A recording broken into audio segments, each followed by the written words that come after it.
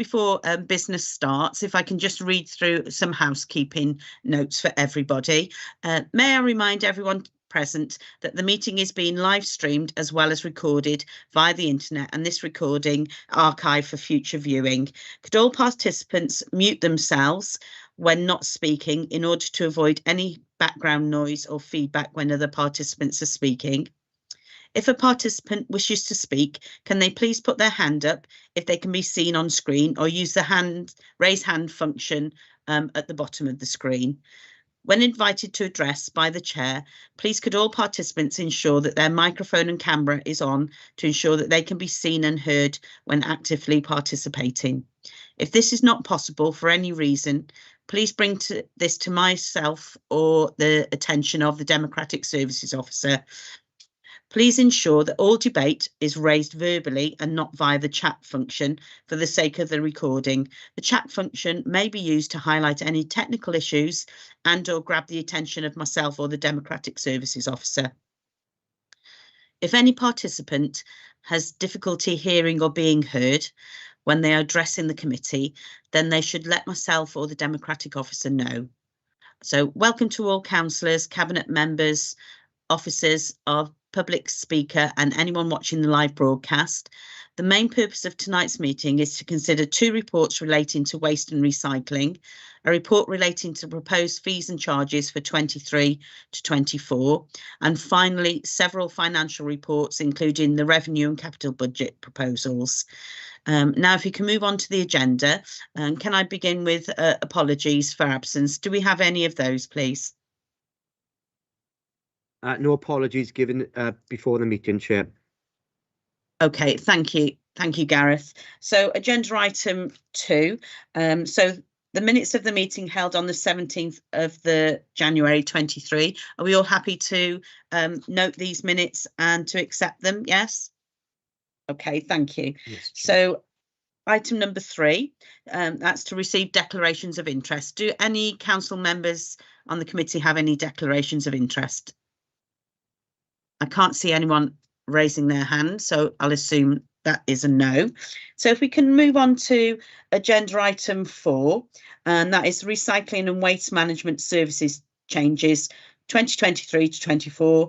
And that I believe is going to be Colin Smith and Emma Reid going to present that for us. Is that okay? Yeah. Yeah, thanks, Chair. Sorry, Emma. Yes, thank you. I'll be running through the presentation. Okay, thank you. Yes, if you'd like to go ahead, please, Colin, that'll be lovely. Is Gareth there to put the presentation on the screen? Yeah, I'll just put on screen now, Colin. Oh, thanks, Gareth. 1 second.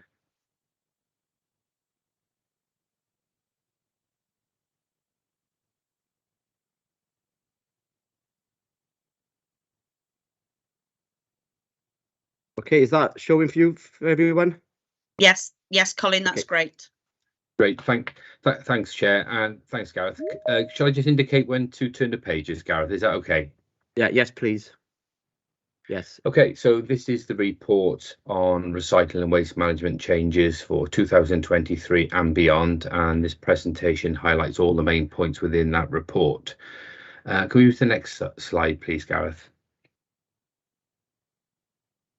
So, as an introduction, the report identifies substantial savings to the waste management budget for the 2023-24 financial year and proposes changes to the refuse and green waste collection services. That includes moving to a 3-weekly black bag collections from the 1st of July 2023 this year, and proposes a subscription service for the green waste collections. And also it includes the expansion of the existing source separated recycling service at the curbside, adding additional items that you're able to recycle. Okay, thanks, Gareth. Okay, so what are the drivers for the change? Welsh Government statutory recycling targets, which are very challenging, and their new strategy beyond recycling. We also have a declaration of a climate emergency, and we have a commitment to Project Zero and decarbonisation. So we have limited options to create savings as a result of our statutory duty under current relations. So what that means is we only have one service area that we can make changes to, and that is the green waste service. So that is the only non-statutory service, and that's the only one we can perhaps look at those savings and perhaps suggest and influence a charge for that collection. So all the other services we provide, the dry recycling, the food waste collections, etc., and the refuse collection, are all statutory, and we have a duty therefore to provide those services. And of course, we have an unprecedented financial pressures that require a review of all service delivery and our current budget position, but also we have a high recycling content within the black bags that we need to address. Thanks, Gareth. Okay, so what are the proposed changes for the green waste collections? As I mentioned, green waste is a non-statutory service. We used to charge for this service back several years ago, before we introduced the curbside collections in the green bags that you can see, which you're probably all familiar with in the picture. And that is a real life picture that was taken. That's how many bags were put outside one property on one occasion. And this was before we were perhaps chasing recycling targets, and we had to capture further tonnage to chase these targets the Welsh Government set. We used to have a service where the green waste was chargeable in the form of a non-returnable bag. It was a biodegradable bag that you put out with your refuse collection. It was collected and landfilled at the time. But later we introduced the curbside collection. So it's not something new. It's something that we've recently, or within the past 10 years, introduced. And I say it's the only curbside collection where a collection charge can be applied under the control waste regulations. As I say, the dry recycling, the food waste and the refuse collections are actually mandatory. We have to provide those services. Across Wales, more than half the councils in Wales apply a charge already for garden waste collections. In fact, a lot of them who don't already are looking at the options of introducing a charge because of budget positions and the agenda for waste management and the need to recycle as much as possible and decarbonise. So this report proposed the introduction of a subscription service charge from the 1st of July 2023. Thanks, Gareth. Okay, so from next year, or the financial year 2023-24, there is a £500,000 savings attributed to this service, and that can only be achievable by introducing a subscription charge.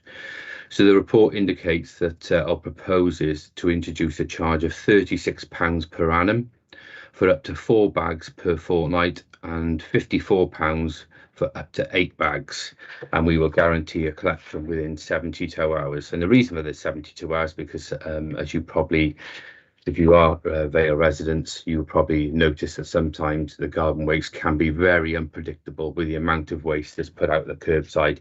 So we have a provision that we will obviously respond within those 3 days. So basically a service standard that we will guarantee, particularly if it's a chargeable service. So that's been based on a Welsh average, which I'll come on to shortly. And we will also allow provisions for one-off collections at 50p per bag. So how that would work, if somebody did a large garden clearance and produced an extra 20 bags of waste, which we often see, then £10 payment would be applied based on 50p per bag for that one-off service. It can only be offered to existing subscribers, and the reason we would need to have that is because we would need a guaranteed income to be able to set up resources and a fleet of trucks to be able to deliver that service. So the proposal is based on the existing service frequency, exactly what we deliver now. We have a fortnightly service between March and November, and the ring and request service between December and February. So the savings are a combination of reducing existing resources and income from subscriptions. That's how we would meet that £500,000 savings attributed for the service for next year. As a temporary seasonal agency, staff are engaged each year. They're different staff. Every year we deliver the service. There are no employment implications with these savings. So there's no permanent staff that work on this service area. Okay, thanks, Gareth. Okay, so the Welsh average for the subscription charges at the moment across Wales is £38.99 based on the proposed 4-bag service. A lot of councils use wheel bins, and the 4 bags match the literage of the wheel bins provided in that service for £38.99. So ours is slightly pitched below the Welsh average, but I know there's a lot of discussion between Welsh councils and waste managers that some councils are looking to increase that subscription charge to around £50 per annum. As I say, for now, ours is based on, or our proposal is based on £36 per annum, and you can use that service for 12 months. Not all councils offer a winter service, but within our proposal, we are proposing to retain the ring and request service through the winter. Service costs for 2023-24 will be reduced to reflect the late start, because the proposal is to introduce it, as you're aware, from the 1st of July this year. So we would have to reduce the first period quarter off the service cost. So the proposals are to introduce the charge at £20 and £30 respectively for the 4 and 8 bags for this financial year only, but it is based on an annual charge of £36. Charges are paid up front. They have to be paid up front because we have to pay for the service, the staff and the collection vehicles, and we need to level that service out over a period of a year, and we need that guaranteed income to be able to sustain that cost throughout the period of the service. So if you move house, what we're proposing within the Vale, you can transfer that subscription with you. So it's only fair that if a resident bought that service outright and then moves house halfway through the year, they should be able to transfer that subscription with them. And then from next year, 2024, we will allow a half-year charge, or propose to have a half-year charge available from the 1st of August onwards. Should someone move to the Vale, from outside, from Cardiff into the Vale, then they can join the subscription service either before and pay the full annual costs, or if it's a halfway point, then they can have a reduced cost for the remainder of that financial year. So households also have an option to take home compost if they wish, and obviously that has additional benefits. And they can also take green waste to the local household waste recycling centre, and that's on an unlimited basis. So the household waste recycling centres from the 1st of March will have real-time bookings. So what that means is if you produce any waste at home, if you go onto the council website, you'll be able to book instantly and get an appointment for the household waste recycling centre, aka the tip, instantly. If there's an appointment available in the next half an hour, be able to instantly book and take that appointment up. Okay, thanks, Gareth. So there are risks associated with chargeable green waste collections, and the report highlights those, and it's not unique to the Vale of Glamorgan. It applies to every council in Wales. And the two high risks identified with the subscription service is tonnage and statutory recycling to the targets. So we need tonnage to be able to, and lots of subscribers to be able to sustain running a service of those engaging that staff and those collection vehicles. And also we have statutory recycling targets that we have to meet, and green waste tonnage contributes to those targets.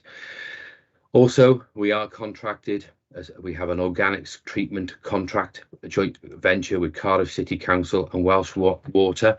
This joint contract is for the treatment of food waste through anaerobic digestion. Basically, we use the green waste as a fuel source to create renewable energy. And as part of that contract, we have an open window composting facility for the green waste collections.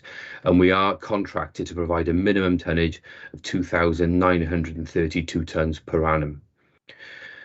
So green waste contributes 4.9% towards our statutory recycling targets. 70.2% was our achievement in 2021-22, and we are within the top 3 performing councils in Wales at present. And the overall tonnage that we're collecting from green waste represents 6,322 tonnes at the moment from the curbside, and 1,195 tonnes produced from household waste recycling centres. So we've done some calculations, and we feel that that we will achieve the minimum tonnage of 2,932 tonnes as part of the contract. And I think that that it is a high risk, but I think that we will achieve that. Okay, and there's also targets. So failing the statutory recycling target results in fines of £80,560 per 1% under the recycling preparation for reuse and composting targets regulations. Those are set by Welsh Government. So we have a legal duty to provide or achieve statutory recycling targets now. So with plans to increase recycling, so to help mitigate against the risk of failing targets. So it's not just about green waste, it's about increasing recycling overall. And we know that within particularly our black bag service, there is a lot of recycling still within that. And we can offer other options to increase recycling through things like a reuse shop, which we're opening shortly, and we could introduce in other recycling options at the curbside in terms of batteries and what we call small WEEE, which I'll discuss later, presenting the reports. So the use of the household waste recycling centre is unlimited, and home composting is an option, as I mentioned earlier, and those household waste recycling centres will move to real-time bookings, as I mentioned. Thanks, Gareth. Okay, so that was the green waste, and now it's the black bag collections, what we're proposing there. So the report proposes the introduction of 3 weekly black bag collections. So this proposal will provide additional recycling performance and longer term savings from gate fee avoidance. So we know, as is detailed within the report, we've recently had a compositional analysis done on the black bag. So that basically means that exercise was done across the whole of Wales. So the black bags are split over a period of time, sampled from all over the Vale, and they basically placed out on tables, and all the composition of that black bag is weighed and measured. So we know there is an awful lot of recycling still retained within black bags, and 15% of that, the highest offender, is food waste at the moment. So that's something we have to work on. So there are other measures we can do to help improve recycling performance if the green waste slightly dips by introducing a subscription service area. So the report proposes enhancement of existing recycling service. So we're looking to introduce collections of small WEEE electrical and electronic waste items and batteries from the curbside. So everyone will receive this service from April. So we will introduce it, add it onto the existing recycling services in Barry and the Vale. And when we introduce the new service to Penarth and surrounding areas, they will automatically receive the small waste WEEE items and battery collections at the curbside. So we will provide all residents with a reusable battery bag that they can put batteries out at the curbside, and then small electrical items can just be placed on top of your recycling bag, and those will be collected as well. We had thought of bringing textiles clothing in at the same time, but we need to measure the impact of introducing such a services on charities who are dependent on textiles as income. So we will look at that separately at a later date. So changes to the black bag will bring an annual saving £150,000 in addition to the environmental benefits, which are great in terms of the amount of waste still in black bags. And just to go back to looking at gate fee avoidance, one of our highest gate fees is the treatment of black bags. So why we produce so much black bag waste, we're paying a gate fee for that bag to be treated. Now our black bags, they don't go to landfill. For new members, all our black bags go into what's called Trident Park. It's an energy recovery facility in Cardiff. It's a joint venture with 5 councils in South Wales. It's called Project With, the whole contract arrangement and agreement, and we've signed up for 25 years for the treatment of black bags. So they take the black bags, it's a burning process, and the black bags are burnt, and they capture the energy from that, and it goes back into the grid. The plant itself powers enough energy, produces enough renewable energy to power about 60,000 homes per year. So it doesn't go into the hole in the ground. It goes to energy recovery, and it's used to produce renewable energy. But that gate fee is the highest we've got. So whilst we're producing so much waste, we're paying an awful lot of money to take that black bag over and pay that gate fee. If we could reduce the contents of that black bag and produce more recycling, the dry recycling we produce, which is plastics, cans, tins, glass, etc., we would capture an income for that material. Or if it was food waste, we could take the food waste out, and it will go to create renewable energy, but that gate fee is lower than the black bag. So there's also, as well as the additional £150,000 savings this year, there are massive environmental benefits of increasing our recycling performance, and also from gate fee avoidance. So that could be a greater saving, £150,000. Thanks, Gareth. Okay, so again, back to the proposed changes. Only the frequency is proposed to change, not the allocation. It's important that because I think some people were confused on social media, particularly with on Wales Online articles. It's 3 bags collected every 3 weeks, as opposed to 2 bags every 2 weeks. The frequency or the allocations remains exactly the same. We will continue our unreserved support for large families and for pet and hygiene waste after all recycling is separated and the first 3 bags have been presented for collection. We do it now. When we move from weekly to fortnightly, a lot of people were concerned. A lot of people were worried about the support they've received. And we've never had a complaint about it since. We've always provided unreserved support. As long as all the recycling is removed from the contents, then we will provide unlimited support. We will provide that support in a variety of ways, but if this proposal is agreed and it moves forward, once that service is launched, we will have recycling officers that will provide support in the back office and advice, and to be able to visit tenants to help them manage their waste. And we will also provide waste wardens at the curbside. So for the new members, the waste wardens are people who go around in front of the collection and help examine the waste on the curbside. So when we launched the new dry recycling service, the source separated recycling at the curbside to the Barry and the Vale areas, the waste wardens went ahead of the collection staff and they examined the bags, and there was a bit of a banter around on social media at the time about the stickering. And it was a bit of a competition who had and who didn't receive a sticker at the time. But it was the waste wardens that were doing that. It wasn't all about stickers. They're there to knock doors and help residents and help them get to grips with the new services. And there's also will be an awful lot of literature and behavioural change programmes that will be provided to residents to help them manage this. So behavioural change is required, and it does require a lot of participation by households.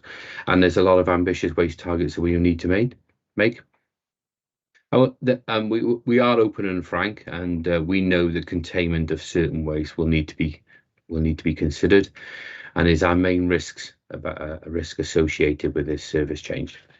So across Wales, 5 councils already collect 3 weekly, and 2 other councils will be 4 weekly this year. So 7 have made the change, but I know behind the scenes everybody is talking about it across councils, between waste managers, likewise with the green waste, because everybody's under the same financial challenges, and they also have to meet the really ambitious recycling statutory targets and the decarbonisation agenda. So everybody is up against it, and everybody, I can assure you, is considering changes to black bags as well as green waste collections. Thanks, Gareth. So a little bit of transparency about bags and bins. So bags are really efficient. Those that have wheelie bins across Welsh councils are probably a little bit envious of those who still have black bags. What the reasons why? They're very quick to collect. They're efficient. They have the lowest revenue costs to councils. They're non-returnable. It avoids going to an ongoing revenue burden. So wheel bins are expensive, probably in excess of £20 per property for a single bin. And then those bins get pinched when people move houses. They take the bins with them. They get lost, stolen, damaged, and there's a massive revenue burden of councils having to replace and keep that stock going to householders. It aids longer term aspirations of high recycling participation. That's because when you have a sack, you can control the amount of waste. A lot of councils have already given 240 litre wheel bins out on average to residents, which is approximately at least for a minimum of 4 bags allocation, maybe even 5 bags you could get in a 240 litre wheel bin. And there's no way they've no capacity to reduce that allocation to households unless they change the bins. And that will become at great costs. And there's no need to change containers at considerable cost for our point of view, because we can reduce black bags as and when necessary as we progress through the years to achieving the environmental ambitions. So there is an agenda, I'll come on to this later, to have zero waste by 2050. So there'll be no waste produced, which is quite a challenge on its own. But waste will be greatly reduced over the forthcoming years. And we're able to reduce that waste accordingly with services quite quickly on a bag collection. There are disadvantages, of course there are. We will require recycling participation and secondary containers for certain waste containment at a cost to residents. And we probably all know or seen that there's nappy bins that are available and they are at a cost, or people will have to buy a dustbin or possibly even a wheelie bin. A lot of residents have them at the moment to contain their waste, and those are at a cost, and we appreciate that. Have wheelie bins been considered? Yes, but I will tell you now, they will require an investment in excess of £1 million, roughly about £20 or more each. We will probably have at least 50,000 households in excess requiring a wheelie bin. So it doesn't take a lot of maths to work out that that's in excess of £1 million, without the ongoing burden then of having to replace and keep that stock going, replace them for vandalism and fires, etc., when people steal and etc. So it comes at a great cost. We also would have to convert all our vehicles. We have a trade bar on our refuse vehicles, so they can lift wheel bins, but it's a very slow process. The trade bars that we have on our vehicles are designed to empty bulk bins that you see at commercial properties or flats and apartments. They will lift them, but they're a lot slower. The councils that have wheel bins have twin split lifts, so that enables each side of the vehicle to lift a bin independently at the same time, or two at a time, and they're very high speed as well.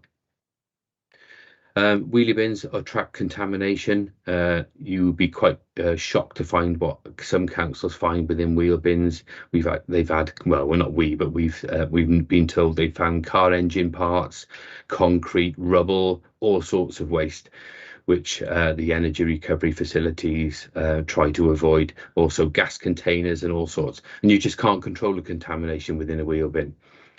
We also prevent waste reduction schemes for longer term and require additional resources to collect them, because that's the process of collecting the bin and putting them on the lift individually on the back of the vehicle takes a lot longer. So we would not only require an excess of £1 million capital investment to buy bins, as well as the vehicle conversions, we probably have to put more resources on the road to be able to collect the bins.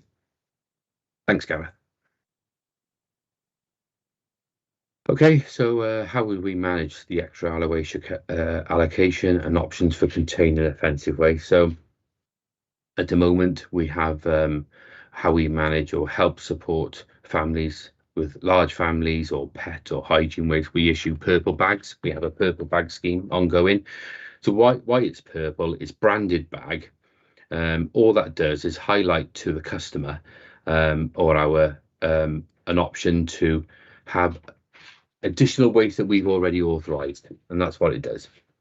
So our refuse collectors come along and they can see it's a Vale of Glamorgan branded bag in purple, which isn't obtainable by yourself, and it automatically indicates to the refuse collector that it's an authorised waste allocation.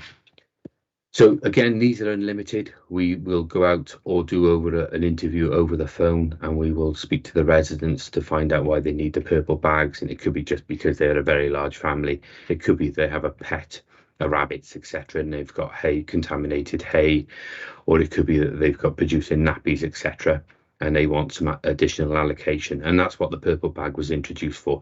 We introduced it when we went from weekly to fortnightly residual waste or black bag collections, and when we restricted those black bags to 2 per household.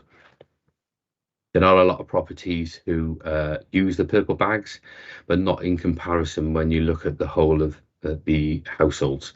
So out of 57,000 properties over a 3-year period, 6,187 unique addresses were registered that had purple bags, so about 10% of the population over a 3-year period. In addition to that, we've given or issued out 3,661 hygiene caddies. So the hygiene caddies are the ones you can see stacked double wide next to that black bag. So these caddies are issued to families who have nappies or incontinent pads or additional waste that are hygiene related, because they have a lockable lid and can contain that waste and smell, as well as having the allocation of black bags. A lot of households use wheel bins. It's quite common, particularly in rural areas. A lot of families use them for storage in their gardens because they can stack their bags in there, so it's all contained for one, and it helps stack the volume of the bags. A lot of those containers would take 3 weeks as opposed to 2 weeks quite easily. And what a lot of tenants do on collection day, they just take those bags out and put them at the curbside. It's crept in slowly. More and more people are buying wheel bins. We can't ask our staff to take the black bags out of a wheel bin because it's against the manual handling guidance issued by the Health and Safety Executive.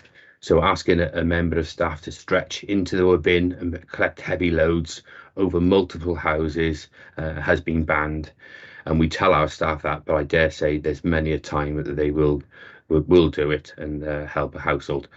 Some may even put those bins on the back of our vehicle lifts and lift them into the back of the vehicle. I'm sure that does go on. We try to keep up with that guidance to our members of staff, but obviously on the front line, they do try to help households as much as possible. And if they see a bin that's filled and the bags haven't been taken out, I dare say they would just put it on the back of the vehicle and lift it and put it the contents into the bag.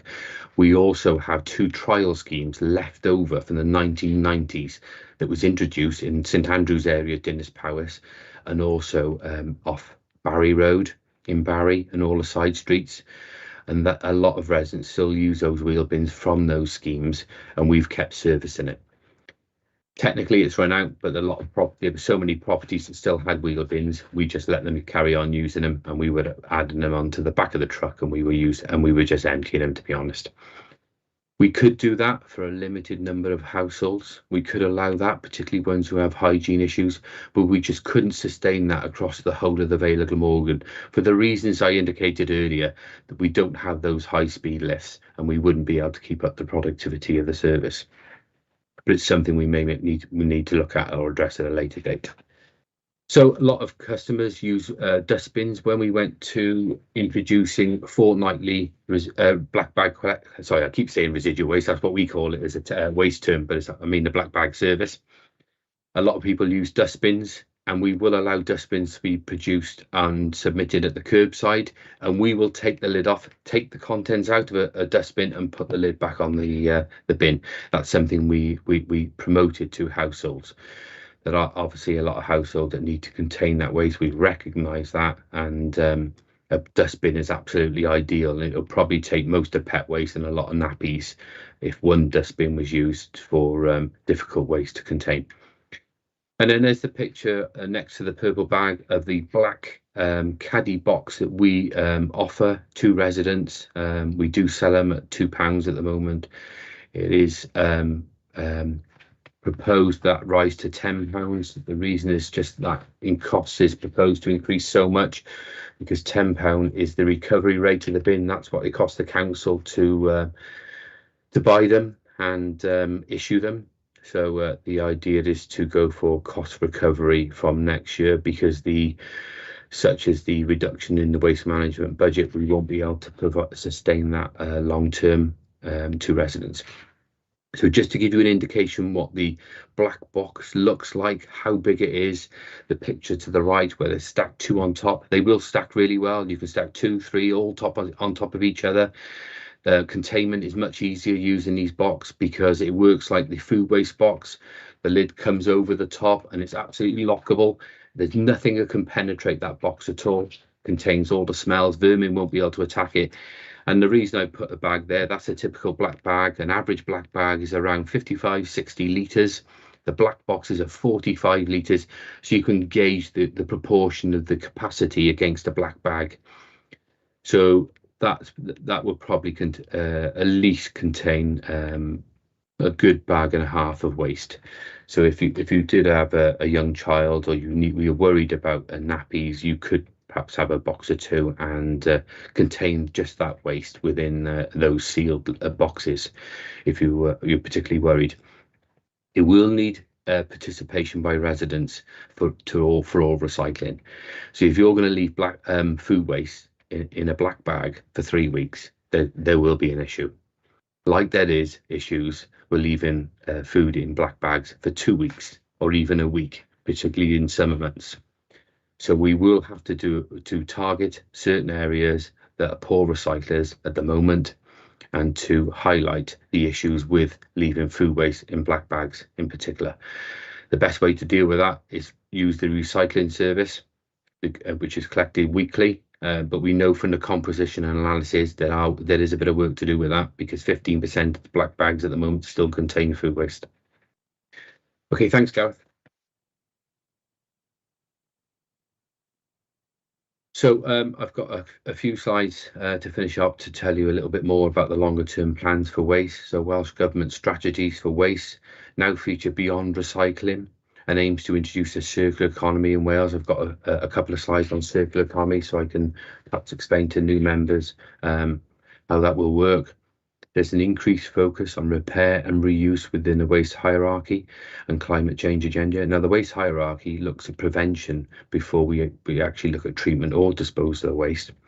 There'll be a ban on recycling products going to energy recovery facilities that we use. You won't be able to send, we won't be permitted to send anything to landfill, which we wouldn't want to do anyway. So all recycling has to be removed from the black bag anyway. From October this year, commercial premises will have a legal duty to segregate their recycling and use a scheme similar to what we do at the curbside now, the new service. There's a deposit return scheme planned for Wales for 2025 that will have deposit returns schemes dotted around all towns and areas, designated areas, so you'll be able to take back plastic bottles, etc. And there's an extended producer responsibility scheme being introduced from 2024. Now, this is the one that places the duty on producers to take more responsibility for their waste. So all packaging that goes with products, all packaging that products are sent in. So it's not just the packaging you see around products that producers make. It'll also include the packaging they send their products in. So it'll actually include shrink wrap, tape, and everything that all their products are sent to supermarkets. There'll be a duty on them to pay the costs of waste at the end of it, and also there'll be a legal duty on them to produce packaging that can be easily recycled. In addition to that, Welsh Government are running trials this year on the soft plastics to see if that can be included, as well as things like pet pouches. So those trials will take place later this year. So over the next year or two, we hopefully will see a greater emphasis on the producer paying the people who produce this waste. And also we'll have more options to recycle more soft plastics at the curbside. I guess the tenants or the residents in Penarth and surrounding areas, Dinas Powys, Landock, Selly, etc., won't be aware until they get their new literature that we won't recycle soft plastics. But residents in Barry and the Vale are probably well aware that we had to withdraw that service area because it's not sustainable at the moment, but hopefully through trials later this year we'll be able to recycle a lot more soft plastics. And also the duty for the EPR scheme it also means that the people who produce the waste, particularly the packaging waste, will pay for the end recycling and what goes to waste. So that's a really good news story. And overall, it's just no longer going to be sustainable to place waste in a black bag. I know this includes and will involve a lot of participation by residents, but unfortunately, we won't be able to achieve our longer term goals. From this point onwards, it will involve everybody thinking about how much waste they produce. So we need to consider the impact of waste through our behaviour. We will get to a point where we have to consider what we buy, how much packaging, and what impact that has on the environment. Next, Gareth. So these are some key targets. These are not cumulative targets. They start at a base point of tonnage and they ramp up from there. So by 2025, there will be a reduction, a 26% reduction in waste overall, as built in within our statutory recycling targets. There'll be zero waste to landfill, 50% reduction in avoidable food waste, and 70% recycling.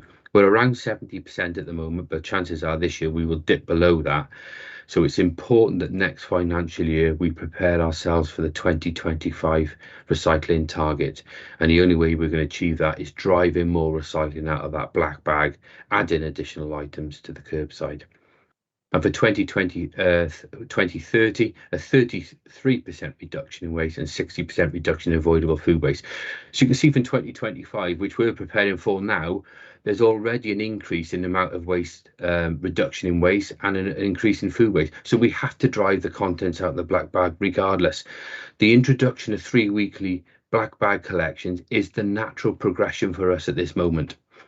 I know there are the issues with containment that we've discussed or presented through this proposal through the report, but it's important that we deal with those issues as we introduce that service, if it's agreed, and we keep on this agenda for 2030 and keep driving towards reducing the contents of that black bag and the amount of waste we produce. And then by 2050, very ambitious target. So we're looking at 1 planet resource use, 62% reduction in waste, 0 waste and net 0 carbon.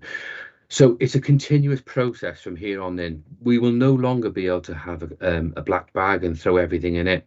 We will have to keep reducing the contents of that black bag, and that will come with legislation as well, and improved recycling schemes. Thanks, Gareth.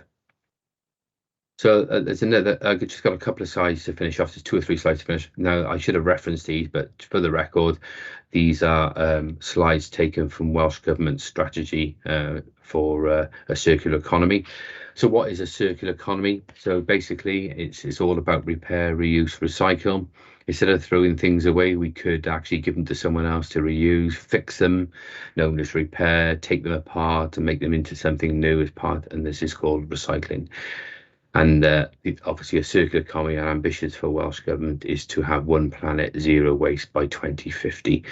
So 0 waste is going to be quite a mammoth task to achieve that. So it will mean changing products we use. And so we intend to hopefully reuse, repair or recycle everything to achieve the 0 waste, and think carefully about the materials we use, and reduce how much carbon dioxide we put in the air, because everything obviously produces carbon. Thanks, Gareth. So this is what a circular economy looks like. There's a timeline there which matches the targets I've already gone through. So currently on the left-hand side of the diagram, we produce an awful lot of raw materials, and we also use a lot of products.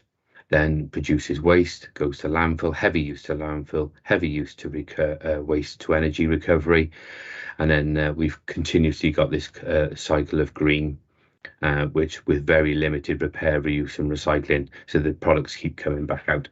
So what we want to do in the future is have a lot less raw material use, less product use, no waste to landfill, very little energy recovery use, and have much more repair, reuse and recycling. Thanks, Gareth. This is the last. Can you press it twice, Gareth? There should be 2 sides that pop up. And once more. Thanks very much. That's it. So this is a Welsh Government slide, is our aims as a country. So looking at the centre of the diagram, so in 2010 we were using resources of 3 planets in Wales. With all the waste preventions, we're putting in place 70% recycling. By 2025 we hope that we're only using resources of 2 planets. And with all the waste preventions we've discussed and 100% recycling, and by 2050 it's the only time we'll ever be using the natural resources of 1 planet. So just to give you an update on progress, down the left-hand column, by 2025 towards 0 waste, the Welsh Government strategy, we look to have a significant waste reduction, including reuse, by 27% reduction, which we are on target to achieve. A recycling rate of at least 70%, which we've kind of we hit around about now. Anaerobic digestion, a food waste priority, that all food waste must be diverted there because it's used then as a fuel source to produce renewable energy. Closed loop recycling systems, so that's high quality separate collections that we've either introduced or introducing the last remaining phase this year. Residual waste to high efficiency energy from waste recovery facilities. All our black bag goes to energy recovery now, and as close to 0 landfill as possible. And in most years we landfill under 1%, and the only reason we sometimes have some, because there are some contents that come out of energy recovery facilities that have to be landfilled. So on the right hand side, achieving zero waste, this is hopefully how the planet will look. So we'll have one planet levels by 2050, a 65% reduction of waste, and produce no more residual waste at all. So it's quite a challenge for us all over the next few years ahead. This proposal for 3 weekly black bags is our natural progression in achieving these really challenging targets. Thanks, Gareth. So that is the end of the presentation for the one report. And then perhaps, Chair, perhaps we'll open it up for questions. No, definitely. Thank you very much, Colin. That was a really comprehensive report and a very comprehensive sort of slides and things like that. Perhaps the councillors on the committee might like to have sight of that, the slides, if that's okay with you, to share it with Gareth, to share with the members of the committee, if that's okay. Yeah, that's absolutely fine. Yes. Thank you very much. Okay, I've got a few people who'd like to ask you questions, as you can imagine. So bear with me a moment. I'm just going to change it so I can see who wanted to speak first. Okay, so I have Councillor Iannucci, if you'd like to ask your question first, please. Thanks, Chair. Yeah, thank you for a really comprehensive report. I was just wondering, possibly I've misunderstood, but with the purple hygiene bags, what assessment has been made for the impact it'll have on people storing those for the extra week? Sonia said they could go in like an extra caddy. Do the bags go in a caddy already? And will that be big enough to accommodate for an extra bag? Well, we haven't actually done anything for the purple bags. And the reason we've done that, because we're not actually increasing the allocation. The allocation's staying the same. So that will have quite an impact sitting in people's houses for an extra. I say this, I've got a couple of cats, so I know that even if we've reduced everything that will smell unpleasant from our black bags, the hygiene bags will still have an impact for that extra week. Yeah, so the purple bags is an option to use. It's not the only container you can use. So the purple bag was just introduced, as say, for additional hygiene products, for pet waste, etc., or for large families. All it does is give you an extra waste allocation. So, and when we issue those purple bags, we tend to give 6 months to a year in advance. So as a householder, you can use as many as you want, really, as long as you're using it effectively and you take it out your recycling. So there's no kind of restriction with the use of it. It'll be down to, I guess, the householder at the moment and through this proposal, how they contain that waste in their garden. So, as I say, mentioned earlier, some people choose to use a wheelie bin and put everything in it, and that wheelie bin probably be enough to keep 3 weeks of waste. Or you could use a dustbin, or you could use a black caddy. The circumstance is different, I guess, for every resident, depending how much space they got to store it, how much a garden space they got, how much waste they produce. So that's why individually we offer the service, like we did when we moved to a fortnightly service, to offer a recycling officer to visit every house should that be necessary, and we'll assess and perhaps make some recommendations to them. I guess there's no one size doesn't fit all, I guess, is the answer. But so yeah, sorry, if they say I bought my own bin to put things in, as long as I take it out of the bin ready for bin day. Absolutely fine. A lot of people use wheel bins at the moment, because it occupies the space, not more than one bag, but because it's tall, you can take all the volume in one go. But as long as you put it out for collection on the curbside on that day, that's fine. If you had a young child and you're producing nappies, you can actually put the black boxes out at the curbside on collection day, and we'll actually open those black boxes and take the waste out, so you don't have to. Okay. The beauty of having the smaller boxes and having 2 or 3 stacked up together is, once you've gone through 1 week and you've produced an amount of nappies or waste, you can tie that bag, put it into the box, lock the box, that's contained for collection. So next week you're starting with a new box. So there's no smells, there's nothing that's going to be unpleasant about opening that box, because you're starting a new box for the next week and so on. So the smaller boxes, sometimes a lot of people like to use those, so they close it off and that's it, done for collection, and they can stack them up as well. So it's contained within the space. Thank you, Colin, for that answer. So I've now got Councillor Hooper, if you'd like to ask your question. Thanks, Chair. Thanks, Colin, for the presentation. And there's quite a lot to be pleased about in this report, but there's quite a lot of concerns as well. And I think one of the I've got two major things that I'd like to focus on. I think if I can ask them both, Chair, at the same time, and maybe you can pick them both up, Colin. The first one's related to the change in the green bags. And this is a significant change to people. And obviously you need to be able to sell to the Vales residents that they should go and do it. And I just wonder if you could talk me through the customer journey. So how do you market them to it? How do you go and attract people? How do you sell it? How do you make sure the customer service works? Because the risks that you've identified through the report, which I think are slightly underestimated personally, but accepting them as they are, they're quite significant to our overall recycling targets and could have a significant financial impact as well. So I think that customer journey, I think the committee need to understand how likely we're going to get people onto that. So that's the first question. And the second one, you talk quite a lot about how the change to the 3 bags, which again, I'm not ideologically opposed to. I think we need to move to these things. I think the further we get into the need for less waste is important. But what I don't understand is how you're talking about changing the way that people recycle just by having 3 bags. I think it needs to be significantly more. I've heard about wardens. I've heard you talk about other activity you'd be putting in, but perhaps you could talk about that a bit more.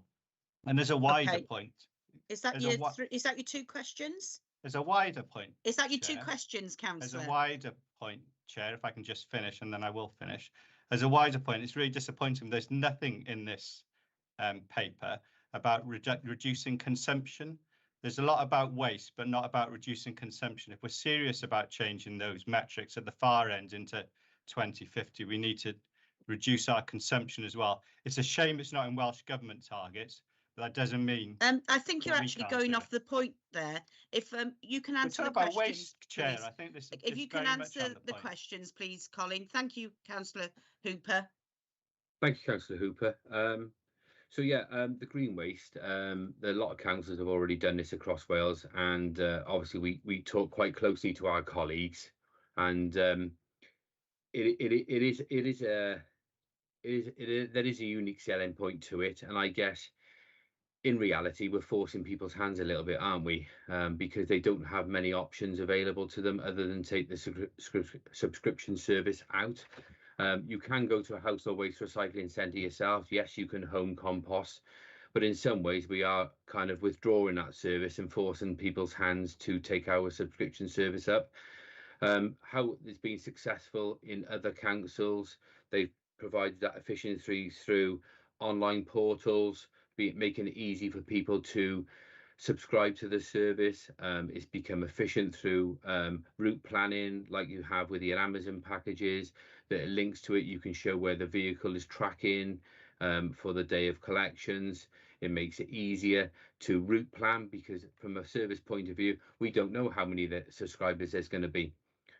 We really don't know until we put that out there and we market it to residents and give them the option to take the subscription service up. There's a lot of unknowns. We will do it through our national agenda, through our support through Welsh Government consultants, which is the Waste Resort Action Programme, known as RAP. They are there to provide support to all Welsh councils. They coordinate all the minimisation and waste programmes. They do all the literature, joined up literature for the national campaigns for Be Mighty, for an example, and waste reduction schemes. And they've helped support all the councils who've brought in the charges for green waste subscription service, and we would follow that national guidance, what's been good practice to do that. In terms of the 3 black bags, RAP, who've helped support all the Welsh councils in Wales, introduce 3 weekly, and some are going to 4 weekly now. Those schemes have been introduced, and there's evidence from every council that's moved to a 3 weekly black bag service, and evidence produced that it's improved recycling performance. Like we saw when we went from weekly to fortnightly, it was quite staggering how many people joined the recycling service, I guess because they don't want to hang on to waste as long as 3 weeks or 2 weekly, whatever was relevant at the time. And it made them we're kind of forcing people's hands to recycle more. but also with that, the educational programs come with it, and we will drive more performance from going 3 weekly. And I guess because there will be implications if you don't recycle. And I think it's obvious to suggest that if people continue to put the food waste and other offensive items in that bag or recycling within it, then we're going to see various things, whether that's rats or whether that's dogs, vermin, seagulls. They're going to penetrate those bags because they're looking for a food source. If you've got polystyrene and plastic packaging and clean waste within the black bags, they're not going to touch it. We've seen a massive reduction since we've introduced food waste recycling, and probably in all your wards you can identify the houses that don't participate in these schemes and the houses that don't food waste recycle. So by forcing a hand a little bit, we will drive more efficiency and performance in terms of recycling. But also the waste wardens are the ones on the ground, and the recycling officers will be there to support households and help them get involved with the scheme, because some people probably still don't know how things work. For whatever reason, we've maybe not captured that audience, but there will be staff on hand to knock doors, bring containers to the houses. We won't ask people to go to libraries and collect them. We will have roaming vans around target areas, and we will provide that education and behaviour and tap into the national support to help ensure this is successful. I agree with you, consumption is an issue. The behavioural change items that I mentioned in the Welsh Government strategy and the extended producer responsibility schemes are aimed at completely that. We are a wasteful nation. We're a throwaway society. You know, many years ago, if you all remember, we bought one washing machine, we had one sofa and kept it for 15 years. Now all of a sudden we're producing a massive amount of waste. We change things unnecessary. We don't repair anything anymore. It's a complete throwaway society. And you're absolutely right, we all need to change, and society needs to change, and legislation and policy needs to drive that change to ensure that waste is reduced. It's going to be a long journey. There aren't all the answers here at the moment, but gradually over a time, the policy changes will help drive that change for the longer term benefits, environmental benefits. So I guess we haven't got all the answers overnight, unfortunately, Councillor Hooper, but it is a journey that we've just started. And one reflection I think is probably worth mentioning is it is on the next item, but the waste strategy and our agenda that we're on at the moment for the next 10 years, there will be an opportunity to report every single year to the Scrutiny Committee, and we'll be able to report progress, how this is going, and on our whole agenda for the next 10 years. So there'll always be a chance to add and influence what we do as a service, and ensure that we take on those views and feedback from our residents and adopt policy as necessary. Thank you, Colin. Just to let you know, I have got 8 people wanting to ask you a question. Okay. So if I go to the next person, that's Councillor Penn, if you'd like to ask your question next, please. Thanks, Chair. Thanks, Colin. Absolutely brilliant, comprehensive. Well thought through. Just a couple of things. Really looking forward to the reuse shop coming online, because whenever I visit the Bendrix site, I always see so much that could be reused. You know, one person's treasure is another person's junk, isn't it? Or the other way around. My 2 questions. With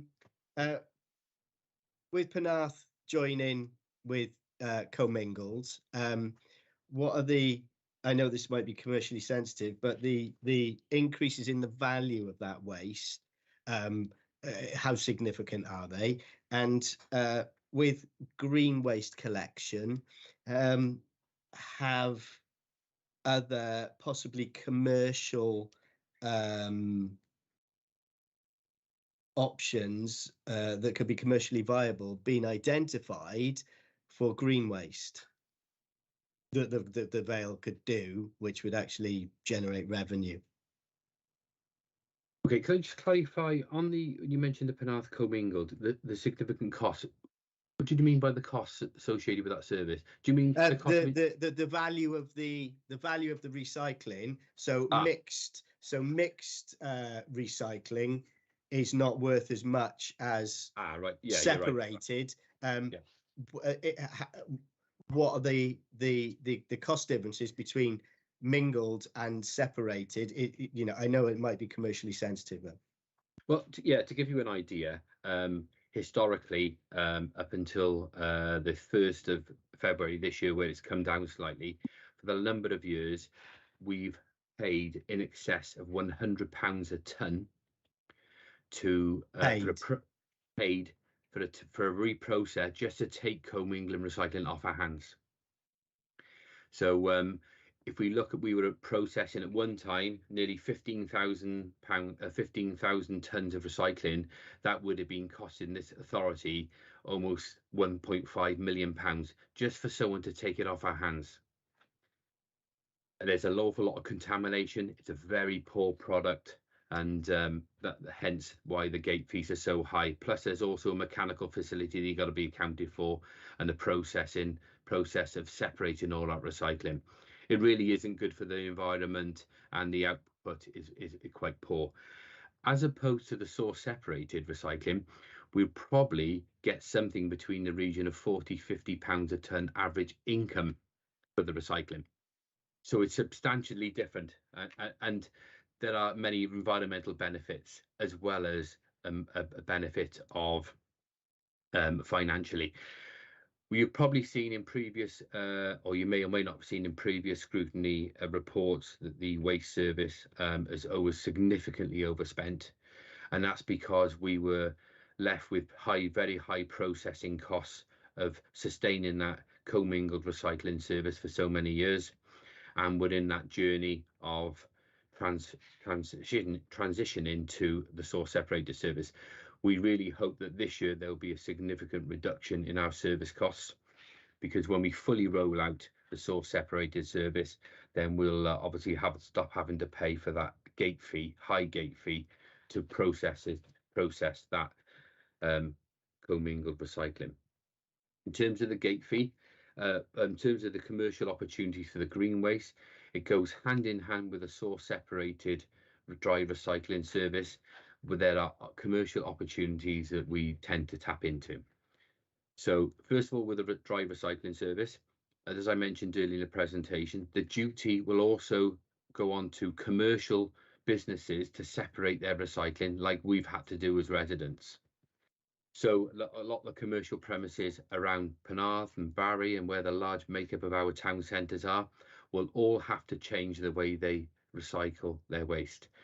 Now, who better on the ground than the Vale of Glamorgan, who've got all our new vehicles running around, providing our source separated service with a brand spanking new facility. We are going to be opening next month down Atlantic Trading Estate, state of the art, the best facility that will be in Wales, to prepare for resale and reuse, dry recycling.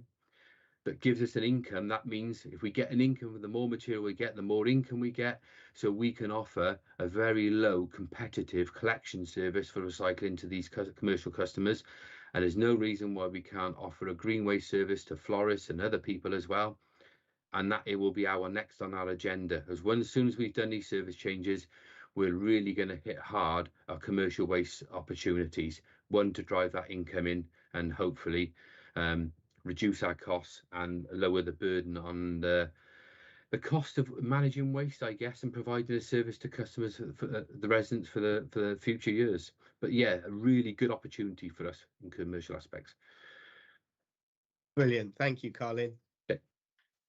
Thank you. Just before I get the next committee member in, just to say that I have noted that Councillor Campbell and Councillor Cobb want to speak. I'll get the committee members to ask their questions first, and then you'll come after them. So there's about 5 other members who want to ask questions first. I'll ask them, and then I'll bring you in as well. Okay, thank you. So if I can bring in Councillor Aviat, please. Thank you, Chair. It's more of a comment than a question. I'd just like to see more communication, more education with the public through social media. And I think sometimes the wording is not quite right, because, I mean, the people who do the comms, sometimes they come from obviously a corporate background. And I got to try and, well, all of us councillors got to try and express that to our residents. I wouldn't mind being part of have a little input, maybe as councillors, because we all know our wards, have a little input and see how we can actually word it, communicate it, and educate the people, because people don't like to be told. It's better to ask them. So Yeah. is that something we can look at with the communication?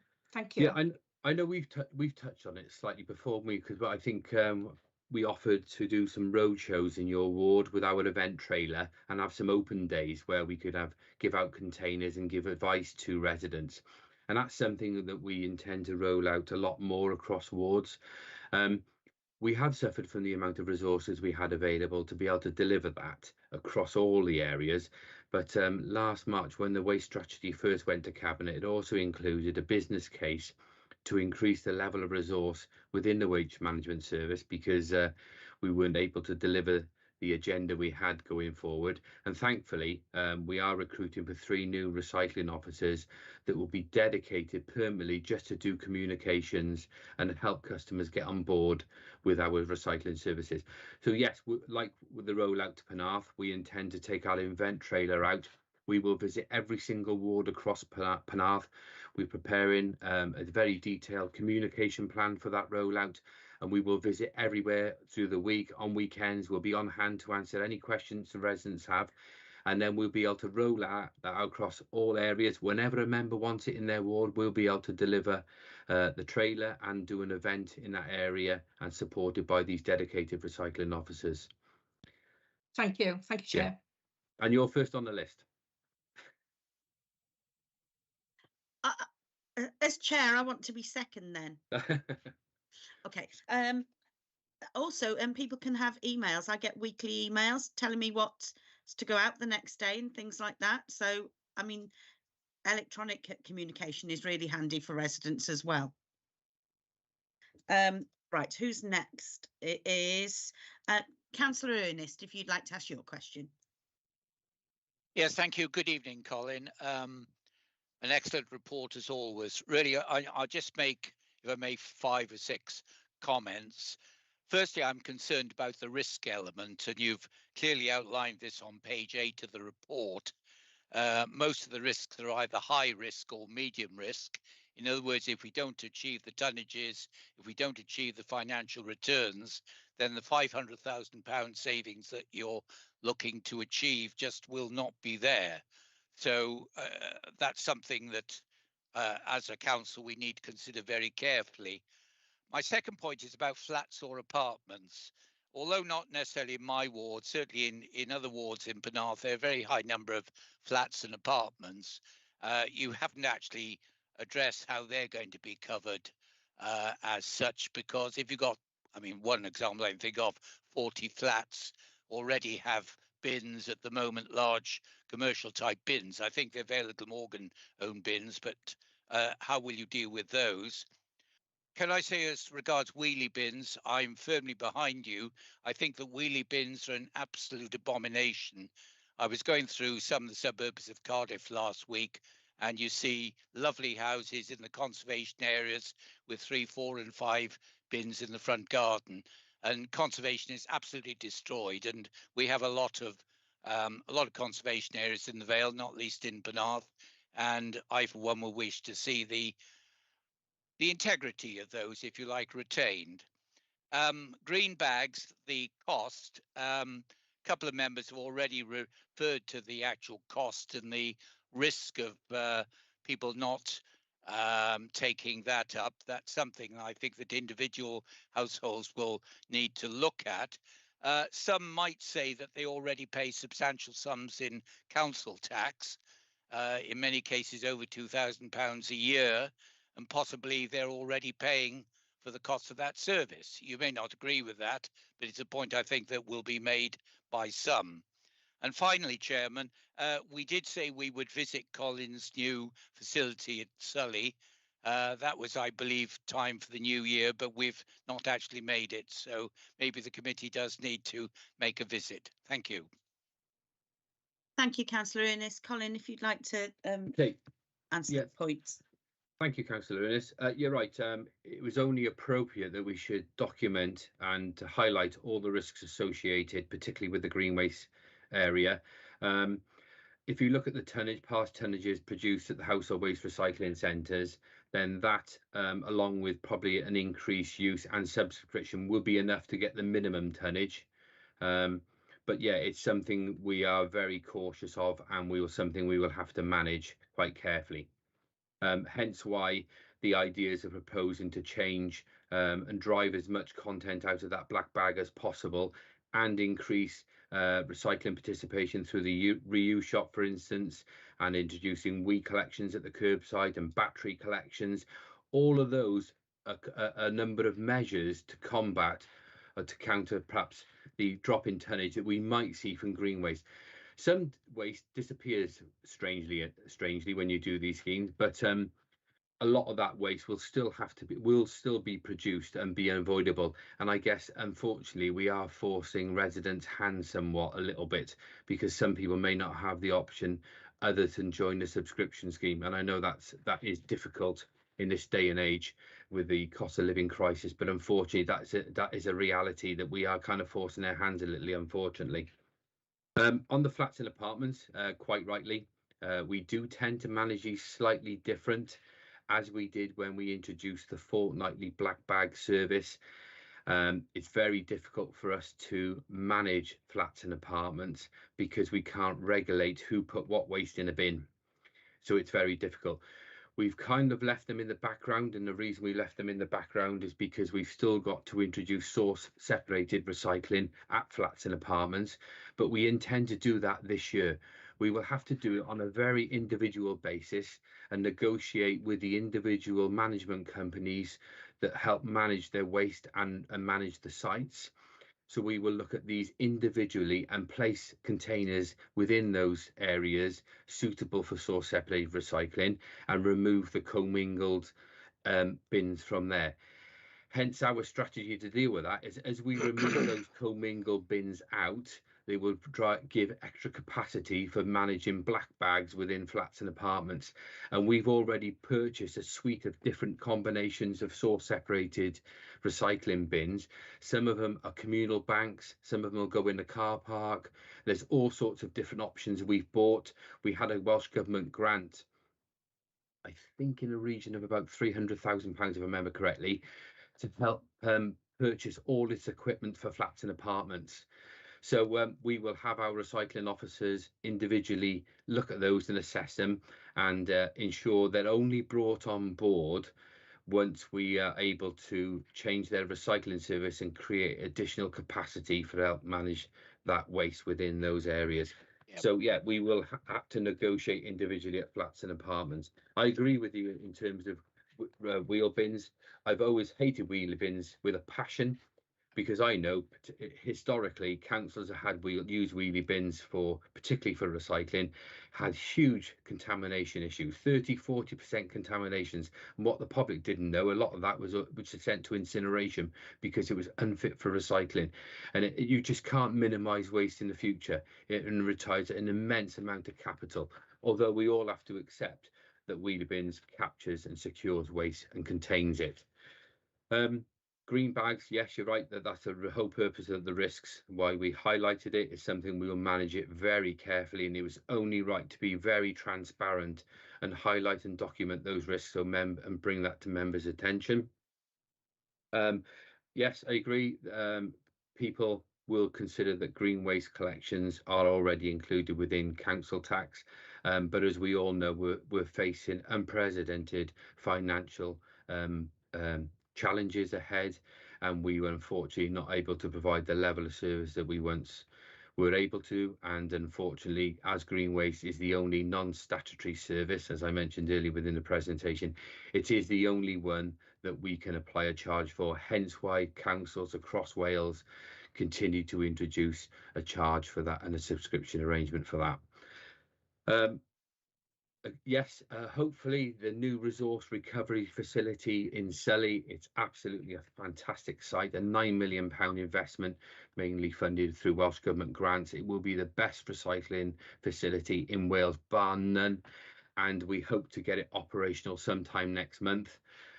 We will be doing testing of equipment, so maybe April say about 8 weeks' time will be a perfect time for members of the Scrutiny Committee to come and see the facility, and I'll take you all around, show you all equipment and how it will all work. We'll also have an opportunity to go into the reuse shop. It's on the same site. The shelving went into the reuse shop this week, and we built our counter, and we hope to be operational and have that reuse shop open by April this year. And I know Councillor Wilson is keen for us to get that open as soon as possible. Thank you very much indeed. Thank you, Colin, and thank you, Chairman. Thank you, Councillor Ennis. Thank you. Perhaps you could charge for a fee for people to go around and look at the new site, Colin. That could be a way of generating money as well. Well, I'm always willing to talk about waste to people, so I yes, love an audience. No, it's brilliant. I think everyone on the Scrutiny Committee is enjoying you being here and be able to ask you the questions. Okay, so I have Councillor Champion, if you'd like to ask your question, please. Good evening, Colin. I can see you now. The sun's changed. Yeah, I think the lights have changed. Got a couple of queries, really. In your report, you say there's been abuse of the purple bag system, and related to that, it's 3 bags in 3 weeks plus. How many of those stacking boxes, or is it those boxes instead of bags? So the abuse of the purple bags, unfortunately, we seem to have some residents who have caught or captured purple bags that either don't need them or don't require them, but also we seem to be paying for their containers now. So some what you're supposed to do is put out your 2 black bags and then put out your additional authorized allocation, whether that's 1 or 2 bags. So we should come along the street, we should see 2 black bags and then an extra 1 or 2 depending on the family circumstances. Some households now don't put any black bags out at all, and they only put out purple bags, so we've even paying for them to contain all of their waste. And sometimes we come along and our collectors have said, well, we've come to some houses with no recycling out, and all they've done is put 10 or 12 purple bags out. So we know it's being abused, but we'll deal with that through behaviour, and we will ensure recycling officers will visit those properties, and we will have to reassess their allocations and hopefully provide them with nice new recycling containers and get them on board. That is, we have options to serve notices and take enforcement off action, but we've always been reluctant to do that. We may become a time now this year that we will have to do that and get people on board, but we would rather see people's behaviour change and support them using these recycling services. So unfortunately the purple bag scheme is abused, but what we probably get to, we may have to have lists given to the staff and maybe add it onto their tablets within their cabs, so when they drive into a street they'll know, or give a guidance to those that there could be 6 houses in the street on the purple bag scheme, and they may put out up to 2-3 bags, so we can keep an eye on it. And if that's abused in any case, we can then deploy recycling officers to go and help educate or support those families in a different way. The bags or boxes, you can use either. It's just personal preference, really. Some people like to use the box because they don't want, say, nappies within the purple bag.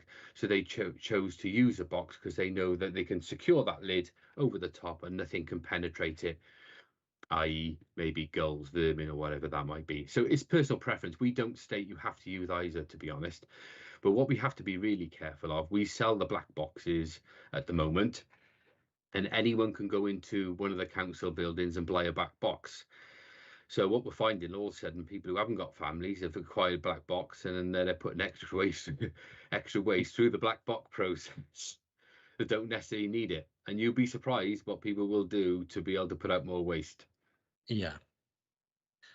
One last comment, really. If your new recycling centre is the best in the world, then perhaps Landau might be the worst in the world. Yeah, so we're well aware that Landau isn't fit for purpose. There's no other way to put it. I wouldn't pretend to. And we would probably have already have moved to develop a new site, but unfortunately the burden for us is there hasn't been land available to do so. And we are ongoing with that search. I'm going to pick that up in the next paper, to be honest, and provide you with an update on that. Great, thank you. Thank you, Councillor Champion. So the last councillor for this committee is Councillor William, if you would like to ask your question. Oh, diolch. Yes, I'm long enough in the tooth to remember when we first introduced separate collections, before it then went to commingling and then went back to separate collections, and a move which I very much welcomed because, of course, it was all about educating people, as Councillor Aviat mentioned earlier, the need to educate people. And I'm a great fan of nudging public behaviour, and I see these proposals as exactly that. You know, fewer black bag collections. I hope they'll focus people's minds, since obviously they don't want black bags building up, lying around. So it'll naturally lead to reducing, hopefully, and achieve an increase in recycling and reusing, leading obviously to less black bag waste. So it's good for the environment and good for the public purse. So yeah, I'm in favour. I see it as a natural progression. We've also got a really good fly tipping team. They're very dedicated and they will pursue offenders. And I know this, one of the new members of the fly tipping team is a former policeman who served the barrack ward which I represent. Had the pleasure of discussing this work with him the other day, actually. So I've got no worries about this ability to enforce. And I believe, well, rather, I don't believe that this will lead to an increase in fly tipping. I think my concerns are that we really do need to address what Councillor Hooper raised earlier, and we failed to do that at our peril. The one issue which I don't think has been thoroughly answered, and poor old Collins had to answer an awful lot of questions tonight, and thank you for that. But something I'd like to ask is to focus on how we get people onto the green scheme, because there's a big risk, and it, I think, needs to be planned very thoroughly. And I just fear, is it too complex? You know, you standard, enhanced, 50p per incidental, transferable if you move. How is this to be managed? Thank you. Yeah, some good points there. So just going back to your first point, yeah, I agree. The black bags process, it is a nudge in the right direction. It will drive performance, and it is our natural progression. I think we see that as a team. Pleased to hear the feedback on the fly tipping team, the enforcement team. Yes, in previous years, we probably weren't up to speed with enforcement as we are now, but the new team that's been brought together has a waste crime unit, and they're very, very active now, and there is a lot of officers within that team, and we are now starting to see the benefits of that. And I know recently they've purchased a lot of more surveillance and camera equipment, and they are starting to capture and prosecute fly tippers.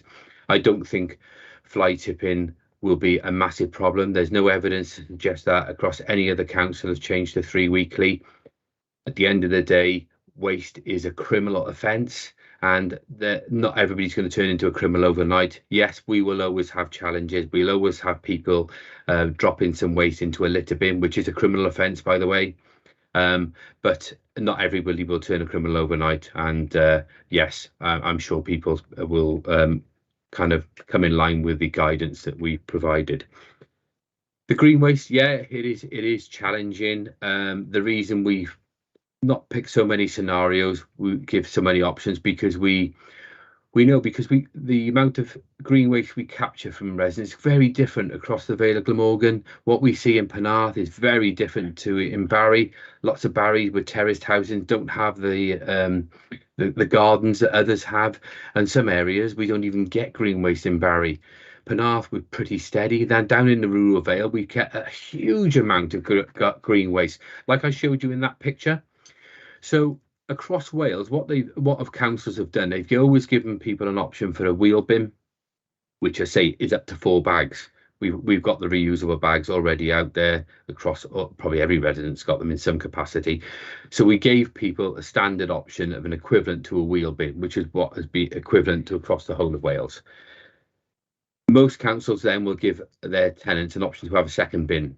We can't give them a second bin, so we can only give them an option to have a second amount of 4 bags, which is why we got up to 8 bags.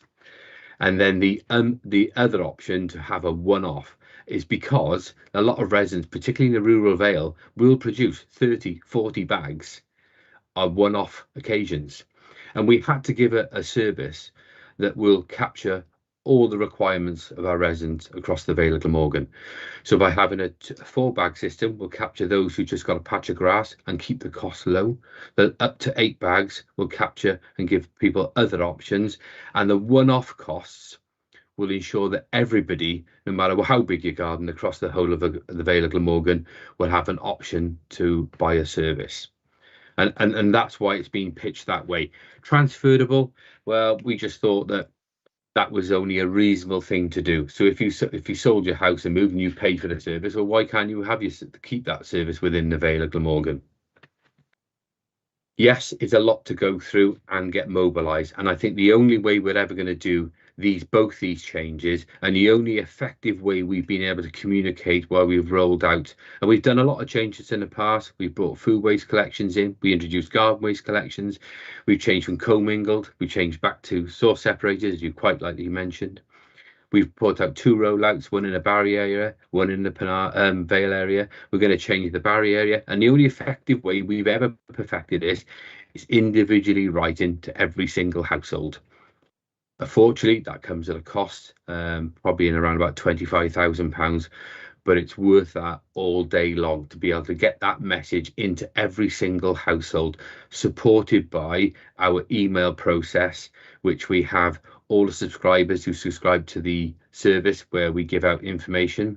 We also have social media, and we also have our road shows. And the only way that the Barry and the Vale was successful in terms of our communication is because we went through all those measures. And being the black bag waste changes and the green waste changes are so significant, I think we would have to have that communication plan, which we have kind of in the background waiting there, similar to other rollouts. We would have to go to those measures to get that service and capture that wide audience. And in that literature will be all the options that are available, as well as pages on our website, as well as rerunning those social medias, as well as having all those roadshows. We would really have to hit it hard, the communications, but you're absolutely right.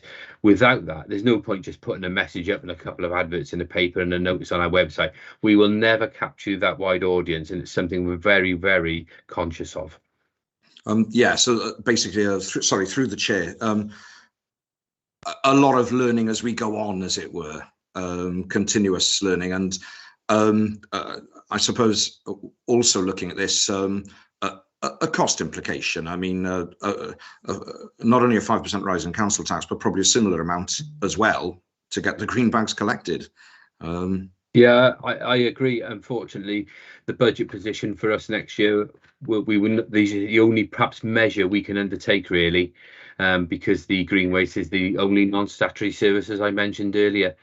And we do have £500,000 attributed to this service that we need to capture and balance the books, unfortunately.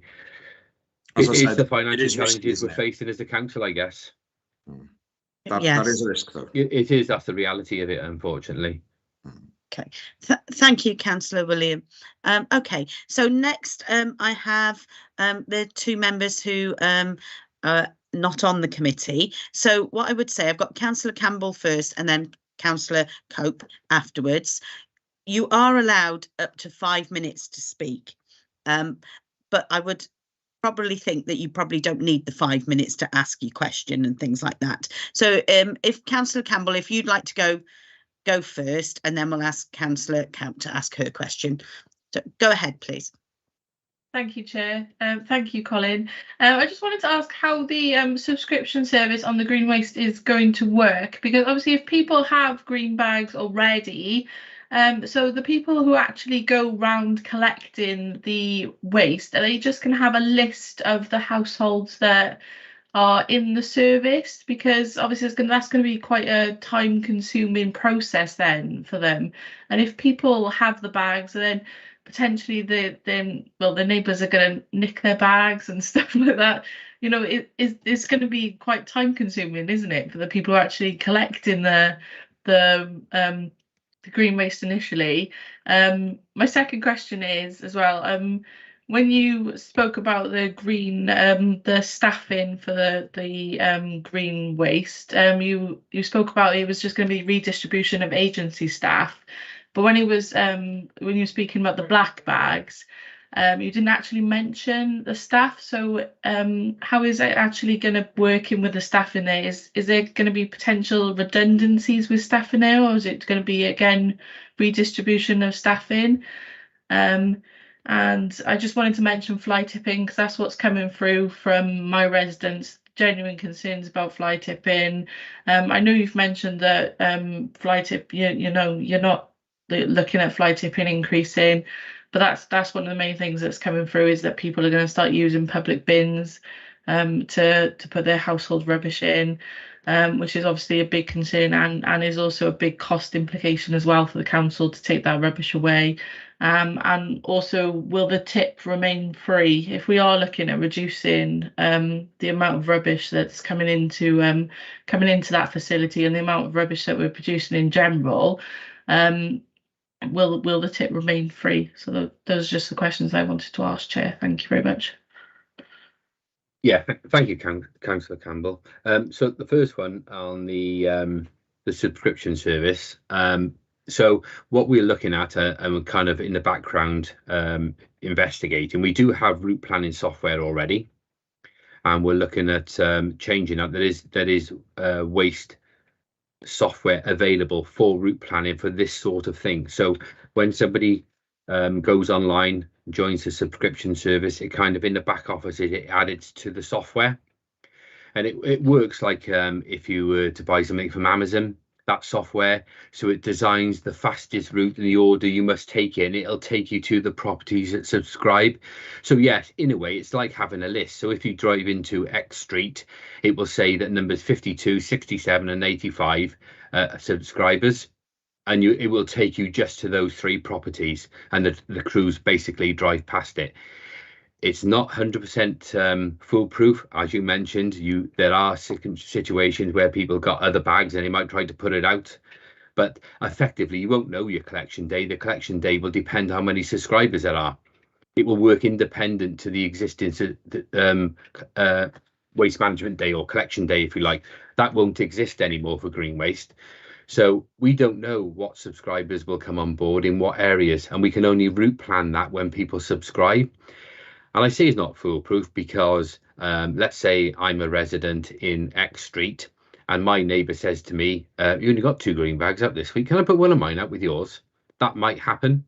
It happens across other councils. So what councils do, they base it on the provision of up to 4 bags. So if that house only ever puts out up to 4 bags, well, they kind of take it on the chin, no better words to describe it. But there is always a chance that households will club together.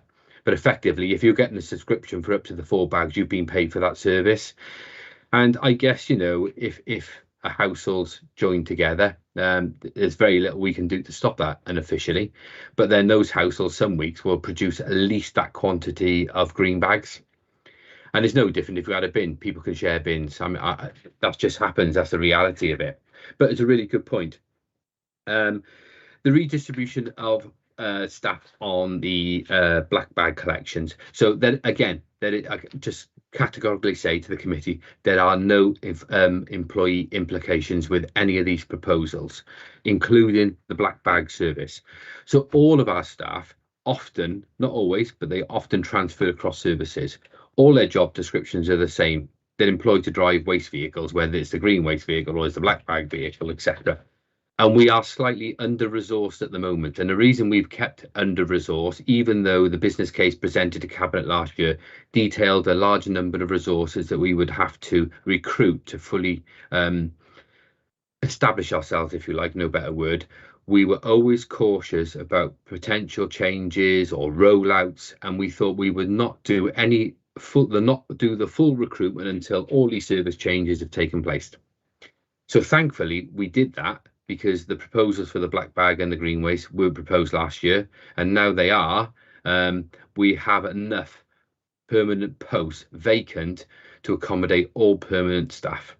So yeah, just to reassure you, there will be no employee implications. Fly tipping, you're right. It's easy to say that we don't anticipate massive changes. We don't, but we will always have some form of fly tipping. Someone will always fly tip, and that will be an ongoing challenge. But what we will do is we are looking to design, and I'm doing this for a member in Wenvo who's asked me to do it on some of his litter bins. Design a little sign that goes on the litter bin, and we're going to do it as a trial, and if successful, roll it out to everywhere else to advise people who put waste in a bitumen is actually a criminal offence and what the offence is, and to avoid doing that and run some social media. And if that little trial is successful in that area, we were going to run it across all the wards. So all we can do is highlight that to members of the public, like we can highlight as an offence to fly tip, and then manage that and as it occurs. The tip will always remain free because we have a statutory duty to provide a household waste recycling centre to our residents. It doesn't say a number, it doesn't have to be 2, 3, 4, but we have to have a facility, and we cannot charge for that service. So yeah, that tip will always remain free. Thank you very much, Colin. Thank you, Chair. Okay. Thank you, Councillor. Okay. Councillor Cowp, if you'd like to ask your questions now, please. Thank you. Can you hear me all right?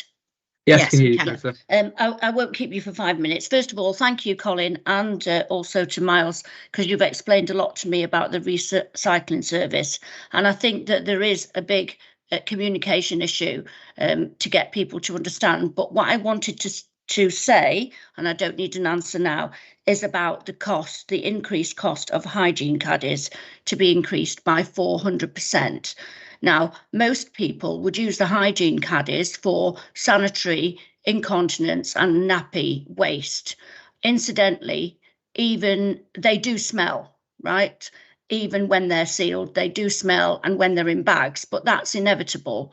But at least they're contained in a box and they're not put out.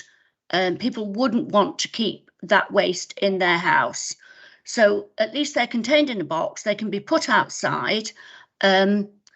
But obviously for 3 weeks, they may need 3 caddies, and that's a cost of £30. I'm suggesting is a lot for the most vulnerable of families. So I would like the council to reconsider that charge because I think it is excessive and it will affect the most vulnerable families. The purple collection, the purple bag, we need to be clear that that is not a hygiene collection. As I understand it, it's an extra bag. A family have asked for an extra allowance. That purple bag just indicates to the waste management collection team that this family have an extra allowance because of their circumstances. And I would urge the council, along with everything that you're doing, and I know you are, to support families and to come round and explain to them about the waste, but I would urge you to take action against those people who are abusing the system and putting out too much waste and not recycling at all. I'm sure people in the streets will complain vociferously if their neighbours are putting out black or purple bags with waste that is attracting rodents, seagulls, etc. And it'll have to be dealt with. So as such, thank you for letting me speak. It's not a question, it's just a plea. Thank you, Councillor. Sorry, go ahead, Colin. Yeah, so I thank you for your points, but I would like to just pick up on a couple of those, if that's okay. I would agree with you. I think the black box is better than the purple bag personally. I use a dustbin, so just a general domestic dustbin, which is pretty cheap to buy, and I use that to contain my waste only because I have a dog and I have bagged dog waste occasionally. Not all the time, because if you take your dog out for a walk, generally there's litter bins out and about, depending if you go to a park or something. But I do have some in the garden, and I bag it and I keep it within a dustbin just to keep that away from anything that potentially might rip the bag open. And I think, thankfully I haven't had nappies for nearly 30 years now. My children are long grown up. But I think if I was in that position, I would want to use a black box personally, because I want the reassurance that it's closed lid and nothing can penetrate it. Yes, you're absolutely right. That when you open that box, there's going to be an odour that comes out, and no one is going to stop that. But I would feel reassured if that lid was down and it was absolutely sealed tight, and then I know it reassured that no vermin could actually go into that bag and attack that. So I agree, the black box is probably a better system. Although you can still use purple bags for nappies or other hygiene products. And that's because it suits some people. If they've gone out and bought a wheel bin, they may just decide to keep the purple bags in the wheel bin. It might suit them. So that's why we've got a number of combinations to suit certain individuals. I guess the cost of the black box could be an issue to some households, and we have to understand and recognise that. The only reason it's gone to the full £10 because of the effects or the implications of the waste management budget for next year, and we don't have the funding to subsidise the cost. And £10 is actually the true cost. That's the only reason we've gone to full cost recovery. We're not making anything out of it. We're just passing the cost on. And I guess today the committee could debate that and consider that as a proposal for consideration in the fees and charges report.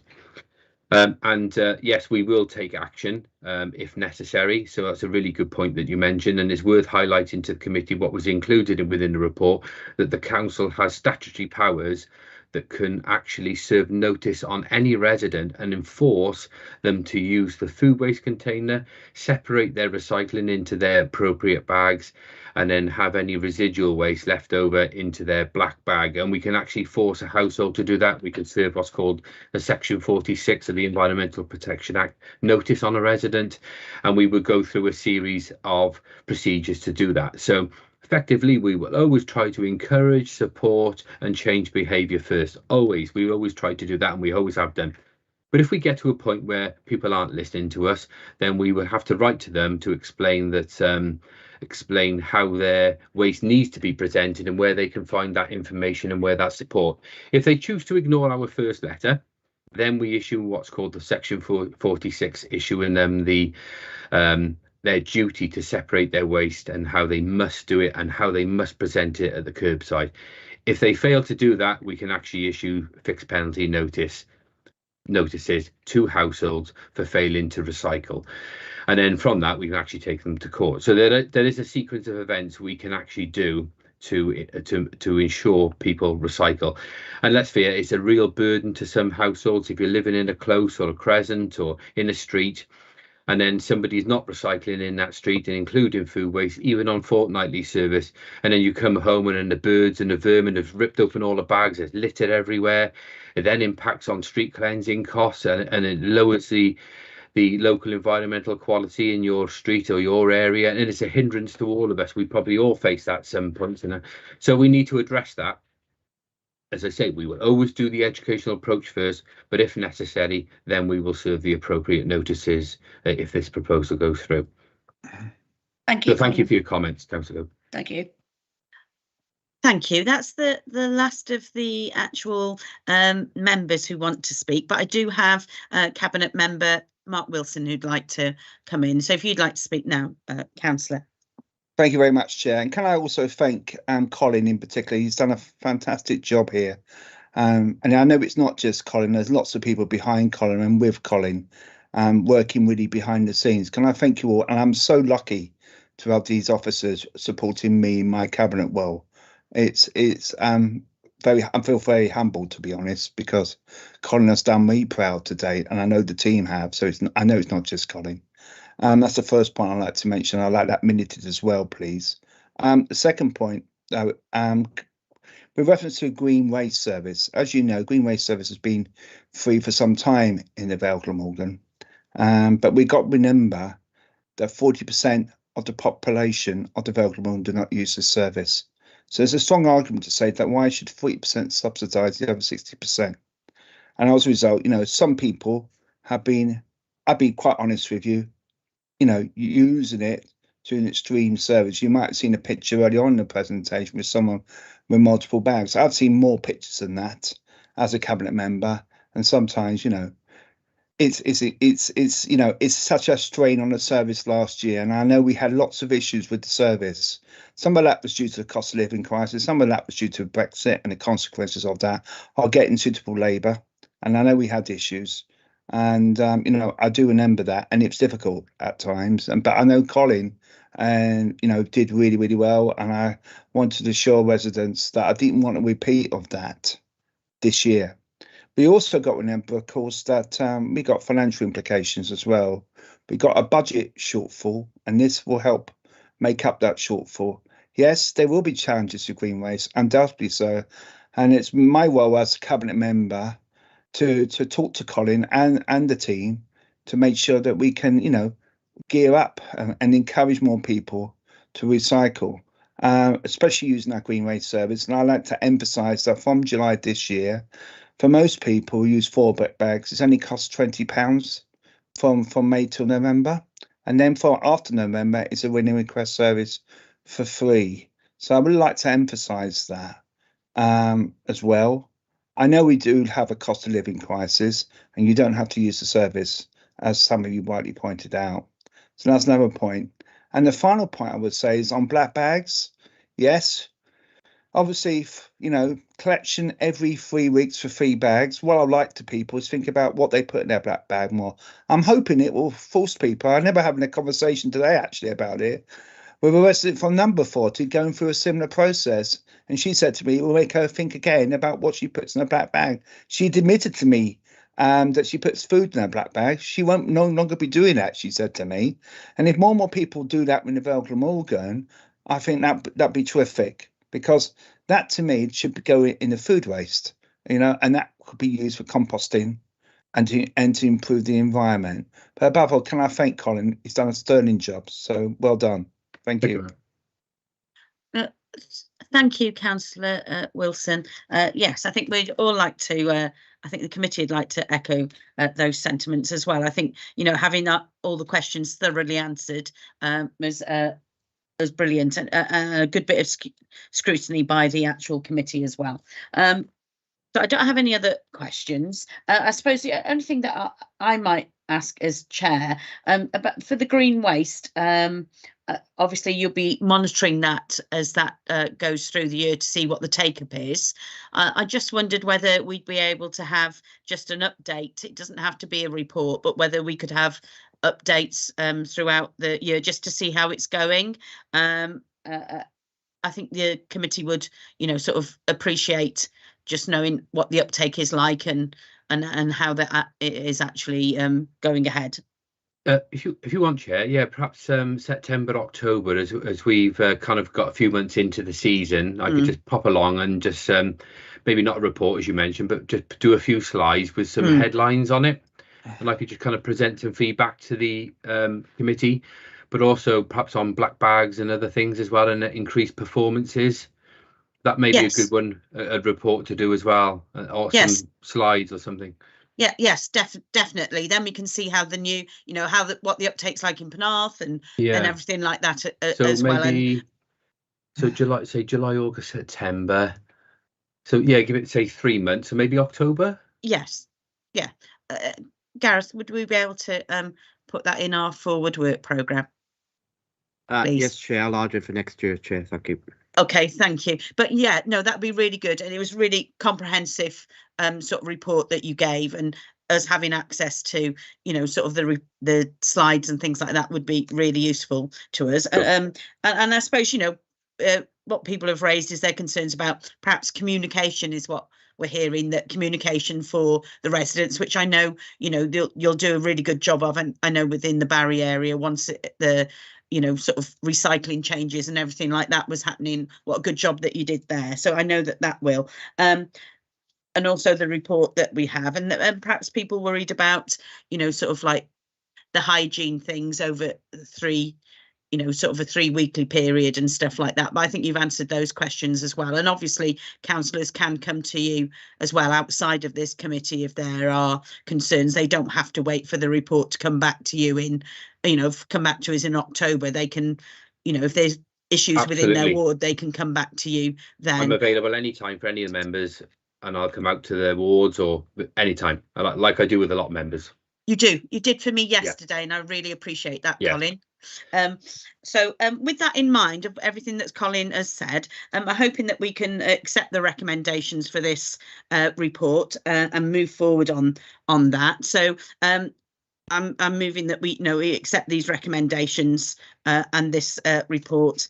Is everybody happy with that? I can't see anyone dissenting on that, so I'll take that as read. Thank you very much. Vice Chair, give a seconder, please, just for that. Is anybody? Yeah. I'll fight you. I'll fight you, Elliot, for it. All right. Any You'll of us. win. Okay, thank you. All right, if we can move to the next report now, agenda item now, and I believe agenda item 5, Colin? Yeah, that's the one. Yeah, so this is Okay, the recycling fantastic. and waste management strategy. Okay, yeah, if you'd like to go ahead. Okay, so I haven't got a presentation for this, so I'm just going to read out the key points that's included within the report. So this report seeks authority to approve the draft 10-year recycling and waste management strategy that formalises our service delivery along with other measures to ensure the council meets its environmental ambitions and statutory recycling targets. And it's also a key action to the council's decarbonisation programme, Project Zero. So just for a bit of background reading, so you're aware, or Cabinet are aware, sorry, the panel is aware that this actually went to Cabinet on the 28th of March 2022 and agreed in principle, and it also was referred to the Scrutiny Committee on the 12th of April 2022, and the committee agreed to support the draft 10-year waste strategy.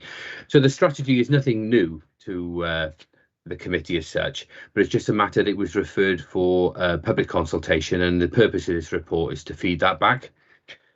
So the draft recycling waste management strategy, Appendix A, attached to the report, sets out the plan to ensure the council achieves these statutory recycling targets, sustainable markets, obviously, for recycling materials that will best achieve the ambitions of our circular economy for Wales, and a service that considers the impact of our environment, which is sustainable and minimises our carbon footprint moving forward.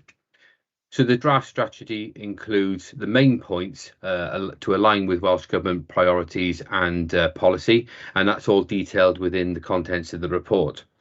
The consultation on the draft strategy was held between the 23rd of August 2022 and the 23rd of November 2022, and a consultation report detailing the comments received in relation to the draft strategy is attached on Appendix B. From the consultation process, 431 residents responded to the survey hosted through the council's new engagement tool, Participate Vale. The consultation was promoted using social media, as well as via email to a citizens panel of approximately 5,000 residents. This represents a 12% response rate. Overall, 52% of respondents, 146 comments submitted, as well as the feedback on the strategy itself. And several key themes were identified, and they were summarised of all those themes into 7 areas. Theme 1 was the length and complexity of this strategy. It is quite a long document, and as a response to that, we intend to produce an executive summary. Theme 2, the proposed replacement household waste recycling centre at Landau, which I'll come on to shortly. Theme 3, understanding the recycling blueprint, which is the new recycling service. So we will have dedicated pages on our website to promote this, as well as the new promotions to Penarth and surrounding areas. Theme 4, recycling additional materials. But again, that in response to that is why we're introducing the WEEE and the batteries at curbside collections. Theme 5 was wheel bins. There was some for wheel bins and some strangely against wheel bins, so there was a mixed thought there. Theme 6, action enforcement, which was, to be honest, supporting the council and supporting the involvement of enforcement for those households that don't recycle mainly. Theme 7, the waste hierarchy, and we need to ensure we put some more support and information on our website. And Theme 8 was the, sorry, it's 8th theme, the end destinations for our recycling products. And what we intend to do, once we fully roll out the source separated material, we will publish where our end destinations are. We have a duty to do that, but it's on Stats Wales, right? We'll make that easier for residents to understand and have a link directly on our own website. So everybody should know what happens with our waste, whether it's going to energy recovery, how we recycle it, and where the food waste ends up. So we've also asked our processors to provide short videos of their processes. So if it goes to the anaerobic digestion plants, for example, and the food waste used to create renewable energy, we've asked if they could do a little process so we can add that link onto our website. So it's very transparent what happens to residents' waste. So all of those 8 themes were now included and integrated within the strategy. There were comments suggesting the council needs to provide more information, and I would completely agree with that. To reflect the core main themes generated from the public consultation, management action plan has been produced, and that's been attached to the back of the document, feeding back from the themes raised through the consultation process. So once the strategy is approved, we will be updating it annually, and again we will report this back to Scrutiny Committee to show you the progress over the last 12 months and to advise whether anything changes and needs to be realigned within the action programme, because policy may be late or there might be new policy developments, etc. And it'd be things like introducing ULEV powered vehicles or electric fleet in the future, and we can progress and update Scrutiny as necessary. So that was it. That was the results of the public consultation process. I guess it is quite short because over a period of years now, we've already consulted on the waste changes, and those were agreed several years ago. So the document really kind of formalises our current service. Included within the report is an infrastructure update on the key themes, and one of those was the resource recovery facility we touched on earlier. So I'm not sure if you've recently been to the Household Waste Recycling Centre in Barry. I know some Vale members won't, but if you look behind the site, there's a huge green barn that's gone up recently, two big green barns. That is the resource recovery facility. In there will be housed machinery to help sort the contents of the blue bag, separating plastics and metals, and baling equipment that will prepare for resale and reuse all of those source separated recycling products. In the smaller barn, which is just been put up on the roadside, that is a barn to take refuse waste. So what that will do will save vehicles being transported back and forth to Cardiff individually. We can bulk it in one go and one vehicle take the waste rather than sending multiple vehicles, reducing our carbon footprint. And also there will be an outside area that we can store and transport green waste instead of individual vehicles going back and forth to Lambie Way, the other side of Cardiff, so we can bulk transfer that. There'll also be skips there with the food waste. So when the recycling vehicles come in to discharge, they also discharge the food waste, and we'll bulk take that in one go to the anaerobic digestion plant, so thus saving vehicles travelling back and forth as well. So say it will be a state-of-the-art facility, and I know authorities in Wales will be visiting to have a look how we managed to build this and how we captured our funding, and to see probably this is the newest design facility anywhere in Wales. So it'll be exciting for you all to come and see this facility. And we're all excited to take receipt of it and get it up and running so we can improve our services to local residents. So now that facility will be up and running, and we'll be able to take in additional capacity. We'll be able to roll out the source separated recycling service to Penarth, which we've said we will do on the 17th of April 2023. So behind the scenes, we've put in our communications plan, preparing rollouts, preparing the letters to and literature that'll go out. We've already set up the deliveries for the second week of March to all the boxes and equipment for residents. And we're just waiting for our draft literature to come through in the form of leaflets that will go out to the residents. Once we've had an opportunity to go through those and approve those, then everything will go out and there'll be one mass kind of delivery scheduled through March, ready for the rollout in the 17th of April, which will be quite exciting. Unfortunately, we couldn't bring on Penarth and the surrounding areas of Dinas Powys, Sully, Landock, etc., because we never had capacity in our existing site that we built in Cowbridge. It's a very small site and it's at capacity with just Barry and Vale, and that's why Penarth unfortunately is lagging behind the last couple of years. We couldn't take on that area until this new big facility on Atlantic Trading Estate was built, because there was no capacity to do so. Unfortunately, we started or planned to build this facility in the middle of the pandemic, and we're literally a year or two behind. So unfortunately, through funding costs, so once not only did the pandemic put us back nearly that 6 months to a year, then globally the cost of construction materials went up to 100%. So there was budget implications we had to get over then and reapply to Welsh Government for additional grants, etc. But now that's done, we can move on and roll out the remaining services. The waste transfer station at Cowbridge will be retained in the interim. So it's only a very small facility, but what that will do will provide a local solution to, say, Llandau and St Bride's, Ogmore, and save our collection vehicles having to travel back and forth to Barry. So it'll have a very local solution down in the Vale area. So to complement the resource recovery facility, as mentioned earlier, the new reuse shop is almost ready to open, and that will be fully open in April this year.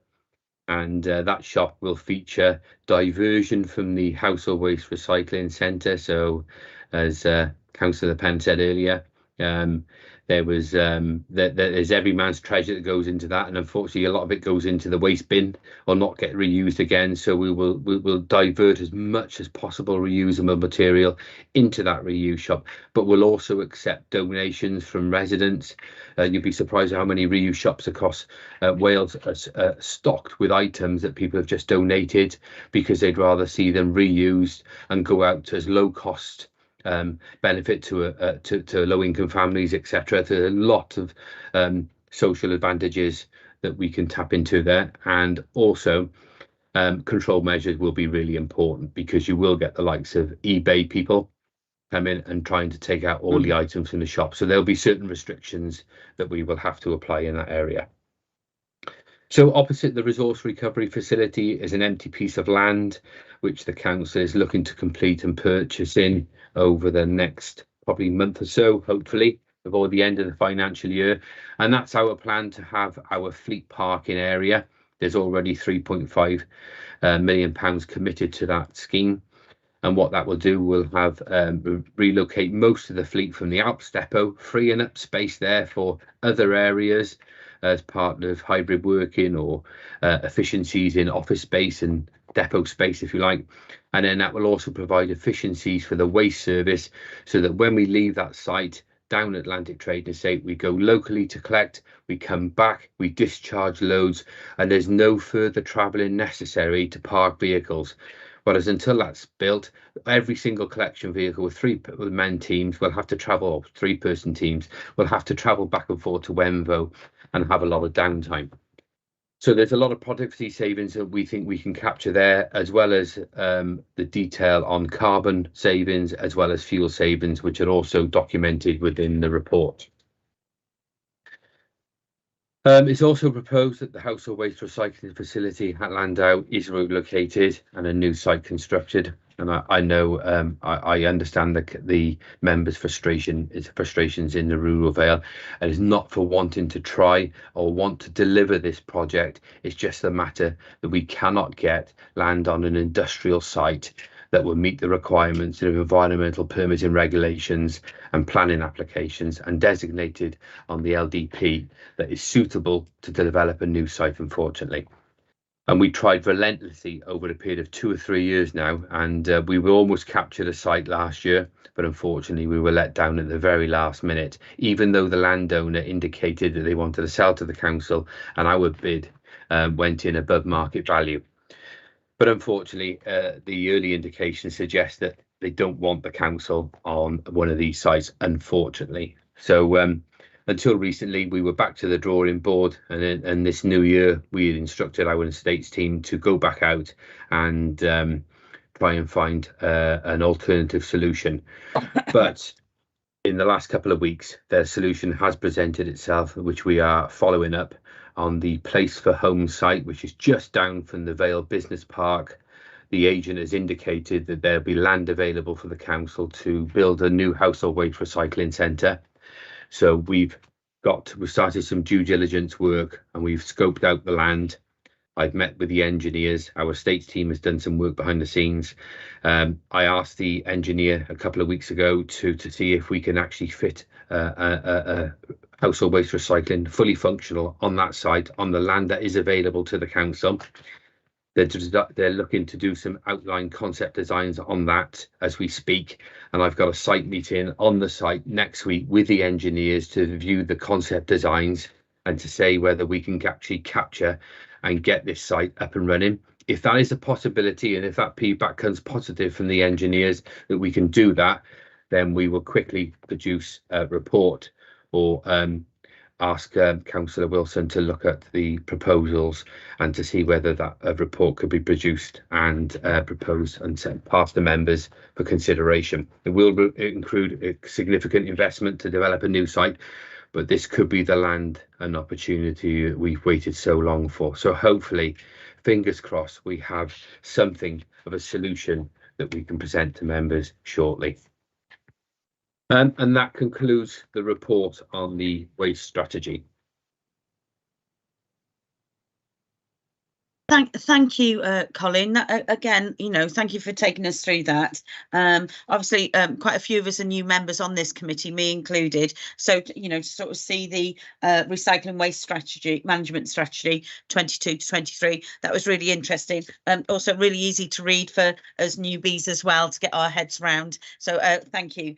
Thank you for that. And also, sort of being able to see what the public thoughts are on sort of waste and recycling as well, whether that's positive or negative, just to have people, sort of respond to that. And obviously, I know that you guys try really hard to get people involved, but perhaps if there's any way that, sort of us as ward councillors can encourage people to fill in things for you, participate in the surveys and stuff, that might be something that we can take back to our wards. Right, I've got Councillor Charles Champion, and then I've got the cabinet member. So Councillor Champion, if you'd like to go first.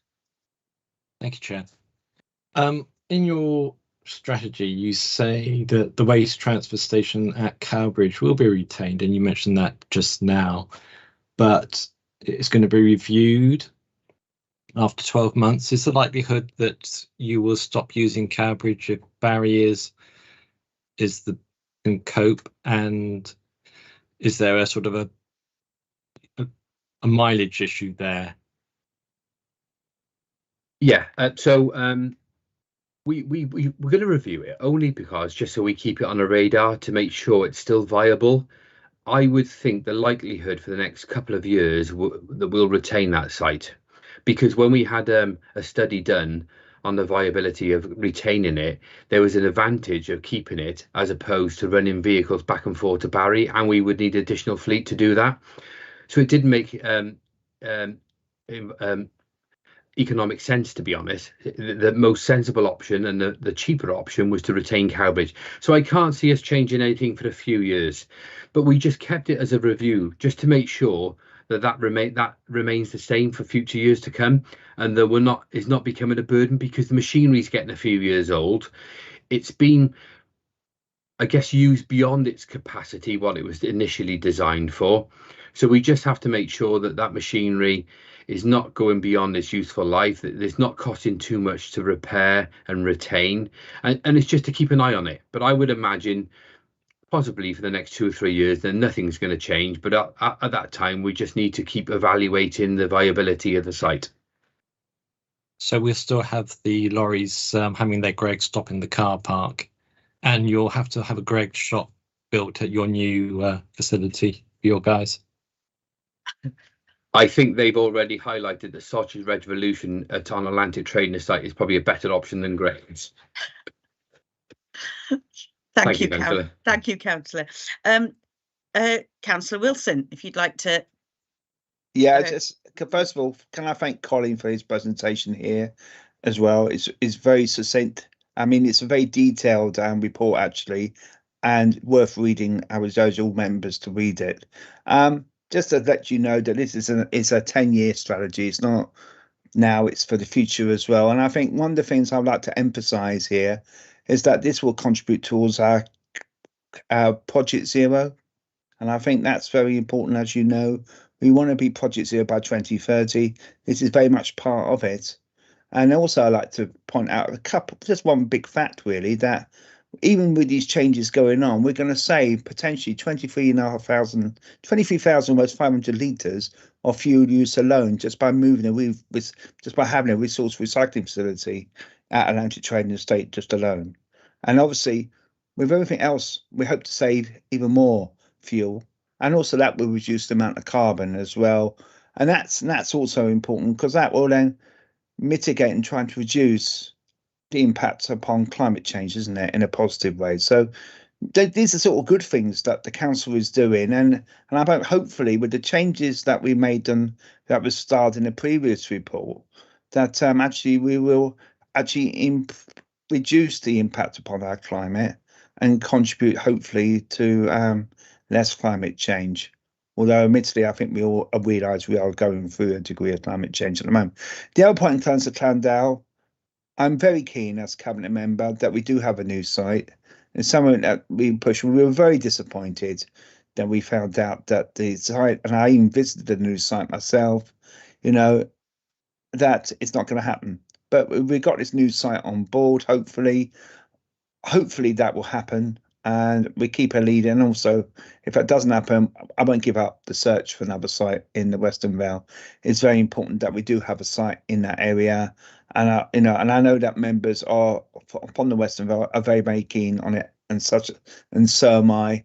And the final thing is, obviously, I'm very keen on the shop.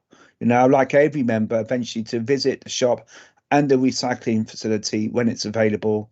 I know I've been visiting it twice during work in progress. Been very impressed with the team of people working there on the site. Looking forward to see it in operation. At the pilot stage, given to make sure that it runs smoothly, and obviously looking forward to Penarth in particular to join the world of separation, which I know Barry and Cowbridge and other residents have already enjoyed at the moment as well. I think it's importantly, I would also stress, of course, is that most of the pester power will come from our grandchildren and from our children, and I think we learn an awful lot from them, and they will encourage us to recycle. And just even visiting some of the vehicles as I had, the new vehicles where you slot things in, it's terrific. So I'm really, really keen for everyone, and I think you as members are very much our ambassadors here. We want you all to be on board. I was very pleased about the lack of opposition from the first one. Yes, people got concerns. I totally understand that. We're going through a lot of changes. There's been lots of explanations here, lots of questions. It's really good. But it's very important that we're all on board on this. We all realise that recycling is necessary. And finally, can I thank Colin and the team? So well done. Thank you, Councillor Wilson.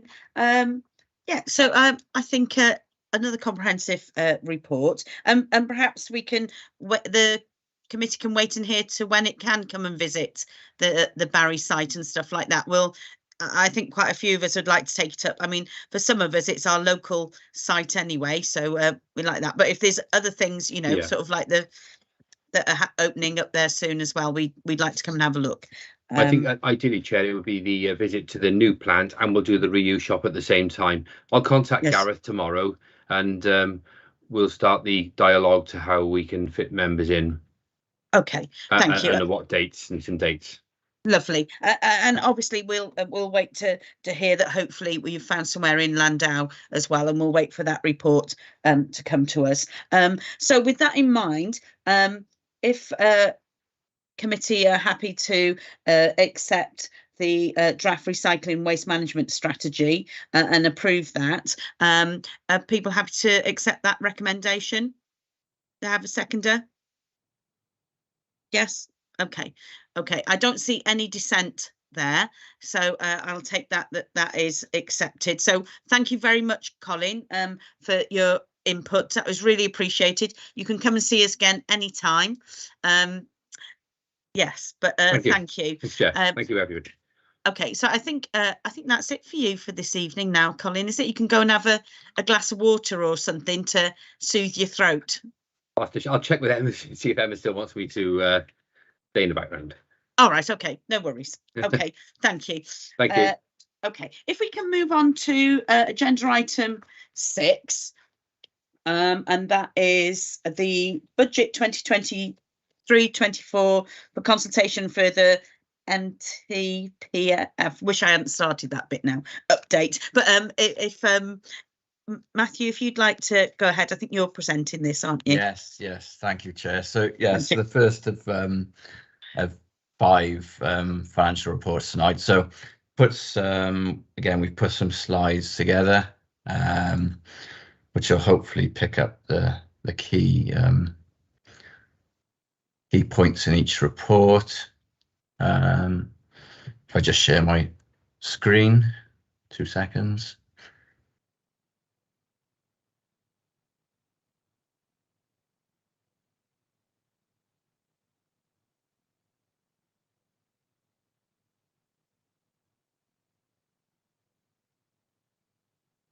Hopefully that's popped up on your screens. Yes, is we okay? can see it. Yep, we can see you it. See that? You see that? Okay, so yeah, so the first report of the evening. Sorry, gone too far now. First report of the evening is the revenue budget report and an update on the medium-term financial plan. So this report is for consultation. So it's gone out to consultation to the public and round scrutiny committees as well, and some other forums. So just a quick overview of the All Wales situation, which was announced in the provisional settlement from Welsh Government. So with the local government settlement, it was a positive settlement compared to the what we were previously projecting back in October.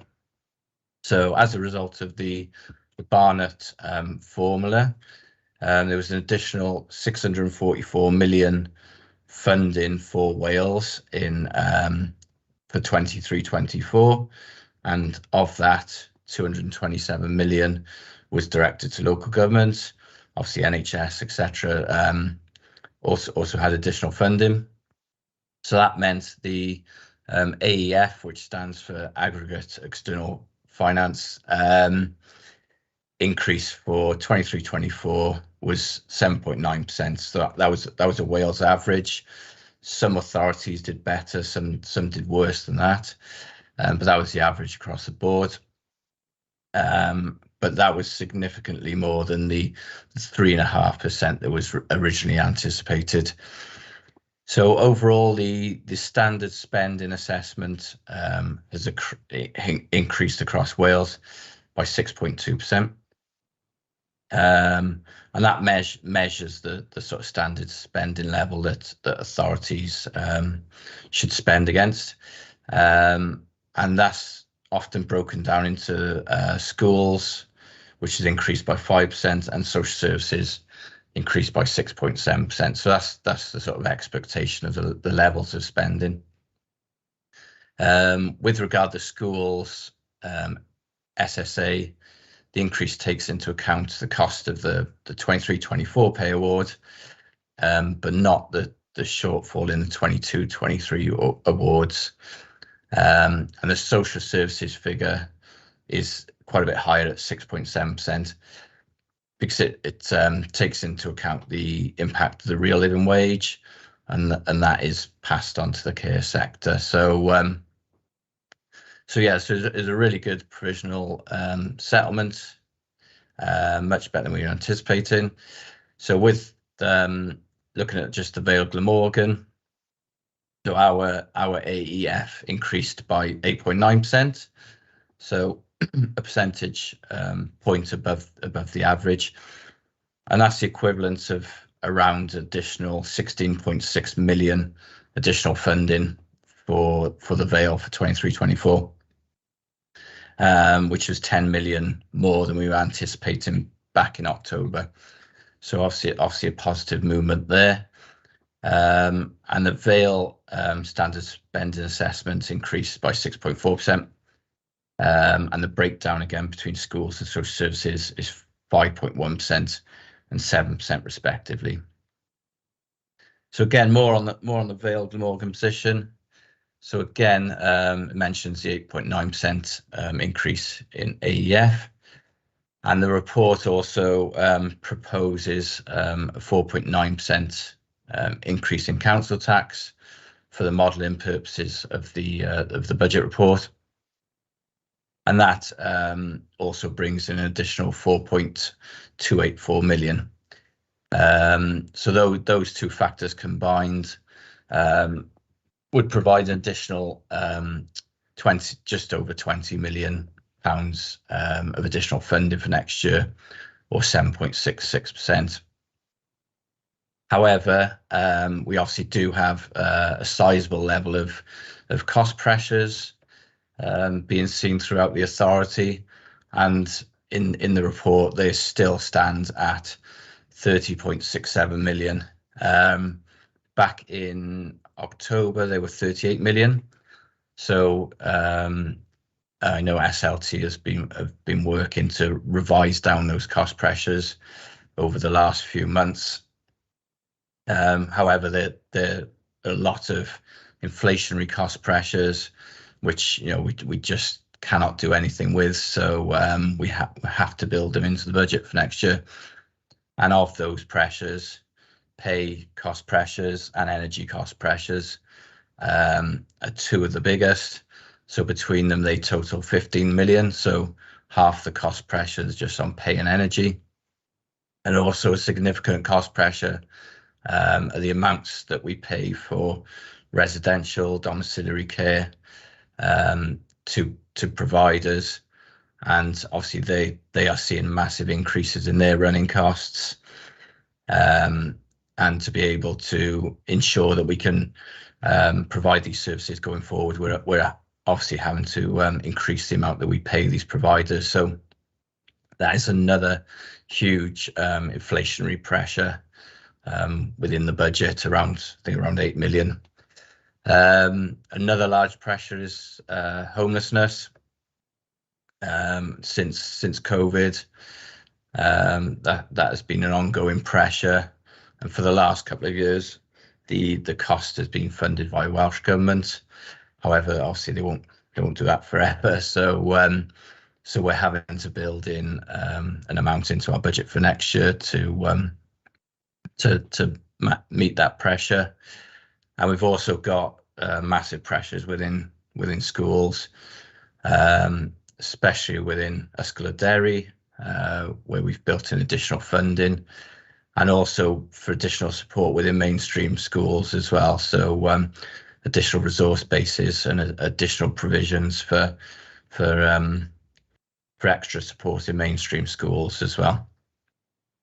Also, another large pressure is school transport, and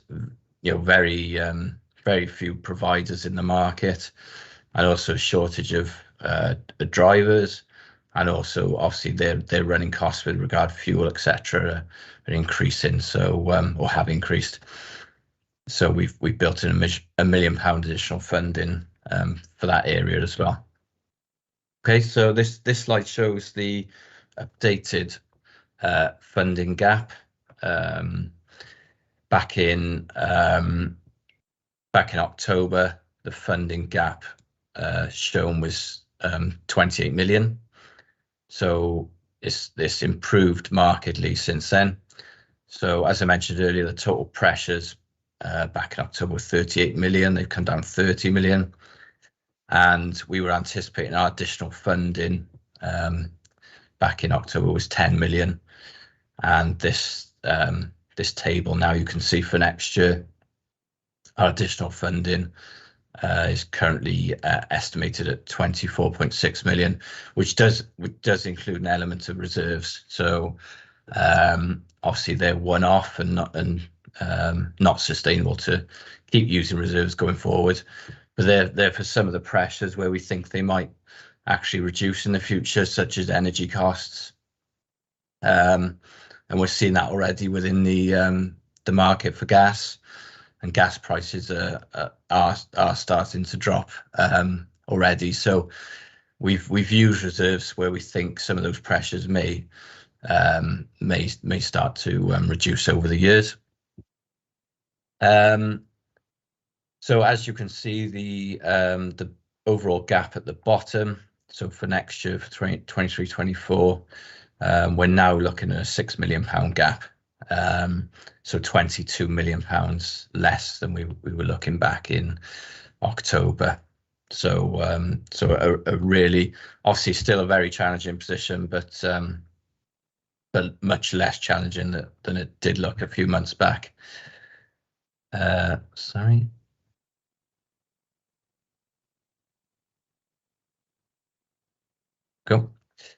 So we've got a few slides now showing the cost pressures and the savings specific to this scrutiny committee.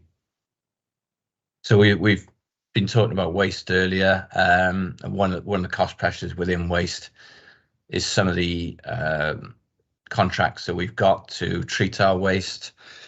So Colin mentioned the residual waste contract. We've also got contracts for our food and green waste. Quite often they're linked to RPI, so we're seeing an impact on the cost of those contracts. So we've built in a cost pressure for those. Same with our leisure contract. So as many members know, our leisure contract is outsourced to Parkwood. However, they're seeing increases in their energy costs, and within that contract there is a clause which sets a base level of costs for energy, and above that base level it does become the authority's responsibility to pay Parkwood for that increased energy cost. So not an increase in usage, but an increase in cost. And again, we've had to build in a sum of 250,000 for that, and same in grounds maintenance, increase of 40,000 for contract inflation there. As I mentioned a minute ago, we've built in £1 million for schools transport. We're seeing huge increases in this area all the time, and obviously increased number of pupils also requiring transport, especially to ALN settings. So the cost of that is increasing. And then there's a cost pressure for building capacity within the service. So that's 120,000 there. The next slide mentions the framework that was put in place for savings. So the October report set out a framework which sort of classified savings into 10 themes. So the 10 themes are listed there. So we've got demand management or invest in early intervention, generating income,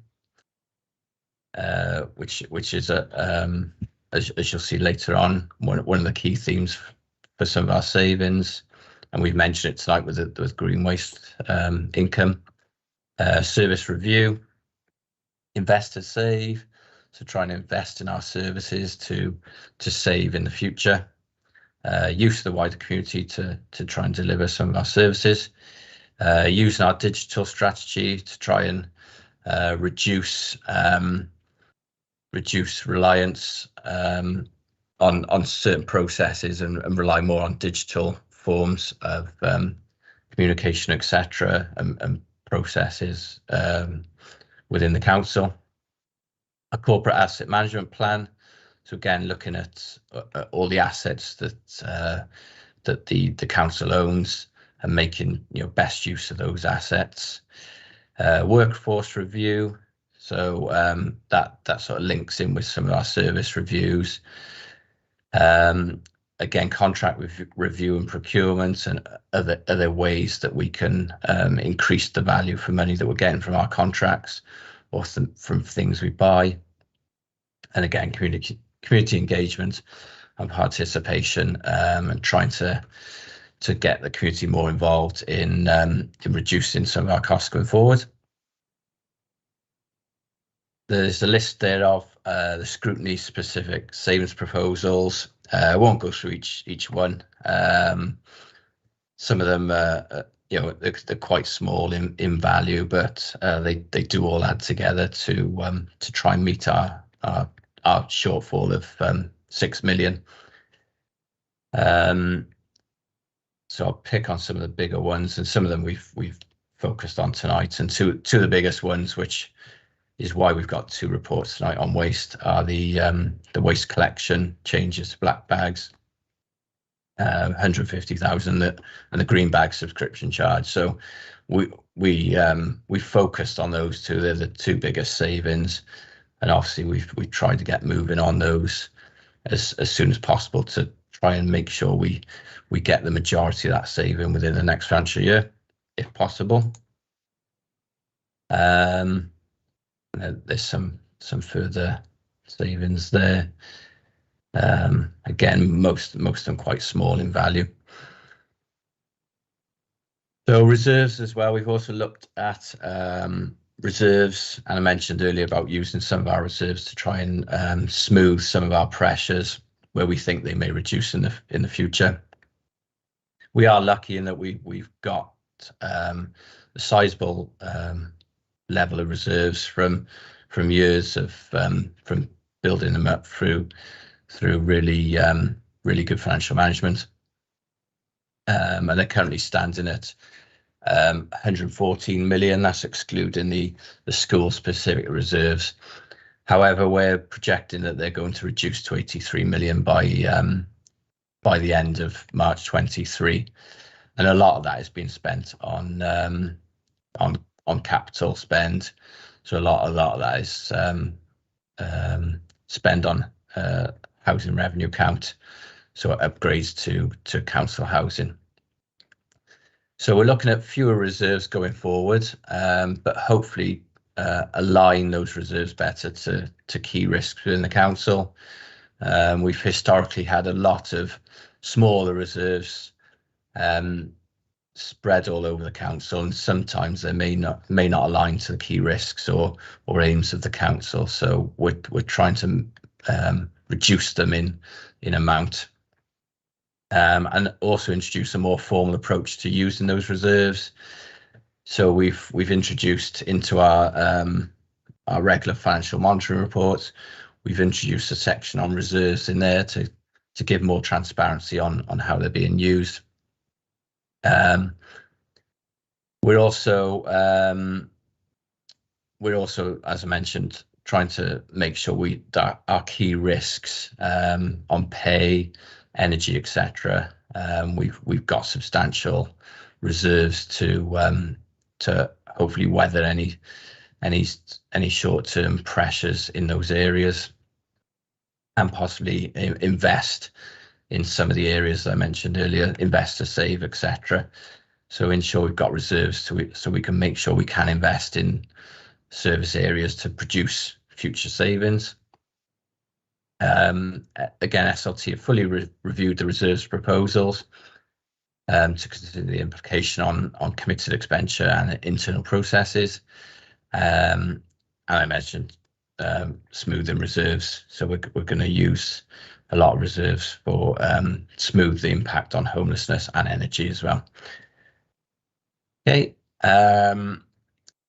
so hopefully from tonight there'll be comments from members of the committee on the proposals within the report. This slide just mentions the sort of next steps. However, some of those steps have already been taken. So the report's already been to Cabinet on the 19th of January. And public consultation started the day after, so the 20th, and that runs until the 15th of February. The report has also been referred to each scrutiny committee, and that finalises tomorrow, going to the Corporate Resources Scrutiny Committee. Any comments from this committee are to be fed through to corporate performance, to be fed back to Cabinet. Cabinet then will have the final proposals report on the 27th of February. Final settlement from Welsh Government should be received on 3rd of March, and then the final proposals report will go to full council on the 6th of March. So that's a timeline there for the rest of the timetable for the reporting.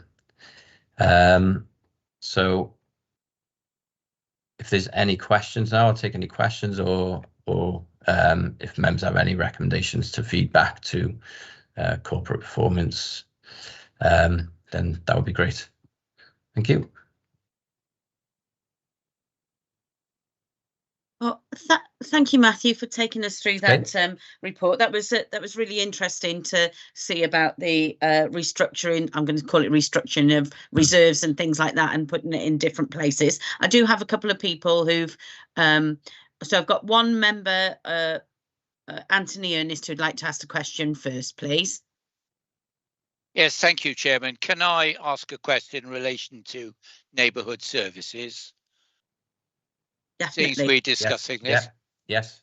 Yeah, thank you. Yeah, I'm Matt. Thank you for the report. I'm concerned about the provision for highway repairs. I suppose as a local member, I'm getting more complaints and queries inevitably about highway maintenance, highway repairs, by which I don't only mean roads, I mean pavements and footpaths as well. I accept that footpaths are relatively low key, pavements are not. And pavements in the urban areas are of great importance to people who have disabilities, to people who have children, and some of the pavements, particularly in my part of the Vale, are in a terrible, atrocious situation, and yet we understand that the budget simply does not run to adequate repairs. The second point is parks maintenance. Some of our parks are looking in excellent condition, and I compliment the relatively small team that deals with these. Other parks areas and open spaces are not in particularly good condition, and again I know that particular part of the service is extremely pressed for funding, and I, if nobody else, would like to have seen improved provision for those. I understand the need to provide for housing repairs. I understand the need for social services for the pressures there, but I do feel, as I say, this is a personal view, that we should be looking at neighbourhood services, and in particular for the highways, parks and maintenance. I don't know if you have any comments on that. Thank you. Thank you, Chairman. Thank you, Councillor. Do you want me to come back on that, Chair? Yes, if that's okay with you, Matthew. Yes, no problem. Yes, yeah. Thanks, Emma. Yes, Emma Reid, if you'd like to come back on that, that'd be lovely. Yeah. Okay, so in terms of the highway maintenance and repairs, we have had an absolutely excellent budget this year. In total, roughly we've had between 2.3 and 2.4 million to spend on various highway resurfacing repairs. So that's either advanced maintenance treatment or actual resurfacing. We also had a dedicated provision this year as well of around 200k for repairing pavements, etc. Not footpaths, Councillor Ernest, but rather pavements, which I think everybody will agree they're the most important things, because those are the things that people get from A to B and encourage people to want to walk and actively travel. So the budget's been really, really good this year, and I'm hoping that most people will have seen the benefit of that. What I would say is we've had an extremely challenging year for potholes. And our pothole amount of money we've had to spend on potholes is far exceeding our budget this year. And there's a number of reasons for that. Probably the main one has been the type of weather that we've had, in terms of having wet weather, then cold weather, then wet weather, then dry weather. And of course, all of that leads to deterioration of the road surface. In terms of next year's provision, the budget that has been allocated for highway resurfacing is significantly lower, obviously because of the challenges that the council faces. And I know, Councillor Ernest, you mentioned a number of other service areas there this evening, which will generally take higher priority for understandable reasons. So I'm looking at a highway budget of around £1 million next year, although I'm hoping to put some of my asset money that I get every year towards that, to increase that budget. But we probably are looking at just resurfacing next year 6 or 7 main roads off our highway resurfacing plan, which you'll recall has been before Cabinet previously. So it is going to be challenging next year. have no doubt about it. And obviously, in turn of that, obviously, if you have less money for resurfacing, the pothole budget is going to be challenging as well, because less money on resurfacing means more potholes, or likely means more potholes, and eventually potentially more insurance claims. So we're going to have to be really careful how we do that. What I'm looking to do is to bring a report to Cabinet, or Councillor Wilson will be looking as a relevant Cabinet member to bring a report to Cabinet shortly to outline our plans for next financial year. But as I say, it's understandable that that budget is going to reduce just sheerly because of the problems that we've got in terms of financial austerity. In terms of your parts maintenance, I like to think the team do an excellent job within the resources that we've got. I know we've had some correspondence recently, Councillor Ernest, regarding a particular open space area, and I know my team are looking at what they can do to improve that area within the limited resources that are available. Obviously, again, we are pressed for funding in that area, but we do use lots of novel ways of trying to get things done. We have lots of volunteer groups, we have lots of friends of parks groups, and they all add to trying to get the place to try and get those parks a better place to go.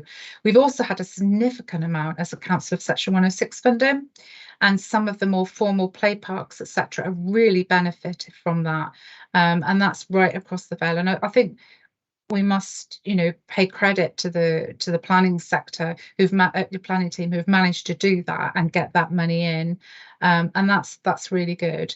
So it's not all doom and gloom on the parks front. I think some of our parks are in, well, we've got green flag parks, haven't we? Excellent green flag parks. But what we do struggle with some of the other areas and trying to keep on top. But we are doing our best. That's all I can reassure you.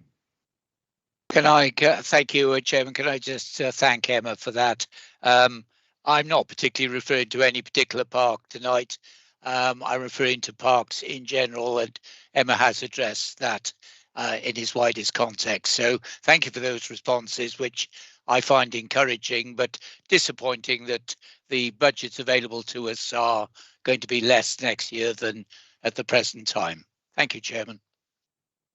Thank you, Councillor. I think yes, it is disappointing that it's less than last year, but I think we all understand why it's less than last year, with the 10 years of austerity that we've had, and now further problems with the economy. I think we understand that the money that we have had through, I think is being used as wisely as can be expected by the financial management of the council. But if Councillor Driscoll, if you'd like to ask your question. Yeah, thanks, Chair. First is a question, second is just a point, really. Matthew, you mentioned that there's £1 million being set aside for Ysgol-y-Derry for extra placements. Am I right in saying that if they came from outside the area, then they have to, their local councils have to pay for them? That's the first point. And the second point is, I've been a councillor for this is the sixth year now.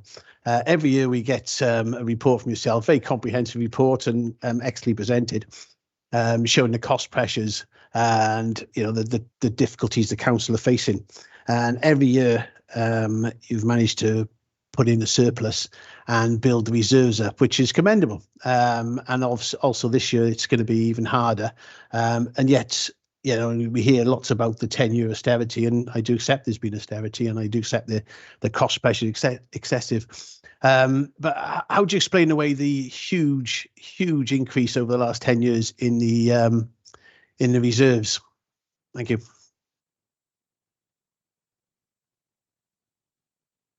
Okay, thank you, Councillor Driscoll.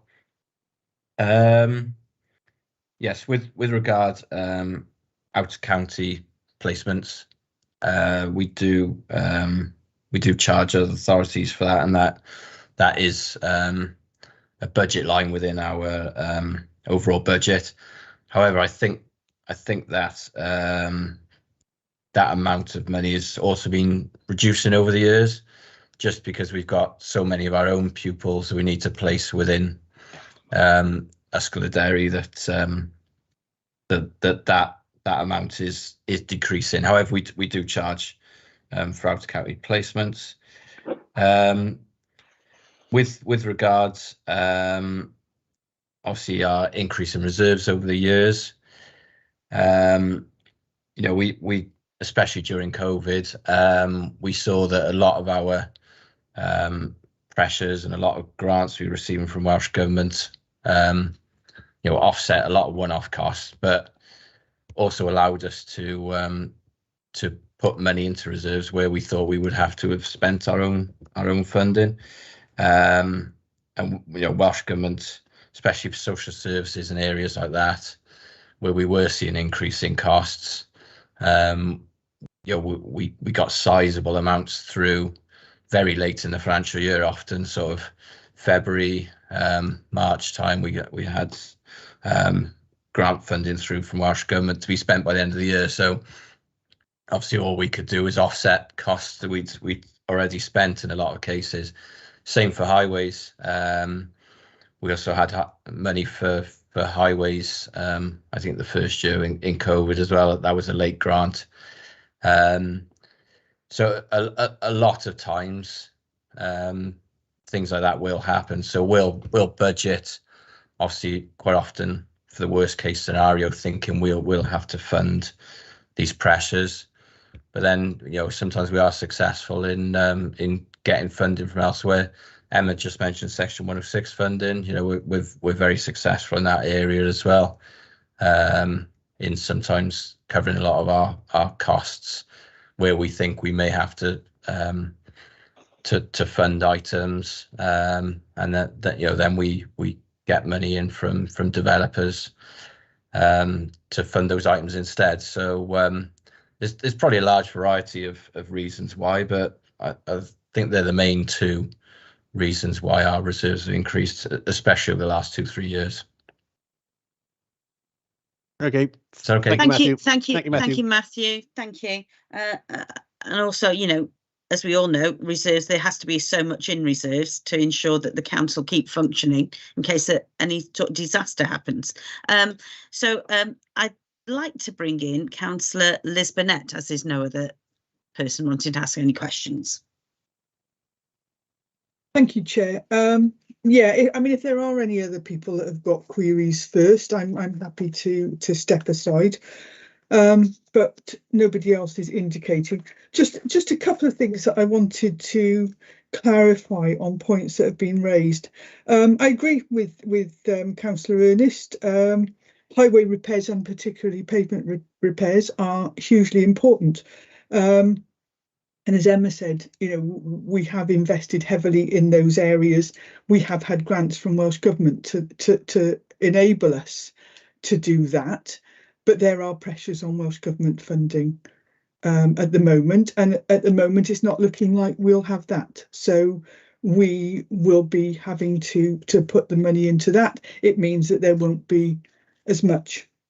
Similarly, with any spend in neighbourhood services, I think anybody that's been a councillor for a while will be very aware of the graph of doom. And for anybody that hasn't seen the graph of doom, then we can circulate a copy where over the years of this austerity, seeing the costs of education and social care rising, while the other costs are having to flatline as a result. You then add on to that the levels of inflation that we're seeing, and we see the sizable funding gap that we're facing.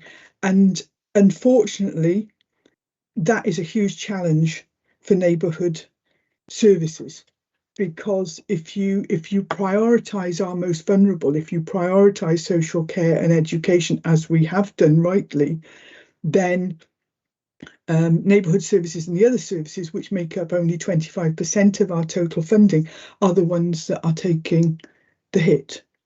And that's why we see some of the stuff on fees and charges and stuff going forward. We've taken a differentiated approach to managing the budget. And so in some cases it's fees and charges, in some cases it is savings, in other cases it will be service restructuring. So, you know, that's going to happen. Councillor Driscoll raises Escola-Derry. I mean, it's not officially this scrutiny committee, but I think it's fair to say the number of children coming in from out of county is very, very minimal, because we are oversubscribed. That's why we're looking to build an extension to Escola-Derry currently, because we have children in portable buildings and other things. We're looking at the ways that we can support those, because those children are important to us, and we will make sure that they are supported. And so, yes, we do have cost pressures of £1 million. In terms of reserves, people will always talk about the reserves, but I would point you to Appendix D of this report, which actually goes through all the reserves individually. They have been rationalised, and that has allowed us to use 3.2 million of our reserves to actually smooth out some of the pressures that are facing the budget this year. You can't use reserves. It's not wise to use reserves on ongoing costs, because once they're gone, they're gone. But we can use them to smooth that out. But I would direct members to Appendix D, and if there are any specific queries, I think Corporate Performance and Resources Committee tomorrow night would be a perfect place to raise those, and I'm sure officers would be only too pleased to go through them. Some of the raises in those are due to the fact of late grants coming in to the council from Welsh Government, and so they were put in reserves in terms of for future use. Most of those reserves are either restricted or earmarked reserves. The general fund, as is specified by financial rules, is somewhere between 3 and 5% of our total budget. So it's currently running at about £11.5 million. That is actually the only unrestricted funding that we have. All the rest is accounted for, but it's all laid out there. Section 106 money is a really, really valuable source of income. We are arguably one of the most successful councils in the UK at accessing Section 106 money, but it can only be used in areas where there is development taking place. And therein lies the rub, because it normally, where you've got areas, often our most disadvantaged areas, which are fully developed, Section 106 money doesn't apply. And that is something that we need to address in terms of our priorities going forward. So those are some of the things that we have been challenged with in terms of developing a budget this year. But the one thing I will say, I mean, I think we're pretty cut to the bone now. When we talk about priorities and areas that we feel should be invested in, a lot of those I wouldn't argue with. But what I would say is that a 1% rise in council tax brings in £850,000. If there are areas that you feel that we should categorically invest in, then the choice is, does council tax go above the 4.9% that we're recommending as being a reasonable amount, or do we remain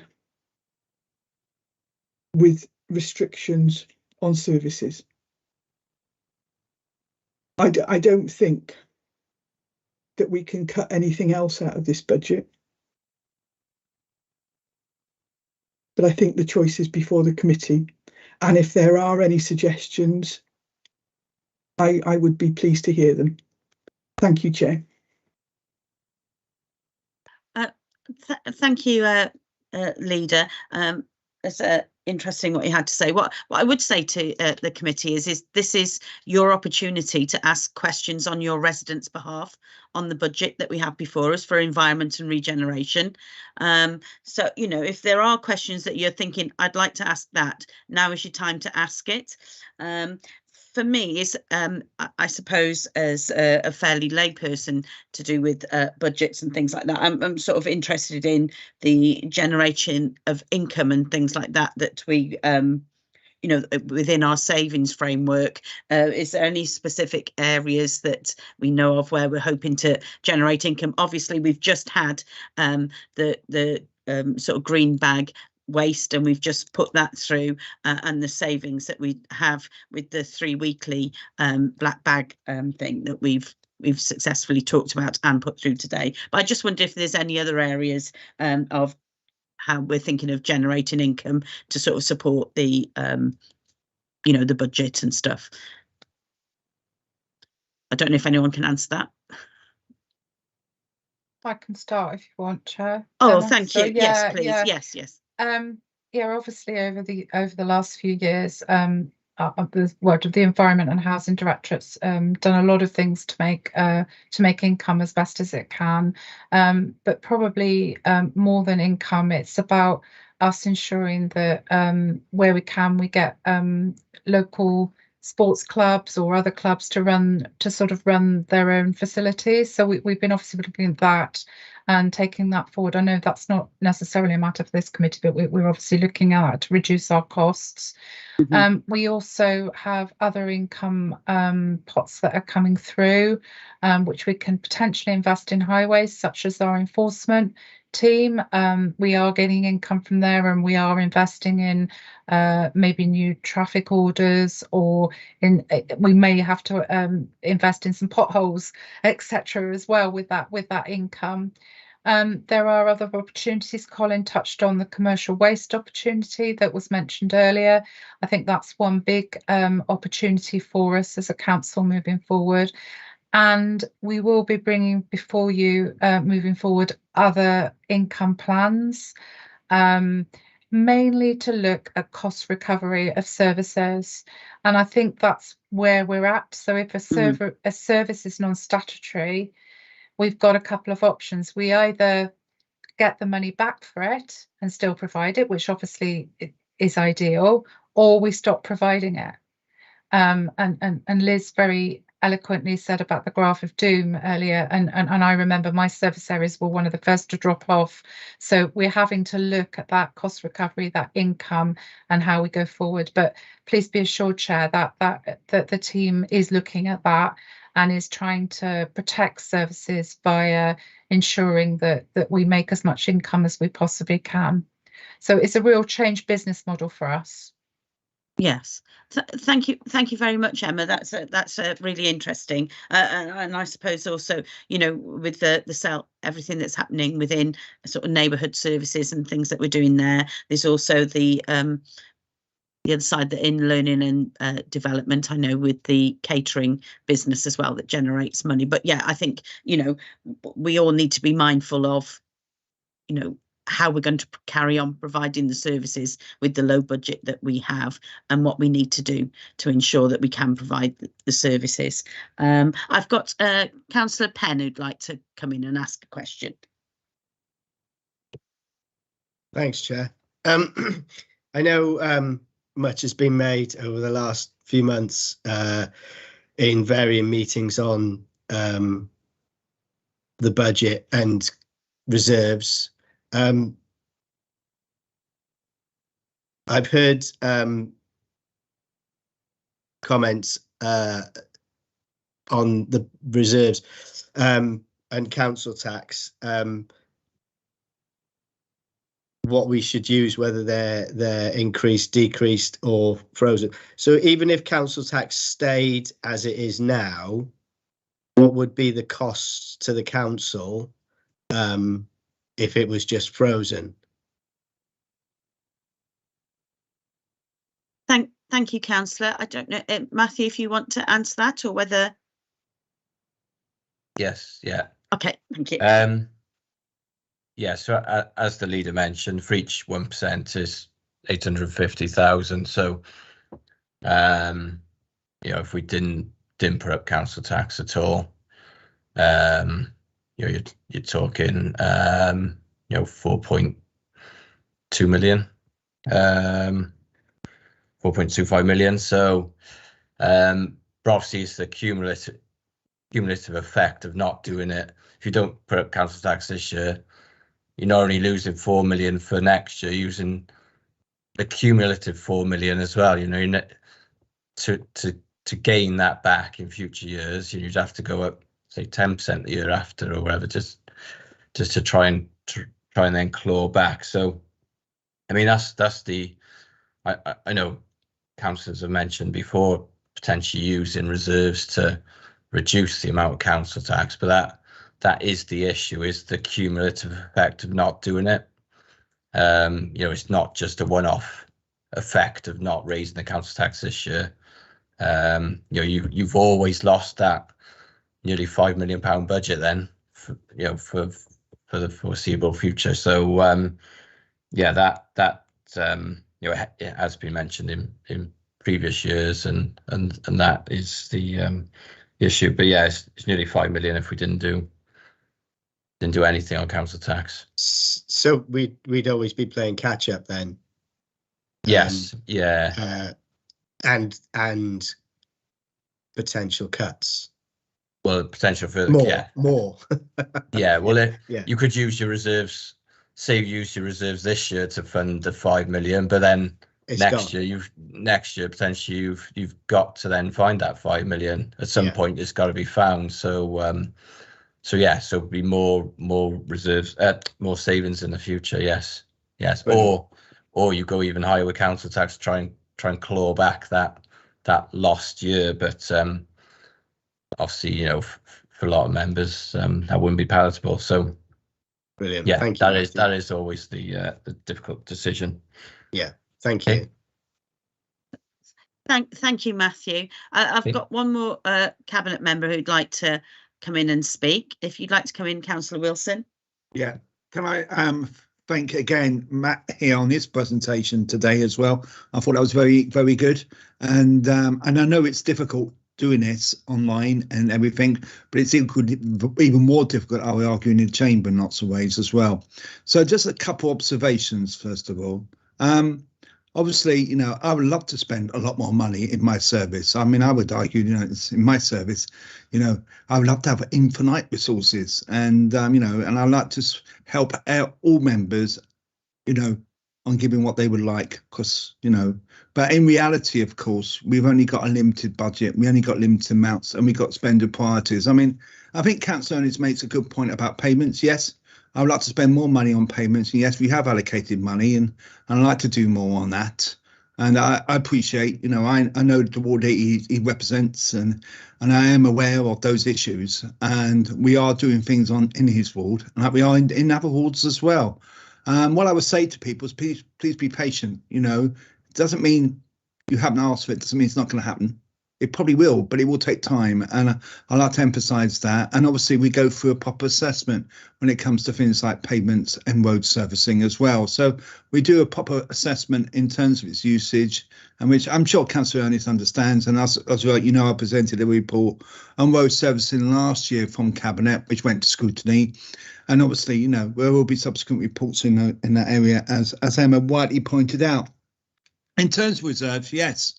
With what I would say, I remember it was a Tory leader years and years ago, Councillor Jeff James, said to me once, and you can only use the reserves only once. And he's absolutely right. Yes, you can only use the reserves once. And you've got to remember, a lot of reserves are used for specific purposes.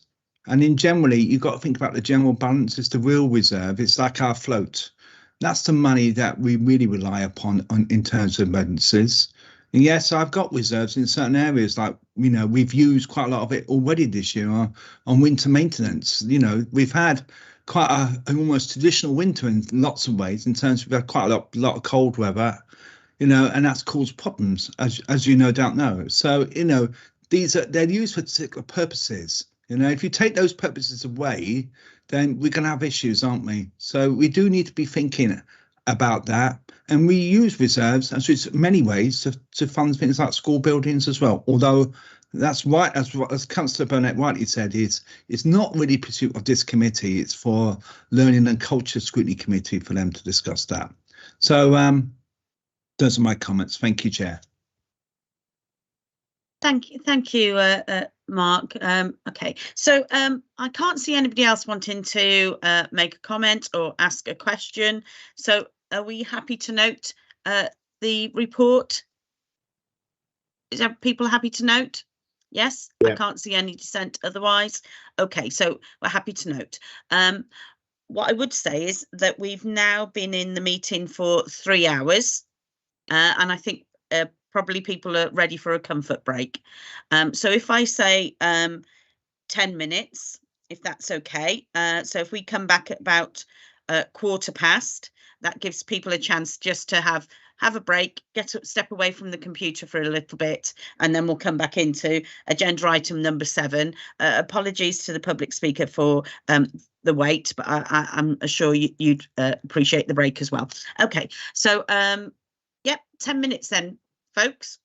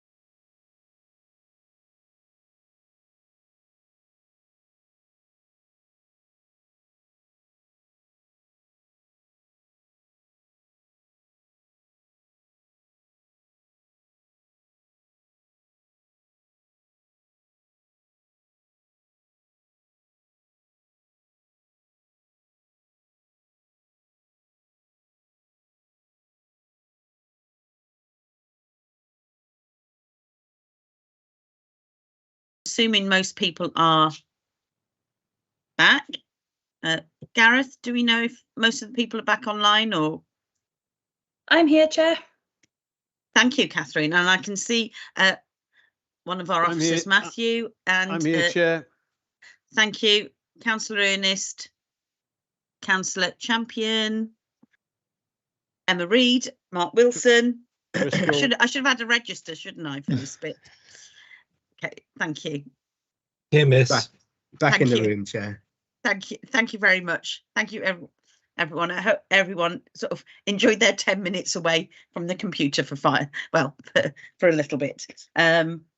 Okay, so the next agenda item that we have is agenda item 7, and with this one, it's the proposed fees and charges for 23-24. Who will be taking this for us? That'll be me again, Chair. Oh, okay. So that's Matthew, yes. So just for me to say, after the officer is presented, we'll please ask the public speaker, Mr. Jonathan Osborne, to address the committee. And in line with our speaking guide, Mr. Osborne, you'll be allowed 3 minutes at speaking time. The Democratic Services Officer will time that and let you know when you've got 1 minute left. So if I can ask the Matthew to start the presentation on this, or not presentation, but speaking about this. Yeah, no, I've got another presentation. Fantastic for this one as well. So that's good. So the fees and charges report then. So this is an annual report which we bring every year to I'm not sure if it goes to every scrutiny every year, but this year we're taking it to every scrutiny, again for feedback on the report, and again that feedback will be fed back to Cabinet. So I'll go through again the main points of the report. So it's a consolidated report across all directorates, and the main areas for fees and neighbourhood services, resources, place, learning skills and sort of services. Majority of the proposed fees and charges reflect an increase of between 5 and 11%.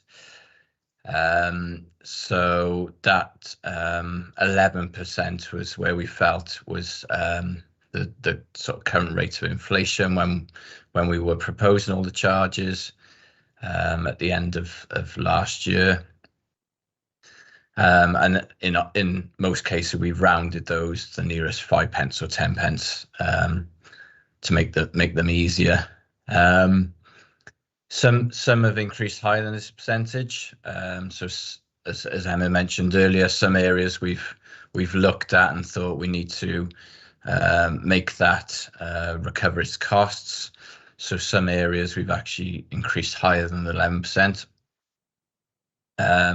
However, some we've kept lower or kept them the same. And there are links to the budget report, which we just went through, and a lot of the savings proposals are linked to income. So a lot of them are linked to the fees and charges report as well, and the increase in income. So I'll run through some of the main fees and charges that are highlighted in the report. So Appendix 1 to the report includes all the charges for neighbourhood services. But we've just picked out certain ones of those in the body report, and I'll quickly run through some of those now. So for sporting activities, we've tried to maintain those at between 5 and 5.5% in most cases, and that is to ensure that we're promoting health and well-being and not making those activities unaffordable. However, some areas such as Jenner Park, we've had to increase the charge by greater to cover electricity costs, mainly for the floodlights in Jenner Park for those users that need the floodlights. Bulky waste collections. So it's proposed that we increase bulky waste fees by 25%. And that is due to the cost of providing this service. Again, trying to make it cost neutral, whereas it isn't at the moment, and we're working towards that cost recovery for that service. So we've proposed increasing the cost for bulky waste collections, however, keeping the charges above 3 items at the same price that they are at the moment. Commercial waste, we've proposed an 11% increase in commercial waste. As Colin mentioned earlier, it is a competitive area of the market, but we do have increasing costs within the service. As we mentioned already tonight, costs of increasing pay, costs of fuel, energy costs, etc. They're all increasing the cost of delivering this service. So we've proposed an increase of 11%. Domestic waste charges, there's not many domestic waste charges we actually raise, but one of those is an administration charge for issuing a permit for the household waste recycling centre, and that's proposed to increase by 11%. And one of the other increases, which again we mentioned in the earlier report, is the increased price of hygiene caddies from £2 up to £10. Another one in the report is highlighted as beach huts, and again we proposed increasing that charge by 11%, again to match inflation, and the same for charges for weddings and civil partnerships, which are at various locations, one of which is the beach huts, but again we're proposing to increase that by 11%. For highways, there's quite a few highways charges throughout the report, and they vary quite markedly. Some we've increased by the 11%, but some we have increased by a lot more than that. Again, trying to aim towards full cost recovery for those services. And there's further details of those in the report. Same with filming charges. So we're quite successful in attracting filming in some areas within the Vale, and we've proposed increasing the guide price by 11% for filming. However, that is just a guide price, and quite often we do negotiate filming fees with companies depending on obviously the demands for filming and whether they require exclusive access and things like that. So I'll go on to then talk about car parks, and the report currently proposes that town centre car park charges remain as they currently are.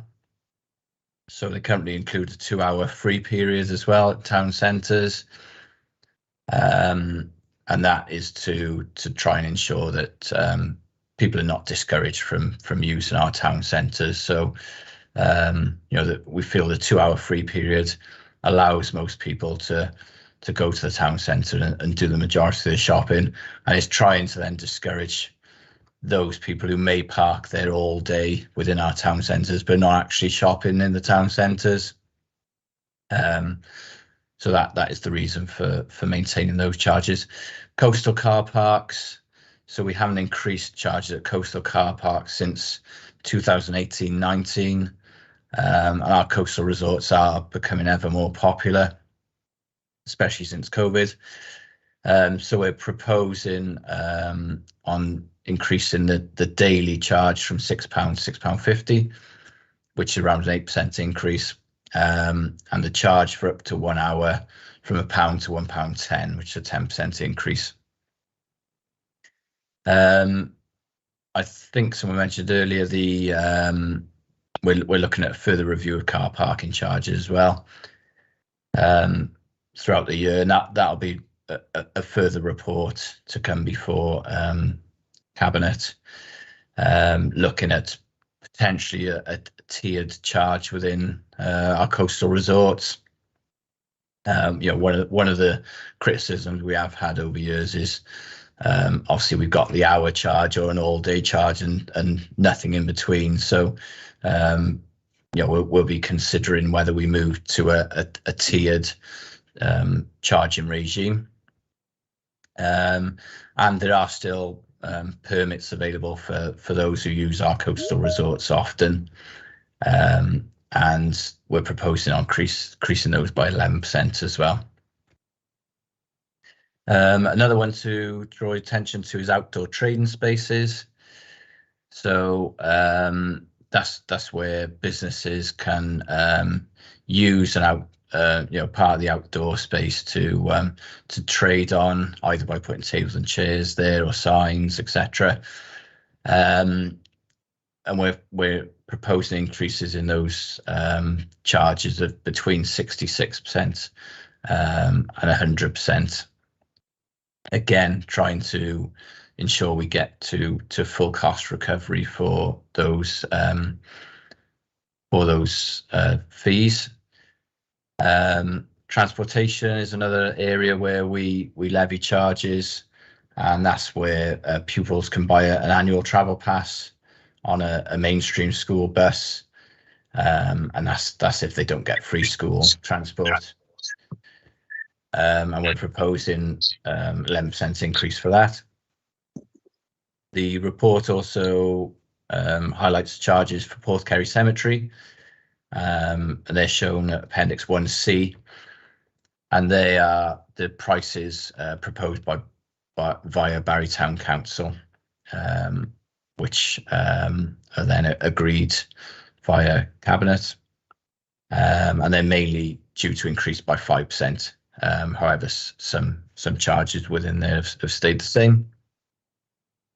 Onto the Police Directorate then. So proposals within the report will try to enable country parks plan for the future, management of sites in a sustainable manner in times of reduced funding. So there are saving targets for countryside service, and they include the generation of additional income. So that to increase certain charges.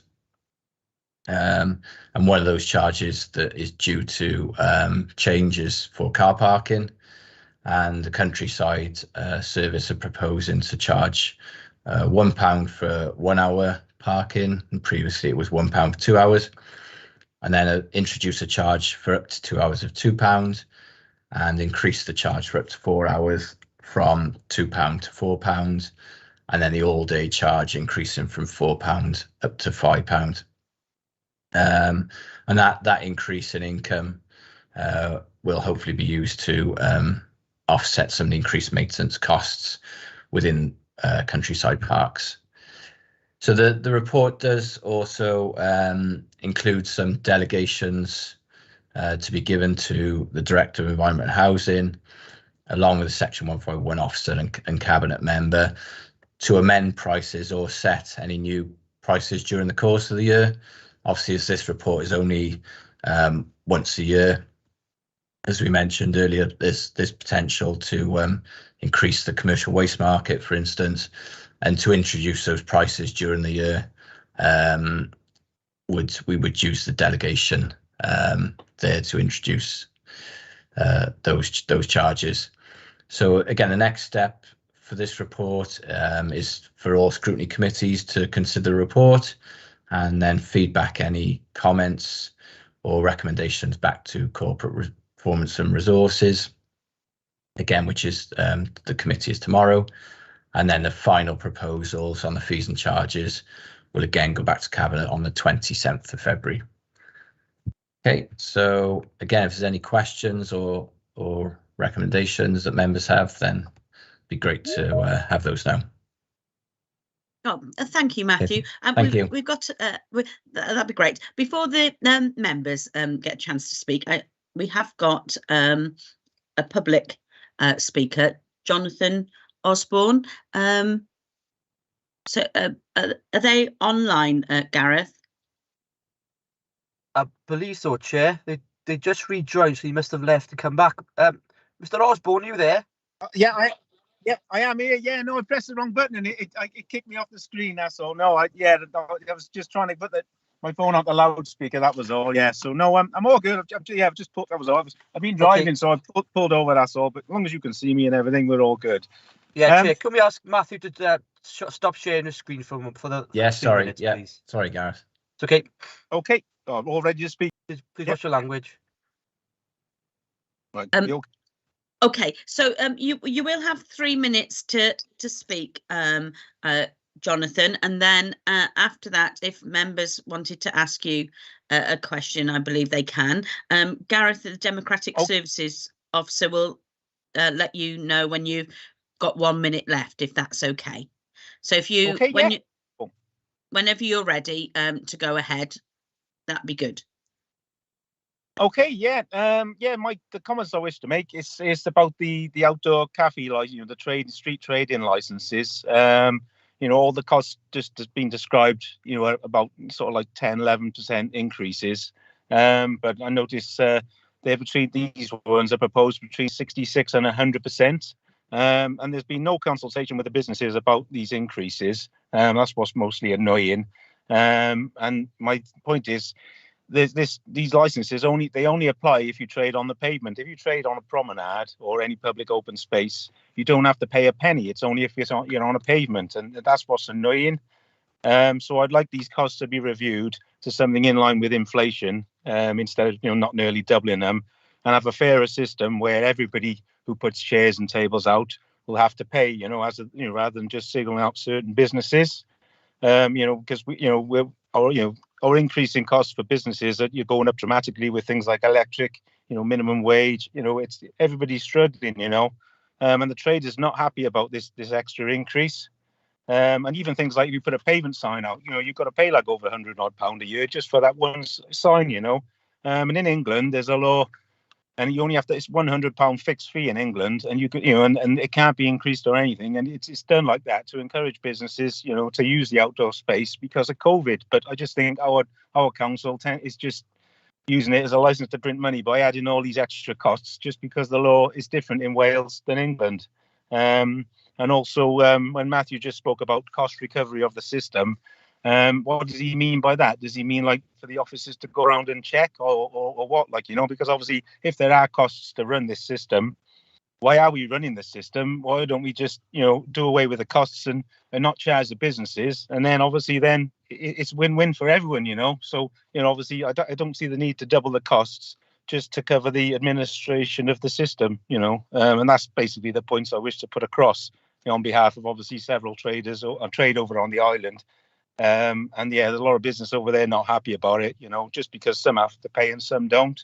If you talk to anyone over there, they'll tell you the same. So I just wish if you could just discuss it and go back to, to the cabinet and let them know, that that's what the general feeling is, that we just can't take any more of these extra charges. And that's me all done. Thanks.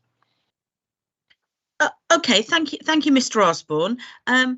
Now, do any of the councillors actually want to ask Mr. Osborne any questions? I can see people have got their hands up, or are they wanting to contribute to the debate? I'd like to ask him a question, actually. That's okay. Sorry, which person is that? Sorry. Oh, this person is Vince Driscoll. All right. Okay. Sorry, I couldn't see you, Vince. I'll put my camera on. Actually, I didn't want to put my camera on earlier in case you realised I was knitting or something like that. Okay. No worries. Thanks, John. Thanks for coming on. Just out of curiosity, which businesses? You don't have to name them, but do you say on the Esplanade they don't have to pay? Is that correct? Yeah. On the promenade, any business on there, I won't name any of them, but anybody on the actual promenades, and some of them do put 6 or 10 tables out, 40 or 50 chairs, they don't have to pay a penny. No, that they don't get charged. But anyone who uses a payment, we trade on Paget Road. I have 2 premises there, and obviously we have to pay because it's on a pavement. But apparently the rule is if you're on the public open space or the promenade, you haven't got to pay a penny. And there's about 8 or 9 outlets over there, and every one of them put piles of tables and chairs out, and they don't pay a penny, So yeah, I just think that you need to look at a way of maybe to try and charge them as well, or cut them down, because it's an unfair advantage. I can only put so many out, but like they put dozens and dozens of chairs out, and they don't have to pay for any of it, so that's my other point. Yeah, Thank you, Mr. Osborne. That certainly doesn't seem fair. But thank you, John. Okay, thank you. Can I just let the leader in who'd just like to clarify? If you want to come in, well, I'd like Councillor to ask Burnett. a question of Mr. Osborne, please, Chair. Yes, you can in a moment. Could I just clarify? Yes. If people are putting chairs and tables out within their agreed leased curtilage, then that is within their leased area. If any business is putting out tables and chairs onto the public highway, whether that be pavements or roads, they will be paying. So it all depends on whether or not they have an already agreed area that they lease. Anyone else would be paying. I just wanted to clarify that. Okay.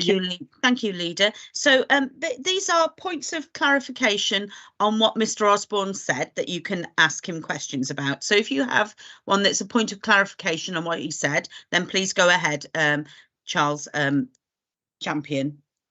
Thank you, Chair. Mr. Osborne, could you confirm the amount you're already paying that's going to be doubled, please? Yeah, I haven't calculated it yet. No, because the charges haven't been rubber stamped. But I have two business premises. But I mean the last year's charges was something like about £700 odd. But I think in the new charges it'll be nearer to 1,500. Yeah, so it's pretty much nearly doubled. Thank you. Okay, thank you, Councillor Champion. So thank you, Mr. Osborne, for waiting for so long to come on to the meeting. Sorry, it's been quite a long agenda today, but thank you very much for attending. You're welcome to still listen in, but if you can turn your microphone and your camera off, that'd be appreciated. Thank you. Okay, thank you all for listening. Okay, yes, bye thank now. you for coming along and giving your point of view. No problem at all. Okay, bye. I just pressed the right button, that one there, and okay, so if I can ask Councillor Hooper if he'd like to put his views forward. Thank you. Thank you, Chair. Three things to say. The first one, as the Chair's aware, the High Street Traders Association wanted to make representation to this meeting in a similar way as Mr. Osborne just did. And they're going to make their representation to tomorrow's corporate performance meeting. But just for point of clarity, and so that this committee is aware, the same points that were raised by Mr. Osborne were raised by them, and they're particularly concerned about the lack of talking to them about these things. It happens. These things just happen to them, and as a scrutiny committee, it's our job to make sure that we represent them and make sure that they are listened to. The second point is related to Councillor Kaup's point earlier about the caddies that are going up by 100%. And it's just, if you just take, they serve the purpose for a number of people in need. But if you just take families with children are more likely to be in poverty. 49% of single parents live in poverty. So these are single parents with children. And actually what we're doing is we're putting the costs of these, I appreciate it's a full cost recovery option, we're putting the costs of these directly onto the most vulnerable. And I would like that to be reviewed, sent back to Cabinet and reviewed, that particular item. So that would be a recommendation. And the last point that I just want to make, and this is just, again, a very general point, is that we've got some cost recovery. We've got some trying to make some more money for the council so they can spend it on other services. It's just it's lacking in strategic vision. This is just, there's different percentages for different things. Crane hire over a road is going up by over 600%. Now, did we get it that wrong before that we got the cost recovery wrong, that we have to increase it by that amount? And, we've got the same people in charge, the same people in post as we had making these decisions first time round. So I think that concerns me quite a lot. Thank you, Chair. Thank you, Councillor Hooper, for your input into this. Thank you. So I next have Councillor Anthony Ernest, if you'd like to input. Yes, thank you, Chairman. Unfortunately, the pages are not numbered in any of these reports, which makes it quite a marathon going through them. But Could I just touch on, I think it's 4 charges I'd like the cabinet reconsider, and that is the dedication benches. Now, the dedication benches mean a lot of things to a lot of people, and they're a very sensitive area for many people when they're commemorating loved ones who've passed on. And I noticed, for example, that the cost of a new bench on the existing plinth is going from £1,065 to £1,200. And it used the word from £1,200. We all know what from is, from as low as £5.99 to as much as £100. So I think those are charges, and the small plaques that people put on Penarth Pier, and there are hundreds and hundreds of them, as the cabinet member will know, very popular. But do we really have to charge those sort of increases? And it's the increased percentages I'm talking about. My next point, Chairman, very quickly, in touching on the gentleman who just addressed the committee, the cafe style licenses. Now, I, like a number of members, have got these trading licenses operative in my ward. And I noticed that the charge is going from 150 to 250. That's a little more than 10% or 11%. And 5 to 10 tables is going from £500 to £1,000. So again, little more than 11%, even with my fairly basic maths. And I would like, if we are to keep our town centres and our shopping areas going, to ensure that traders can continue to trade, that at times when we see multiple stores closing, and in Penarth now we've had 3, 4 and 5 large stores closing. I'm sure the same is happening in Barry and probably in Cowbridge as well. Can we really afford to go against the traders who are in business and are trying to make a living? And I've spoken to local traders who are very, very unhappy, as indeed other members are. I'll jump the page quickly, Chairman, because we have so many pages. I'm looking at the docking charges for the Waverley and Balmoral at Penarth Pier. Well, frankly, unless the Waverley can raise another 160 to 200,000 pounds, she won't be docking at Penarth Pier anyway, because she's still in dry dock, having a lot of work done. And it's 3 or 4 years now since we last saw a paddle steamer come to the Vale, and we may never see one again. Particularly if these sort of docking charges are raised by the sort of levels that they are. Another one, Chairman, I think I've only one more after this, is the filming charges. Matthew has referred to the filming charges, but this does bring very good money into the Vale. We've all seen film crews working in the Vale. We all know of blockbuster films that have actually been partly filmed in the Vale, and that brings people in, it brings the crew in, it brings the the back office team as well. And I think we need to be careful before we put those charges up too high for scaring film crews away. There are plenty of other locations in Wales they go to, and I think that we should be encouraging those crews to come, not inhibiting them by increasing charges. If we get one more film crew in doing a blockbuster film in the next 12 months, that would meet all the recovery charges that we've talked about. And also, Chairman, the last but not least is the country parks increase, where we're going to double the charge from £1 an hour to £2 an hour. Now, if anything caused a lot of discontent last year, it was starting to charge in the country parks, Porthkerry, Cosmoston, and so on. People love the parks. They go there day after day, and a charge was introduced. It caused mayhem when it was. Many people find those machines very difficult to operate. And I think, Chairman, that to double the fee to £2 for 2 hours instead of £1 an hour is asking mainly people who live in the Vale to pay a double charge, to pay twice. So I would ask and implore the cabinet member, who may well disagree with me, but I would urge him to look very closely at that. Many of his constituents will use Cosmiston, and as indeed many of mine do, and part of the park of Cosmiston lies in my ward anyway, so I have a vested interest in this, not a financial interest, but a vested interest in the fact that my constituents use it.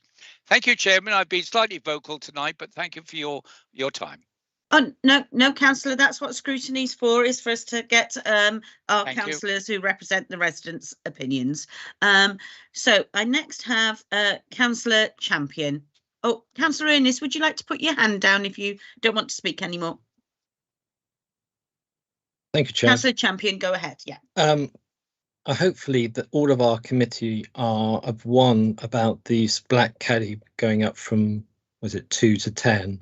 I think, could we have a recommendation from this committee that the cabinet review that? And I think Mark Hooper's already said that, but I'd like that to go. If the whole committee could indicate that that's what this committee would like to do. And also, I would also like the committee to review this doubling of the fee getting from traders just for having some chairs and tables on the street. Doubling does seem to be quite extortionate. Oh, thank you, Councillor.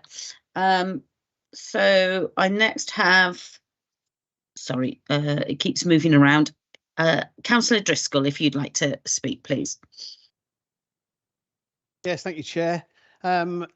I would really want to speak on the increased pavement charges for the cafes and restaurants, etc.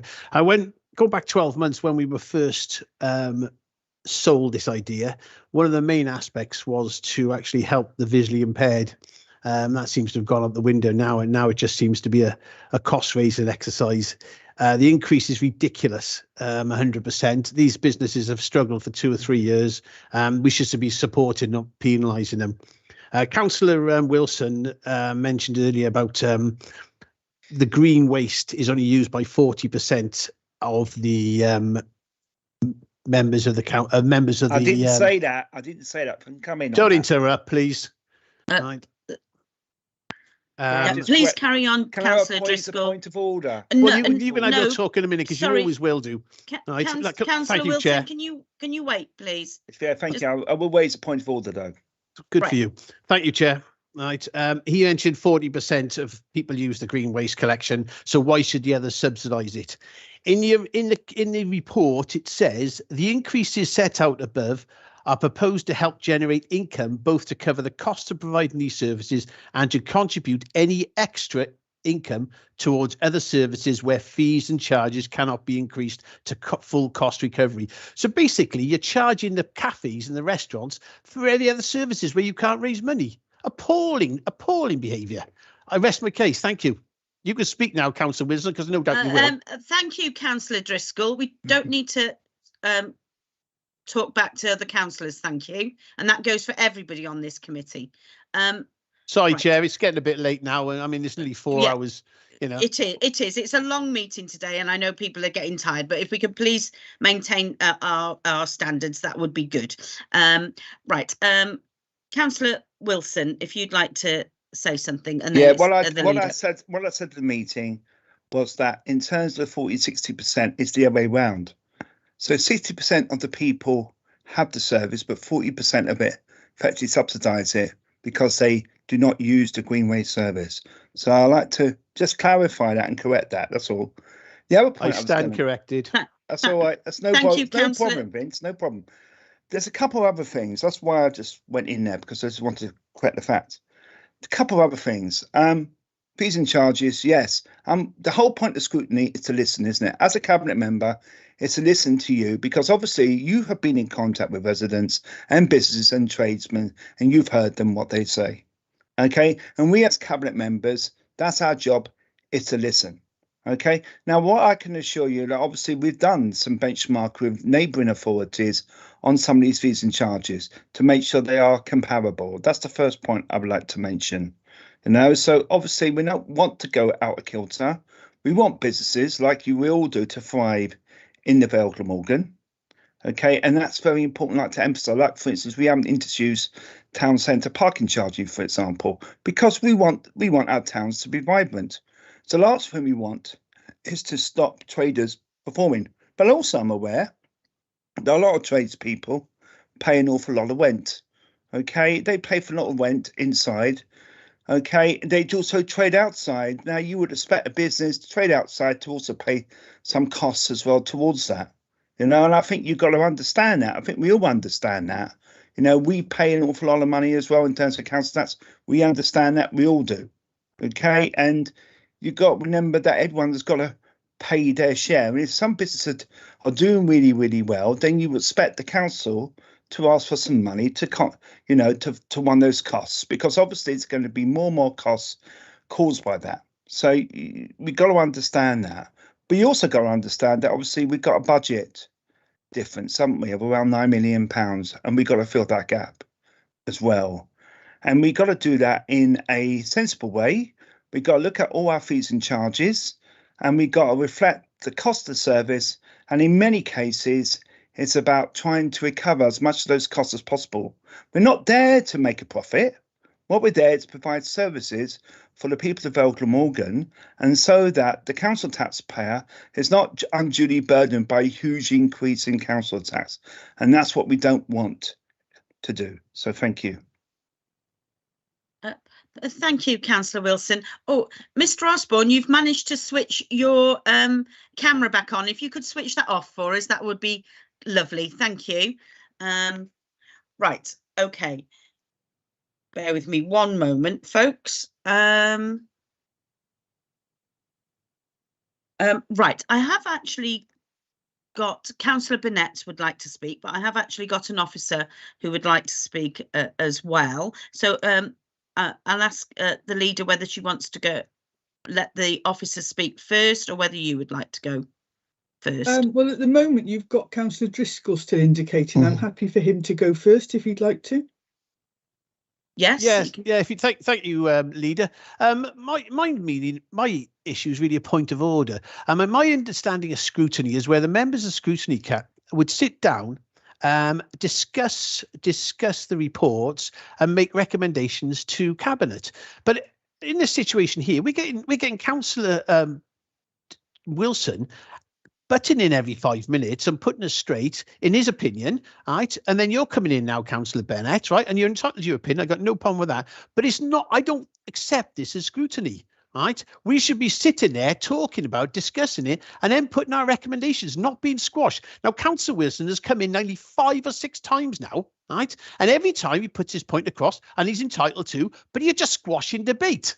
Right? And if that's what you want to, this is probably why you won't have a debate in an open room, right? Because you can do that on Zoom and you can't do that in an open room. Thank you, Chair. Right. Well, I mean, I'm not going to agree with you that, because I think we had a really good debate at the beginning of this meeting, where we had Colin Smith, who was actually, you know, sort of came in and gave us a really full blow by blow analysis of what was happening with waste and recycling in there, and I think we had a really good debate about that. So I don't agree with you.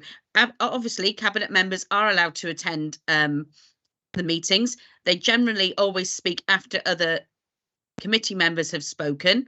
They're quite entitled to speak. You know, and I haven't ever seen the point where a cabinet member is not allowed to speak at a scrutiny committee. So I think if we can all just calm down, take a breath, let's get back into scrutinising these reports in front of us. Not attacking one another would be really helpful, because that is obviously against the code of conduct. So we won't be having any of that. But if we can all just sit down and get on with the debate. Obviously, this one is, you know, quite a strong debate as well. There's quite a lot of strong feelings around this, and that is good. That's what we're here for as councillors, but we don't need to go around attacking other councillors either, or officers. Right. So, Councillor Burnett. Oh, Chairman, sorry, Councillor Ernest. Yes. Yes. Can I just come back on the point of order that was raised just now? It's my understanding that the cabinet members and indeed the leader are invited to attend the committee and are invited to respond to questions put to them by members of the committee. They are not members of the committee, and they're not per se entitled to necessarily be at the committee as of right. Now, this is in the council constitution. Councillor Vince Driscoll is absolutely right, and Councillor Wilson in particular will remember, as he and I have been long-standing members of the council, that indeed when I was a cabinet member, I was asked to go to a committee if invited, and if invited to speak to an item and answer questions put to me by members of the committee. It was not for me to go along to committee and tell them what to do, how to do it, what decision to take, and what to agree with or not to agree with. And I think Councillor Driscoll has put it eloquently. I will simply support what he says and hope that this matter is duly recorded, and that the ways in which the Scrutiny Committee, this committee at least works in the future, adopts that practice. Thank you, Chairman. Thank you, Councillor Ernest. On that note, I'll ask the council leader to come back in. If you'd like to come back in, Liz, that would be lovely. Thank you, Chair. I will actually provide some clarification. I think in the intervening years that Councillor Ernest has been away, things have changed, and Wales Audit actually recommend that reports are led by the cabinet member. We don't do it exactly in that way because, but we are alongside our officers. What you will find is that what normally happens is the cabinet member who is the owner of the report is alongside the officers and can speak before committee members if needed, to present the report to scrutiny. Other cabinet members can attend, as can every other members, and they would speak after committee members, and that is actually the way it's covered within the constitution. I am, as it's a financial report, I am the owner of this report. However, Councillor Wilson, it is fees and charges within his service area, so as you might expect, he would provide clarification on this subject. Scrutiny, I think the aim, we would all agree in terms of scrutiny, is to get informed discussion. And there is nothing more frustrating in reading a response or discussion from scrutiny, and it's why I attend most scrutinies, but normally in the background, is to get a flavour of the discussion that's going on. But if that discussion has gone down a rabbit hole somewhere, then it actually is not a constructive discussion. And that's why, as I said, I've taken notes now, and I wanted to come back and clarify some of the points that have been raised. Now, when I talked earlier about us taking a differentiated approach to tackling the budget this year, and we know that there is there remains a £6 million gap, and we have to look at ways in which to do that. And when areas are non-statutory, we have a choice. Now, you would argue that they're not things that the council should be subsidising if they're non-statutory and they're not core business. So do we move towards full cost recovery? And in very few areas do we have full cost recovery, but do we move towards cost recovery, or do we stop doing them? And I think that some of the areas that we've discussed tonight actually go into that area. So we talk about hygiene caddies, and I have to say, more recently, I had cause to use a hygiene caddy. I think they're absolutely amazing and really worthwhile. Can we afford to subsidise them? Should we be subsidising? I don't know. That's part of the discussion that we should be having. And if we decide to subsidise them, how do we pay for them? Councillor Ernest talked about dedication benches. I mean, we've got a whole range of memorials. Are they things that we should subsidise? And if so, how do we do that? We have a range, of different prices for people. The Waverley and the Balmoral, they're also raised. It takes 2 people to man the pier if the Waverley or Balmoral adopt.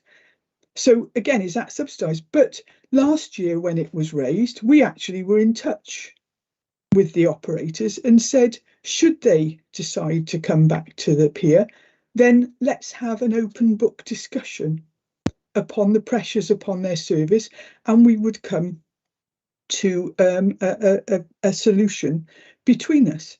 And we would be looking to do that again. At the moment, sadly, it looks as if their other cost pressures would prevent them from doing that. In terms of filming charges, our staff are very skilled at getting the right level for charges, and that's why we're so successful in the Vale. We're also very successful at pitching ideas to local media companies, and that has actually resulted in people coming. I understand that Cosmeston will be featuring on BBC Radio 2 very shortly, and news of that will come out soon. But I think we also have to say that we have to recognise that some filming provides quite an inconvenience to local residents, and so we have to be mindful that we don't go overboard on filming and how that could inconvenience them.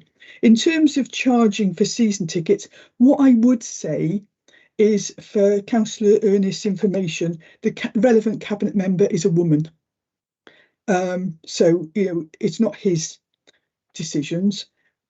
But our principle has always been, in terms of charging, whether that be for resort parking or for country parks, is to look at our charges protecting locals and charging visitors.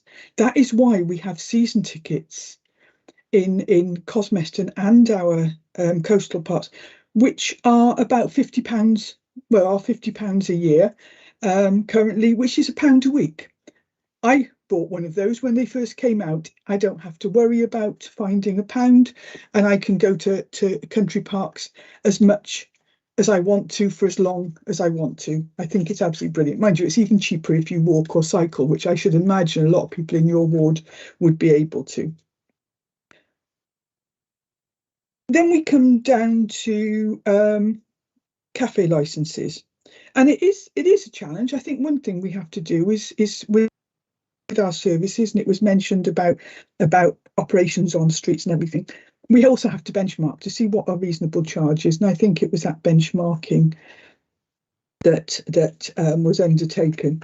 And if we actually look at street cafe licenses, and I just did a few calculations, bear in mind, first of all, if they are businesses trading on the highway, we have to make sure they're safe. And it was mentioned about being careful of visually impaired. Yes, it's hugely important. So our highways team have to actually make sure that people are operating within agreed areas so that they do not get in the way of visually impaired people or obstruct the highways at all.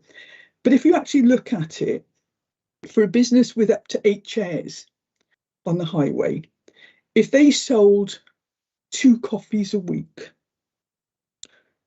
then at £2.50, well, most coffees are more than £2.50 these days, that would bring in approximately £250 a year. So their costs would be covered, but they could claim it against tax as well. So they'd go down about half. For a business that had 40 chairs out on the highway, which would be one of the larger businesses, that costs £1,000. To cover that, or to actually bring in £2,500 a year, they'd have to sell 20 cups of coffee a week at £2.50, which would bring in £50 a week, would be £2,500. So bearing in mind that the £1,000 a year they could claim against tax, you know, I've actually been personally contacted by 3 businesses, all of whom have said that that people they've talked to are concerned. However, they're not, and they think it's actually a bargain. I am prepared personally to sit down with any business and discuss their business model, and to actually talk to them about how many cups of coffee it would cost them to cover their charges, and what it would mean, and how close it would take them to break even to cover those charges. And if anybody would like to have that conversation, then I'm available. But at the moment, the only 3 people that have come to me to talk to me about it have talked about other people and said that they are actually very happy about it. And then the other thing that I would say is, one thing that's just been mentioned is, as I said, we have taken a differentiated approach. We are committed to bringing in tiered parking charges at our coastal resorts. Now, that is a risk. That is a risk for this council, because we know approximately how much we will bring in each year from the current parking charges. And we need that money to pay for the upkeep of the island, which is hugely expensive to keep going. It is a huge risk to go to tiered parking charges, but we feel it's the right thing. Local traders have told us that that will help their business, and local residents have told us that that will encourage people to go into the car parks and not block up their streets. So that is something that we will move forward to. And we have also committed to no increase in the parking charges in our town centre, the 2 town centre car parks that we charge in, the one in Barry and the one in Cowbridge, and that we will not introduce on-street parking, because we want to support our town centres. So those are the decisions that we've taken going forward, and that is the framework. And each of those has actually an underpinning narrative behind it. I'm totally happy to discuss any of those, but what I will say is that there are some areas where we do need to find that £6 million. Thank you for your time, Chair. Thank you, Liz Burnett. Thank you for that, and I think that was actually useful. If that sort of gives more depth to the argument to people, you know, we have our reports that we've all read from cover to cover, but I think just having somebody actually talk through the different things that we've spoken about this evening, I think it does actually help us to understand what the reasoning is and things like that. Whatever our opinion is a different matter, but it gives us a better understanding of what the reasoning is. Councillor Penn, if you'd like to come in, please. Thanks, Chair. I'd just like to agree with something that Councillor Ernest said, that I'm glad this is being filmed. Being a new member, all the debates I've been involved with have been cordial, in depth, but the level of aggression I've heard tonight displayed has been not very pleasant, if I'm honest with you. I think maybe the member needs to look up what a point of order actually is, and I think the other member needs to look up what the word eloquent actually means, because both need understanding of what they mean. We should have a proper debate, but not aggressive and not rude. And being a new member, sorry, Chair. No, that's fine. Thank you for your input. Thank you for your input. And what I will say is, yep, I understand completely what you're saying, but we don't actually, another thing, we don't talk about other councillors when we're having our discussions, even though I know you were making your point there. Other councillors, we wouldn't talk about the 2 councillors and I'm doing it now myself. We wouldn't use that in the discussion. We would just say that within the code of conduct, etc. and things like that. But thank you for your input. Thank you. Okay, so if we can, if we can move on. I think we're going to summarise some of the debate here. And Gareth, would you be able to summarise some of what we've said, please? Chair, can we make a recommendation, or can I suggest a recommendation? Yes. The cabinet revisit the charges for the outdoor seating areas for cafes. And I'll second that, if I may, Chairman. Fine. We need to have a vote on that then. So there's been a recommendation made. Let's have a vote on that recommendation. If we should have a show of hands of who supports that recommendation. If you'd like to show your hands, please. Chair, it's probably, for the recording, it's probably better if I do a roll call, Chair. Okay, yeah, sure. Yeah, okay, then let's go with that. Okay, I'll start off with Councillor Aviett in alphabetical order. Councillor Aviett, are you for or against the recommendation by Councillor Driscoll? I'm against. Okay. Councillor Champion, are you for or against? For. Okay, Councillor Drake, are you for or against? Against. Councillor Driscoll, are you for or against? For. Councillor Ernest, are you for or against? For. Councillor Hooper, are you for or against? For. Councillor Iannucci, are you for or against? Against. Councillor Penn, are you for or against? Against. Councillor Perks, are you for or against? Against. Councillor Perry, are you for or against? Councillor Perry, are you there, please?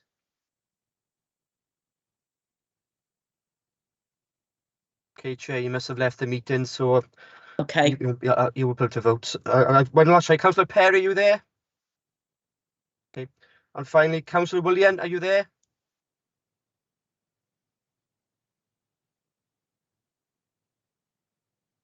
He must have left as well, Chair. So that's five against and 4 for, Chair. So that motion falls. Okay, thank you. Okay, if we can go to the summing up now of what we've discussed in this. Chair, sorry to cut in. I did make a recommendation earlier about caddies, and I think Councillor Champion may well have seconded it. I do beg your pardon. We'll have another vote then on the caddies, and that's the cost of the caddies. Yeah, I'd like it to be reviewed, please, by Cabinet. Reviewed. Okay. Okay. All right. Can we go through the voting again on that then, Gareth, please? Okay, Councillor Aviett, are you for or against? I'm against. Councillor Champion, are you for or against? For. Councillor Drake, are you for or against? Against. Councillor Driscoll, are you for or against? For. Councillor Ernest, are you for or against? For. Councillor Hooper, are you for or against? I'm for. Councillor Iannucci, are you for or against? Against. Councillor Penn, are you for or against? Against. Councillor Perks, are you for or against? Against. And I'll try again. Councillor Perry, are you there, please? Okay. And Councillor William, are you there, please? Okay, Chair. So that again, that's 5 against and 4 for. So that motion falls, Chair. One point that there were a few issues raised by Councillor Ernest, Chair, but they haven't been seconded. Right. Okay. Chairman, could I just say, I think my suggestion was, and I'm grateful for the advice I've received from other members tonight, that we ask the relevant cabinet member plus cabinet to review the review the items I raised. I won't put it as a motion. I put it as that. If they choose not to review them, we shall all know their feelings on it. Thank you.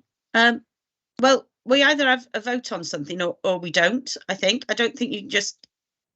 Chair, unless Councillor Ernest is happy for them to be minuted and to be the public record. Yes, Okay, that's then. correct. Yes, Okay. that is correct. Thank you. Okay, lovely. Right, okay then. And we have a record of what the issues that he'd like Cabinet to look at. And for a resolution, Chair, is the committee happy to note the report then? Yes. Are we happy to note this report, everybody? Yes, Chair. We haven't got very much more to do. We're nearly there. Thank you everyone for your patience and for your input at this time of the night. So we've just got, I'm assured, some draft capital budget programme proposals and revenue monitoring, and the capital monitoring. So for the draft capital budget, is that Matthew who's... Yes, yeah. Yes, okay. It's myself again, Chair. And you've promised a whiz stop tour of this, yes? I promise. Okay. As best I can. Okay. Yeah, only got a couple of slides on the next report, which hopefully you can see my screen now. Yes. So the capital strategy report then. Sorry, just go back to my... Okay, so the provisional settlement from Welsh Government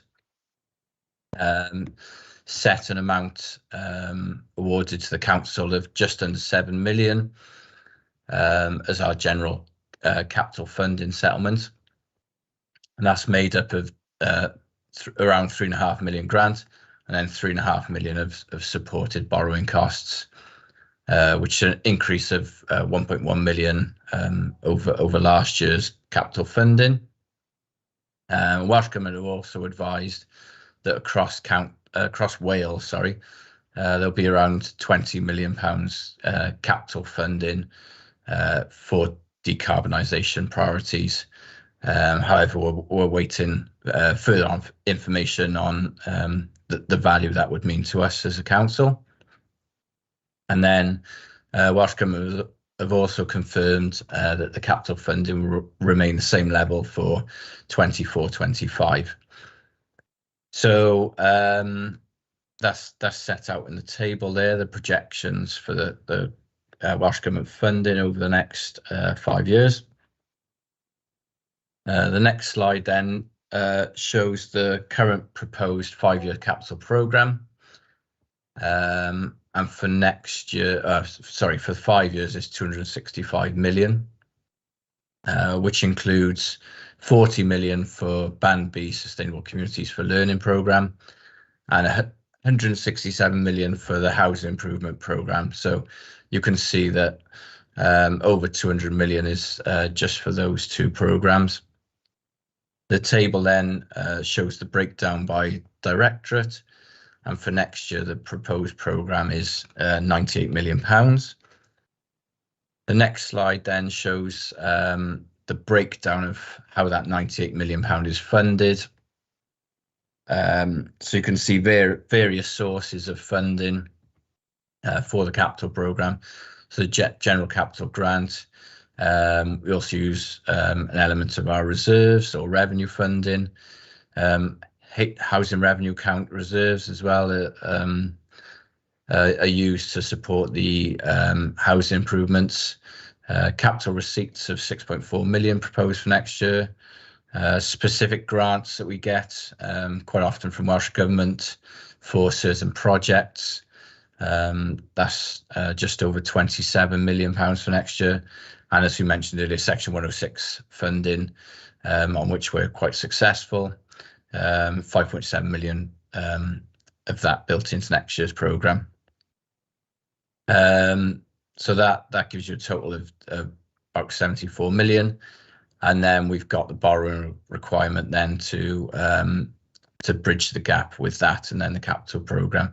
So some of that borrowing is supported, and some unsupported. The main bulk of that unsupported borrowing is again within the housing revenue account, and that is then paid back over the course of the loan.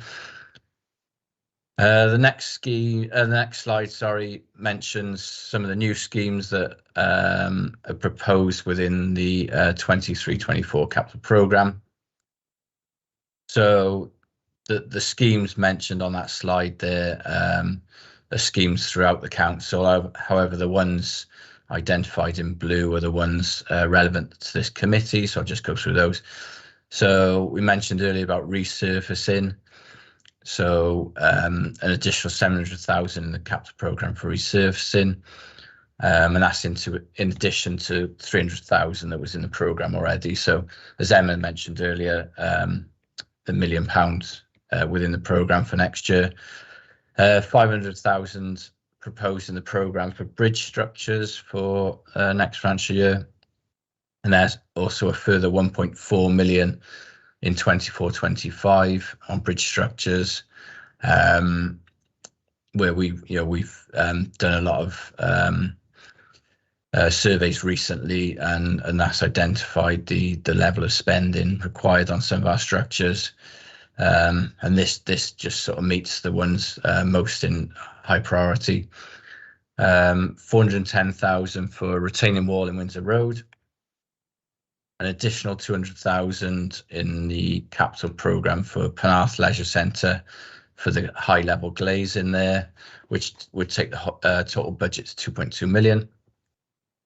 There's additional 85,000 match funding for empty homes scheme grant, and then 109,000 for BSC2. That's additional funding in the capital programme to meet cost increases for reconfiguration of the BSC2 and works the car park as well. So that's a quick overview of the report. Again, similar timeline to the revenue budget report. So again, public consultation. The report's going to every scrutiny committee, and then final proposals are to be heard by Cabinet on the 27th. And then once we've received the final settlement on the 3rd, the final budget proposals will go to full council on the 6th of March. Okay, so again, if there's any questions on the report, then I'll take those now. Thank you. Okay. Has anyone got any questions on the corporate proposals? Any questions, anybody? Okay, so I suppose it's that we note this report then, that it's going to obviously go back to Cabinet and what they're going to do with the reprofiling, things like that. Yeah, we're happy to note this report. I'm not getting any dissent, so I'll assume that's correct. Thank you very much, Matthew, for that one. Now we've got the next two reports that you're doing. Should we go straight to debate on those, or is there anything that you'd like to say about it quickly, Matthew, on those? Yeah, I mean, if members are happy to go straight to debate, that's not an issue. If you want to do just the quick highlights, that'd be great. Yeah, I've got a couple of quick highlights. So for the revenue budget report, so for the areas under this scrutiny committee, so we've got neighbourhood services and transport, projecting an adverse variance of 1.3 million. And that's for reasons which we've discussed in previous reports. However, I'll go over those again. So 500,000 is due to the pay award agreement, which was above what we'd included within the budget. 300,000 for uplift to waste drivers due to the shortage of drivers, and then 500,000 due to the additional payments that we're making to our leisure centre provider during COVID, which have now stopped. Building services is is projected to outturn the deficit of 150,000. Again, that's due to the increased pay offer, and the main area of deficit is within the building cleaning service, because a lot of their income is set early in the financial year for schools, etc. So they can't change their charges to uplift them for the increased pay award. And then the place budget is only projecting a small overspend of 74,000, and again that's due to the additional pay award that's been awarded in 22-23. The report then goes on to discuss how some of these pressures will be funded.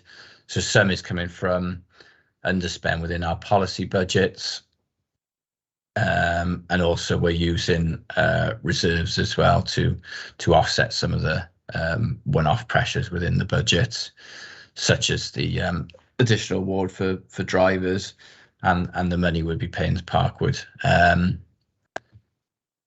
So that was a very quick overview. So again, if there's any questions. Thank you, Matthew. Any questions for Matthew? So as chair, I mean, sort of for the overspends to be on, an uplift in people's wages, and I sort of fully support that, and I'm sure that we all do on here, especially with the cost of living crisis that we have at the moment.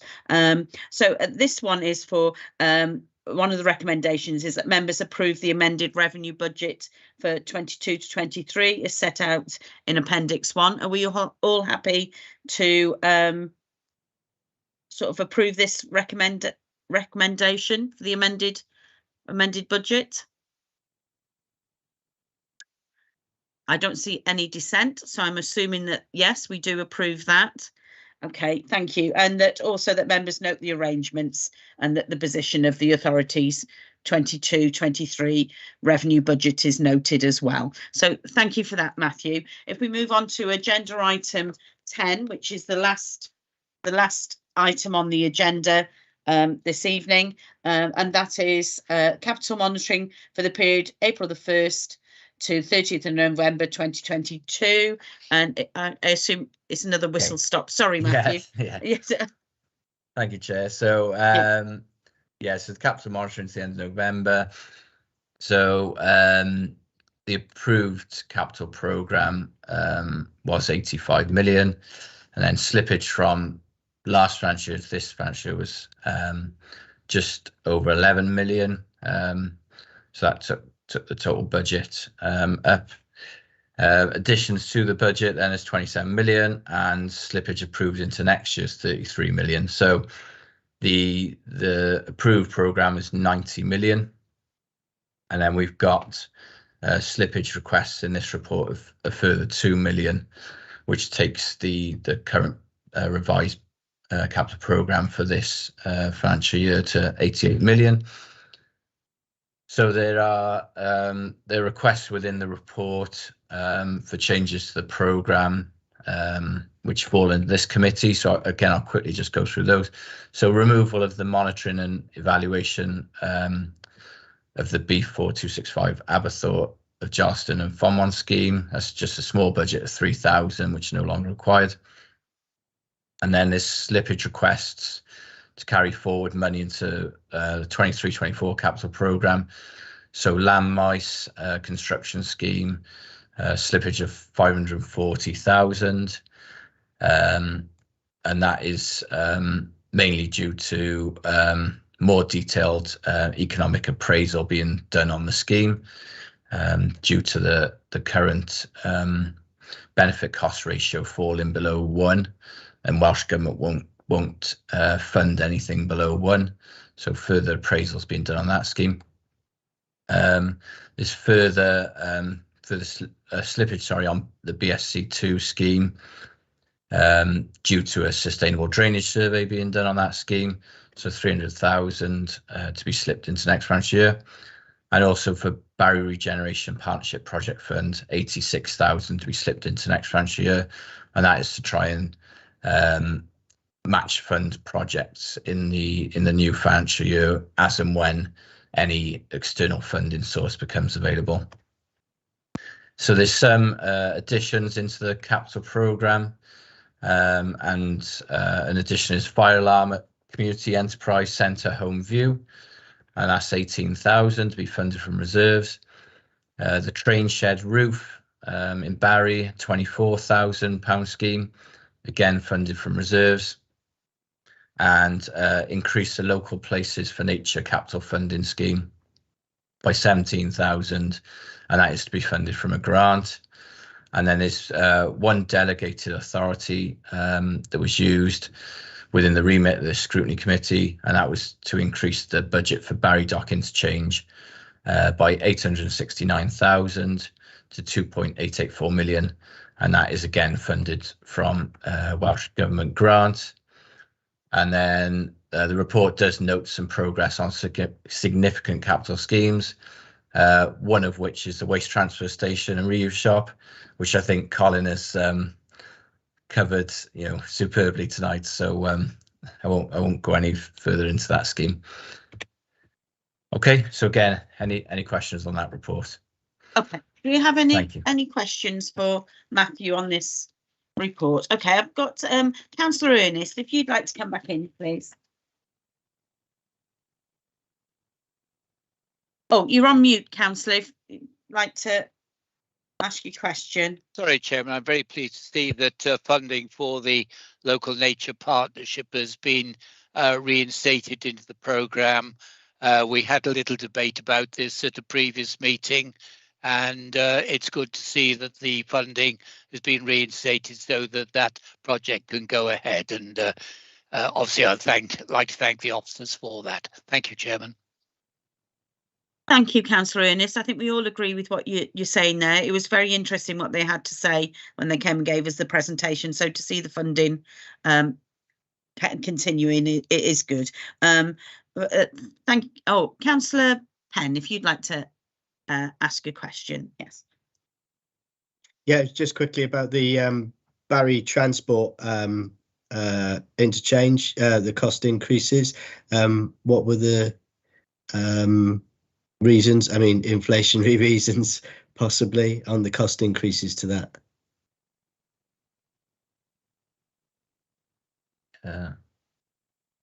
Sorry, I'll have a quick.